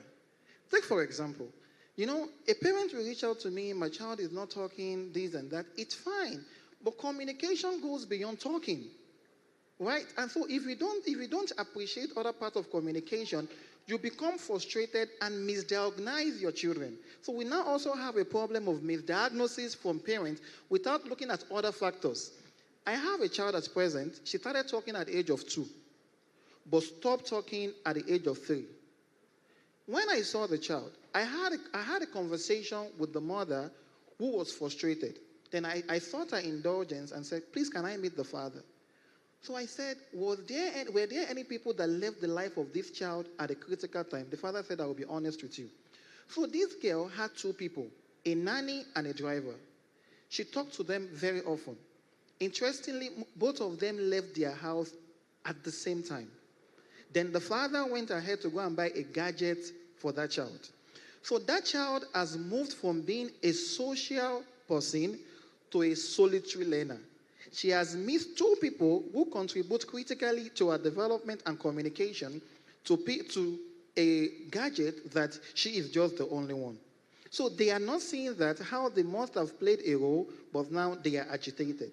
But gradually, the child is making effort. So sometimes your child might not even have a disability or a communication problem, but situation might warrant that the children would now have to undergo some level of disorders. That is from the aspect of mother.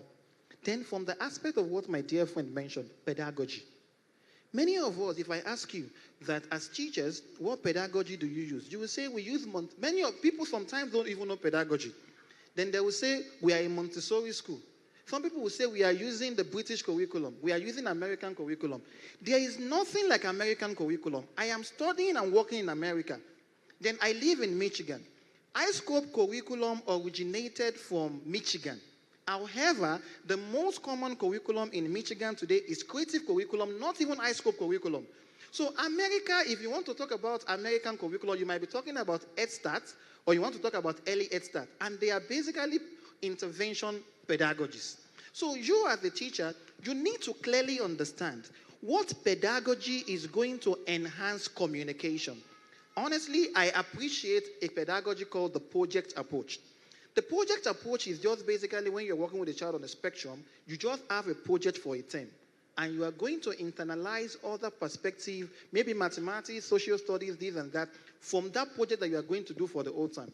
So you as a teacher, from the perspective of pedagogy, like they have mentioned, understand new trends in new pedagogy, in new curricular approach that could enhance communication. Thank you very much. Okay.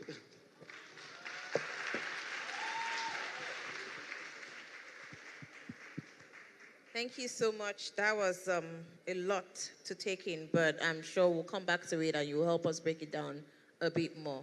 Thank you. Okay, so for you, Buddy, can you share your lived experiences raising children with on the spectrum with particular focus on communication challenges and how you address it? You could give us some examples that we can relate to, you know. All right, thank you very much. I was actually enjoying that.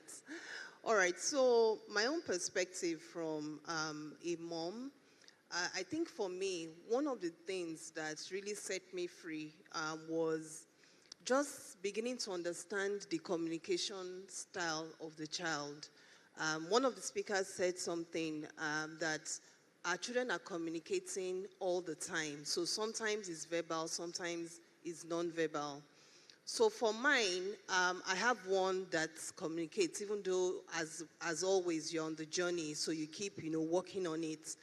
One of them started talking and stopped talking for some time. So one of the first things that I did was, let's even eliminate that there's no issue in terms of hearing. So we went to do hearing tests, because you call him, it will be as if you're calling somebody else, right? He won't respond. So when we eliminated the hearing test and I was sure that there was no hearing issue, the next thing that I did was we now started labeling everything, right, in the house, So this is, of course, I have therapists working with them, but some of the things I also did in terms of just understanding them, understanding their communication style. I found out that one of them is very visual, so he likes pictures. So every time, so I'll buy picture books. So I bought all different types of books, but every time I opened a picture book, I saw his eyes light up. So you'll find me in any library just packing picture books. If I travel, I'm always... So when I open the books, right, he's able to quickly learn that way. So he'll say tortoise, everything. And me, I'm very dramatic. So I went into different kinds of songs and acting things out. I found out that some of those things that even songs and dramatization that I did maybe several years ago, it never leaves him. So you see me very dramatic. So I'll give an example. I'm sure a lot of us know this song during Christmas. Where did the snowman, where did the snowman, where did the snowman go? So I'll show him the snowman. I'll dress up like, put something white on myself. And then he will start singing with me. And I use that to show him where the bathroom, I'll be like, the snowman went to the bathroom, we'll go to the bathroom. The snowman went to the kitchen, we'll go to the kitchen. And I found out that with that, he started knowing where almost everything in the house was. So pictures, and I continued that way, a gingerbread man, all sorts of things. So just using pictures to bring things to life. So my point is that once you understand that communication style, you have to stick with it. And then you, as a parent, me as a mom, start practicing active listening. Because sometimes they are talking to you, right? And you have to be able to understand all of these things. I became very patient, and I practiced this so much. In fact, I wrote a book about in their own voice. I just wrote a book. It's called The Boys with the Happy Feet Dance. And it just chronicles how we got them from not wanting to play the piano to playing the piano, bobbing their hair, swimming, and it's in their own voice because I practice that active listening. The other thing is also for the nonverbal, for parents that have kids on the spectrum, for instance, we always wonder, how do we even know when they are ill? Because sometimes they can't even verbalize and say some of those things. So one of the things that also being patient and being just watching, and when you're with them, you just have to sit and watch and bask in their own environment. And one of the things I noticed for one of my sons is that every time he's ill, like if it's a fever or something, he has very pink lips. So it took me some time, but I noticed that the lips will go from pink to light orange, right? And then from light orange, if he has like a deep, maybe it's bacteria or something he's dealing with, it fades into like a dark gray. When I started noticing this, I started journaling and writing it down. It became so accurate with how his lips change to how he's feeling that even his teachers in school or the people I have supporting at home will be like, Mom, his lips has changed to black. Should we give him? And we were always so accurate. So just also watching and understanding all of those. The other point I'll also make is, as you're teaching them, whether it's with pictures, so in my house, television, if you come to my house, everything was labeled, the door, the knob, everything. So as you also do this, you also have to just be patient and allow them to also express. So you teach everybody in the house, even if it's the nanny, don't give them this except they ask. They should ask in a particular, don't be in a hurry to give them things. Let them also express that you want this, you can repeat after me. So some of those things, also really, really help. And of course, always finding new information, doing research, finding new things, and, just following new trends and new technology that you can also use to help them.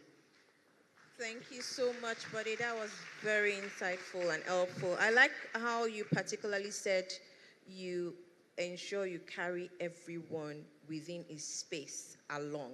It's very important because a lot of times when we're doing intervention, like Eniola mentioned a few minutes ago, it's the therapist will come and then they will do their part.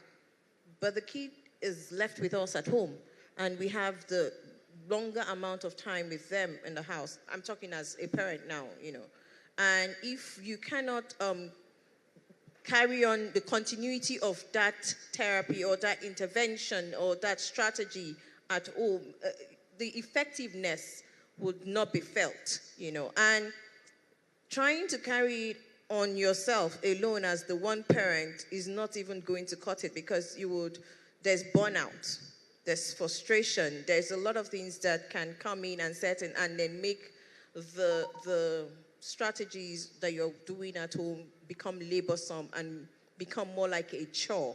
And when it becomes a chore, you would not be doing it happily. But when you carry everybody, the people within the child's scope, everyone knows what they're supposed to be doing. They understand these strategies.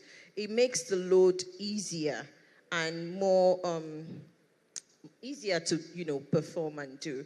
And then another thing that you talked about a lot of modeling, very important, because a lot of times we just say, do this, but we're not showing the thing, because, Ade had mentioned some of the strategies, I think modeling, priming, and all of that, and then Tommy has said that, everyone else has said all these strategies, but it's important to put those strategies in play, because you were giving classic example of how you were modeling all those things, and it was easier for your child to understand. So that was very good. And then you talked about the active listening too. Very good. All right, so before going back to my questions, I will quickly jump into the questions from the audience. So I told you, Abdulrazak, that I'll come back to you. So this question is for you. They particularly said, I want Mr. Afiz. Which is it? I can't read it properly. Afiz, okay. I want Mr. Afiz, based on his expertise in early childhood education, to answer this, please. How is inclusive school run? How does inclusive school work in Nigeria? How does inclusive school work in Nigeria and America, and what can we do better? How could you encourage school teachers / owners to help identify special needs kids? So I'm going to give you 1 minute to sum up all these things, because this feel like it's like the same sort of question, and then answer it. Thank you. Yeah, thank you. Number one is inclusion, honestly, is very difficult. However, environment also determines what you're going to interpret as inclusion. In America, when you talk about inclusion, perhaps it could be more of gender-oriented to someone who perhaps understands the environment. Maybe in Saudi Arabia, you are going to talk about allowing women to do a few things. Maybe in Nigeria, you're going to talk about having women participate in politics. But in education, you're basically talking about how you're going to have children who are developing typically and atypically together. Why inclusion is very difficult is that there is inclusive education and there is an inclusive classroom. They are different. But because of poverty of time, let me just say that to have inclusion in a realistic approach, you need to have an array of experts. Number one, for example, you need to have a seasoned early childhood educator. That is the first person to work with the child that is going to at least observe some challenges. To have an inclusive classroom, you need a special educator who is also an early childhood educator but has special training. In inclusive school, you need to have a developmental pediatrician. When these two people are confused, they are going to go to developmental pediatrician who can assess the milestones of the child. In an inclusive school, you need to have a nurse who could attend to emergencies. In an inclusive school, you need to have access to a neurologist and a psychiatrist. In an inclusive school, you need to have a mental health practitioner, because sometimes the parents will come with frustration. However, to round off, to have an inclusive school, you need to be sincere with yourself. That is missing in Nigeria. Everybody is an expert in Nigeria. With 2 weeks training online, with 1 week training online, they become occupational therapists, this and that. And they just want to collect money. So, in conclusion, just understand that when you have an inclusive school, be clear on your pedagogy, number one. Number two is that be clear on the expert and the network of experts that you have. Then number three, be clear on the support, the strategies, and parental expectations. So that means you are able to help the children, and you are also able to help children who are developing typically and what? Atypically. Sorry, just one more thing. Another thing you now have to understand is you want to ask yourself a question. What is the level of, every child has a disability. Understand that. Severity is what is different. For example, I cannot pronounce S. That is a disability, right? But if I don't tell you, you might not know.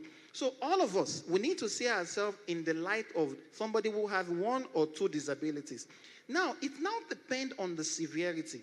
Sometimes you might not be able to achieve inclusive classroom. For example, if these students have behavioral problem, challenging behavior, and they attack, the child that is developing typically would not feel comfortable coming to school because there is element of anxiety in him. So maybe we can talk about that tomorrow, but just understand that inclusive education or inclusive education is very difficult, but three things are important. Be clear on your pedagogy, have experts, a network of experts, and understand how to manage parental expectations. Thank you.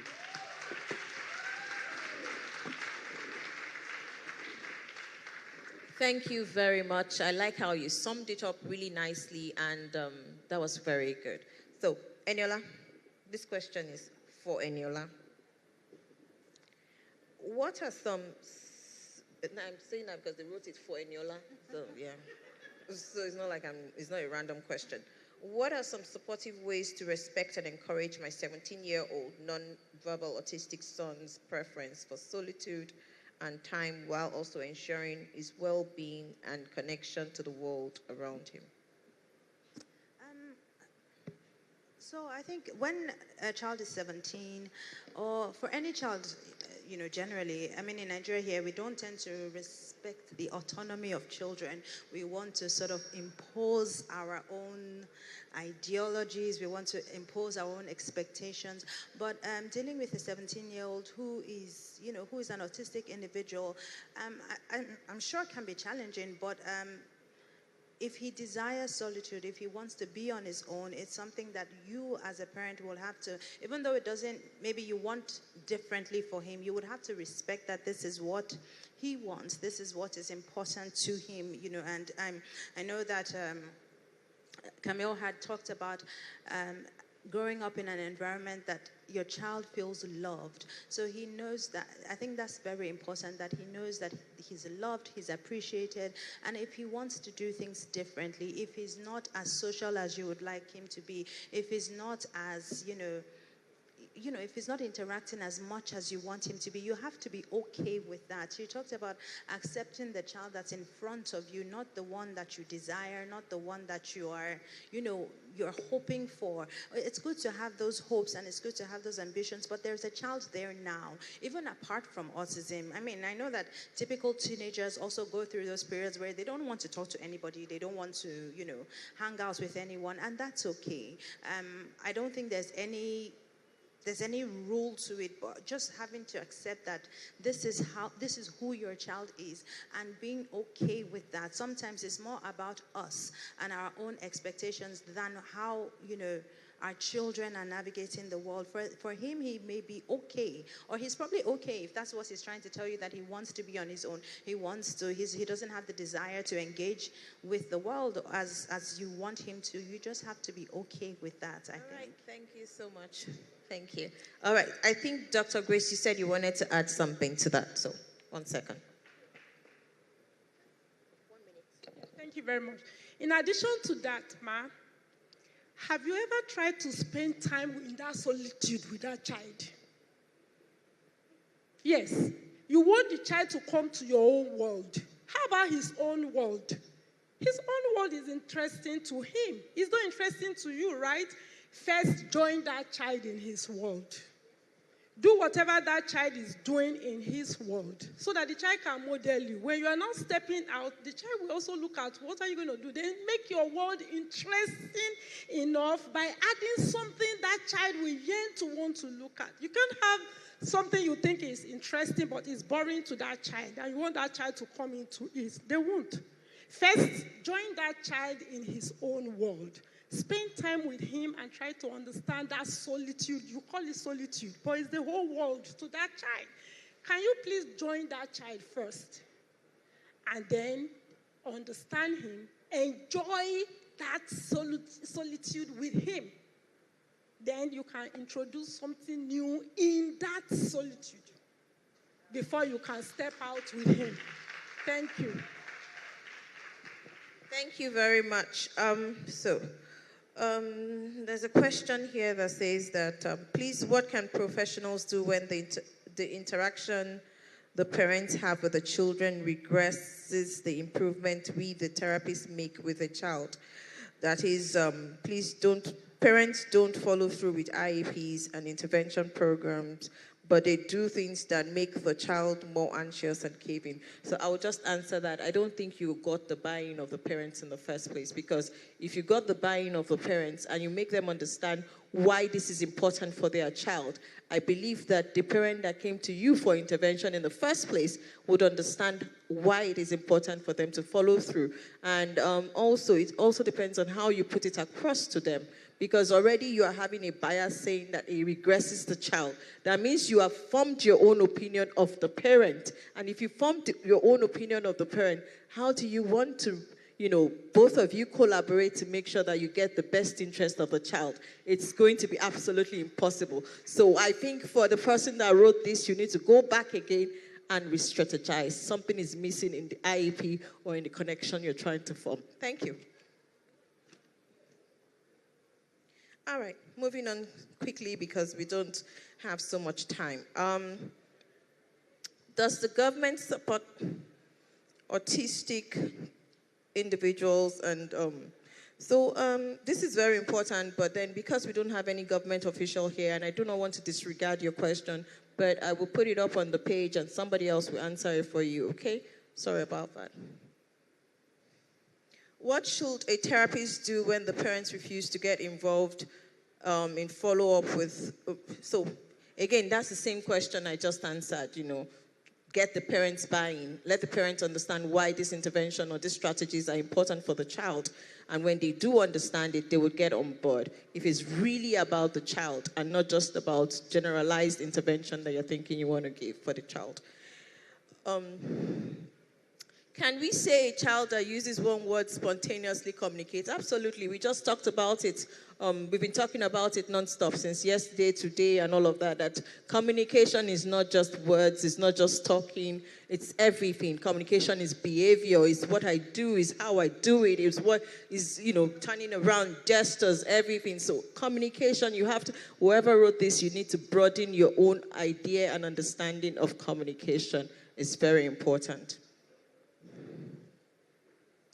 I am an early childhood educator who has a parent with a child on the autism spectrum.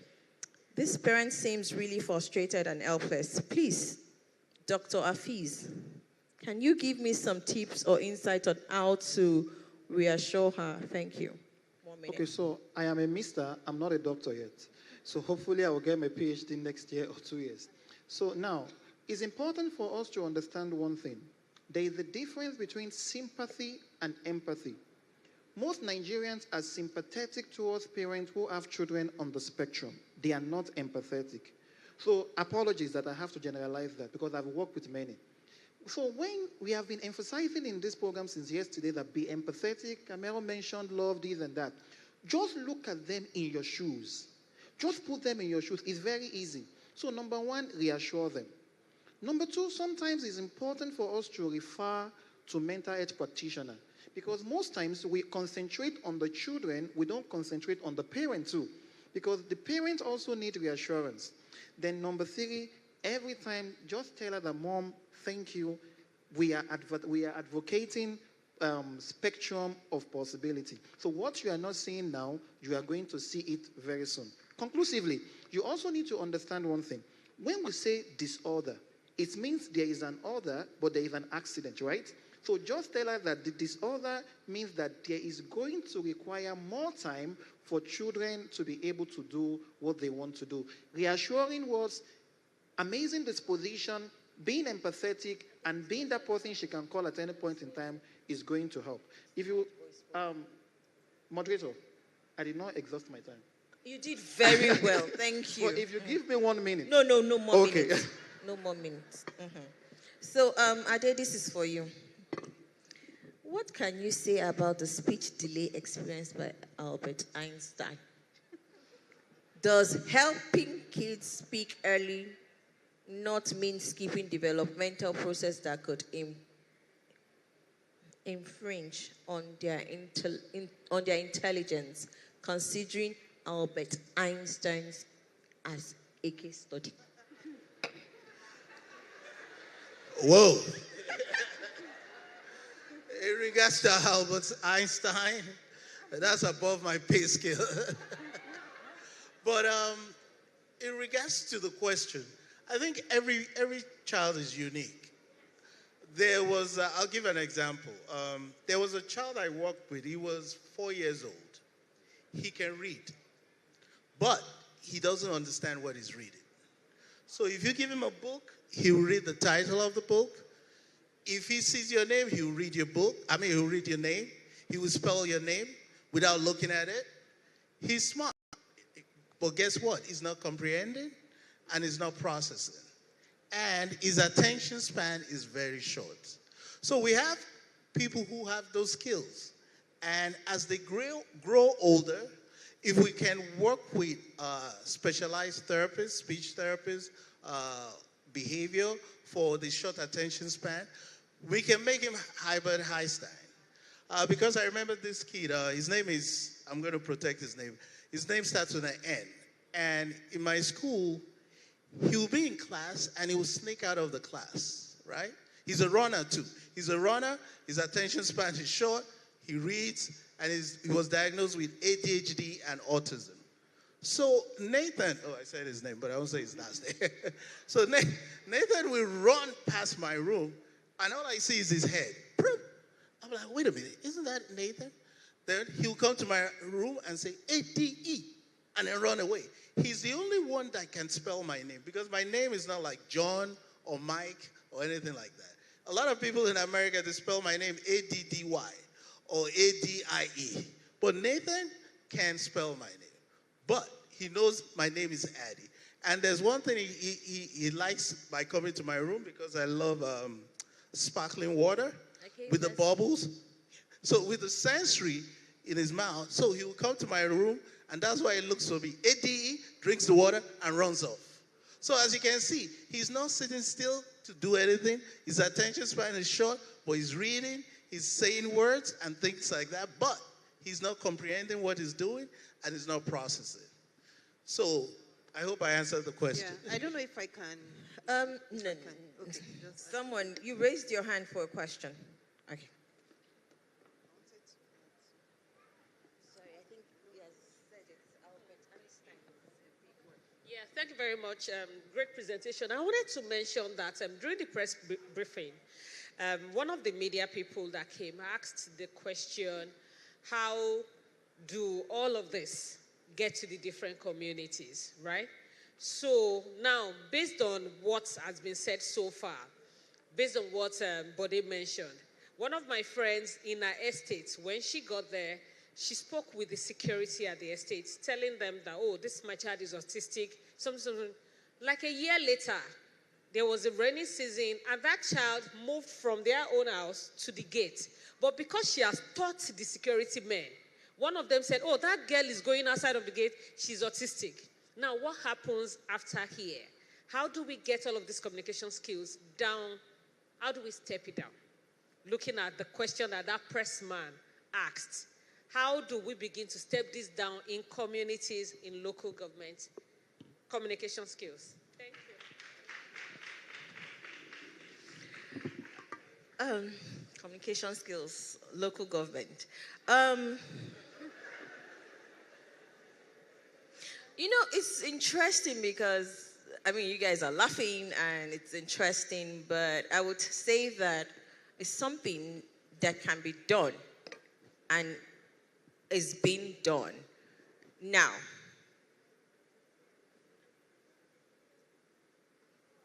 Auntie Grace, it's something that can be done and it's being done, and it's something that we all seated here can do. You don't have to wait to get one person to do it. You can do it. You can go in out there and start engaging with your local government officials. And in fact, she said this and I smiled because I am doing it currently within my local government. I went ahead. Last year we had an engagement. We talked about community engagement. Last year was community engagement. And it got me thinking about what I can do past all of this. And for me, it was getting it to the grassroots. Getting the communication into the grassroots. Okay? Yes. Absolutely. All of us here today. And I'm just trying to give, practical examples of how you can do it. Yes, definitely. The message is for all of us here today to go out after this and start to engage within our immediate community. And how can you do it? I was going to give a classic example of what I'm doing at the moment, which is engaging with my local government, which is Ikoyi Obalende local government. Because for me, I felt to myself that, I don't think a lot of all of this is getting down to the grassroots. So we did a survey to understand what they do understand about autism within the Obalende community. And based on the survey, we've done we've gone out to do advocacy things. We've talked to them. We've engaged with the community. We are building a community that understands what autism is and how to support autism within their immediate environment. So I'm saying that you seated here can do it. You don't have to wait for the next person. Go out and start to engage on a grassroots level. Start with your neighbor. Not, introduce to your next door neighbor. Talk about things like that. Let them know, oh, this is it. This is what it is. It's not a Sunday school, asalatu, mosque, all those things. Go in there and talk about it.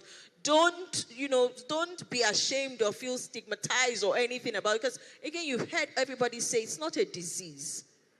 It's not a communicable disease or anything. And if you cannot talk about it boldly, then there's a problem with you, not with the child you're talking about, Okay, so one, and then we're done.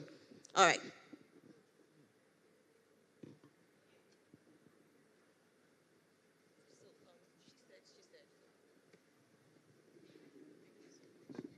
Okay, good afternoon, everyone.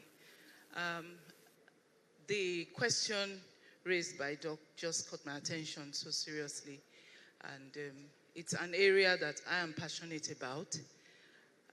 I come from Bayelsa State, and we do a lot of advocacy. Community to community, we organize outreach, go to each community, and carry out identification of these challenges, and then we gather the parents and talk to the parents, because I believe that's where to start from. And when we talk to the parents, it gives them more morale, they support the children, and then we begin our own level of intervention, academically and health-wise. So we don't just go there and give them hope and then leave them there. So there's a lot that has to do with breaking it down or, bringing it down to the communities. By the time we tell them in the community, what next? Do we just tell them this is a condition and then what next? How can they be helped? What information do we have? How is the larger society ready to absorb them? So those are some of the things that we do. And then right now we have a collaboration with the hospital, the Federal Medical Center in Bayelsa, so that people we see, we have a collaboration that they can give them very large discounts to take care of them medically. And then school-wise, we enroll them in schools, special school and other things. So these are things that we can do because we don't have to take this knowledge and just go and stay back without disseminating. So we go community to community and we do that. And then we teach parents and teachers. In actual fact, we do advocacy in schools. We teach them and let them know that, a lot of schools don't understand dyslexia. They call the children dumb. They call them all manner of names. So during World Disability Days and other days, we organize programs and go to schools to take this information to the people. So I'm just trying to say, it's a very possible thing to do. Thank you. Thank you very much. Thank you very much. And I like how you emphasized on collaboration. It's very important because when you're doing this alone, you're not just doing it alone. collaboration. You're collaborating with the government parastatals and, accommodations available. You are getting the community health workers involved because they are the ones that understand the lingua franca of the community, and then they will be able to get the core information that needs to be disseminated to those people. So well done. You're doing a fantastic job. Madam, 1 minute, please. I was going to also say, in addition to what GT is doing, is there any way they can do some kind of log, to let people know where to go and get help? It's in the bulletin. It's in the yeah. There's a directory in the book that they shared with you. So there's a directory. If you open it up, you would see that there's a directory, and it's not conclusive. It's continuous. The more you find, the more we add on to it. Verified centers. So it has to be verifiable before we can put it in. But it's there. Thank you very much. Thank you very much. I think that is all the time we have. We were given 1 hour, and to my amazement, I still have a full house. I'm so excited and happy. Thank you. Thank you, my wonderful panelists. Thank you so much. And it's a wrap for this year. I think all our speakers deserve a standing ovation, ladies and gentlemen, as we bring the conference to a close. Can we put our hands together for all the speakers at the 14th Annual Autism Conference? A spectrum of... That's right, that's right, that's right. It's been truly amazing.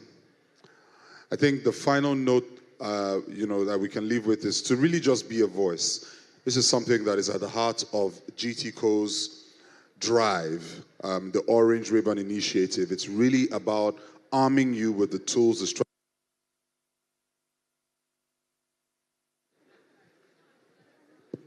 To be a voice wherever you are. Just a couple of announcements as we start to bring it to a close. Remember, there are consultations, free one-on-one consultations from tomorrow till Saturday at the Chapel of Light in Alausa, Ikeja. Yes, you can pre-register on the website, but it'll be first come, first basis starting from tomorrow. All right, our experts, our practitioners will be there to attend to you, counselors, therapists, and all of that will be there.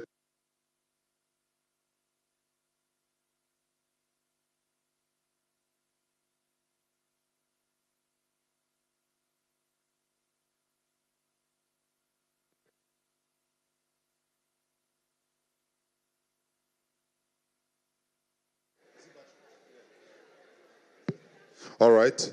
So we'll have our practitioners there to attend to you tomorrow till Saturday. Remember, you can also scan the barcode to register your attendance and get your certificate of attendance. And as we've said, the certificate of attendance is just to note that you attended the conference and to say that you have become a voice, but it doesn't make you an expert. All right, it gives you tools to aid you as a parent, an educationist, a caregiver, and to help you better administer care, to your wards or family members. But it doesn't empower you as an expert to speak as an expert or present yourself as an expert. So that's important. But thank you all so much for coming on behalf of GTCO. And we'll see you next year, God willing. God bless. It's been an honor to serve you. My name is Oluwaseun. Gracias. Thank you.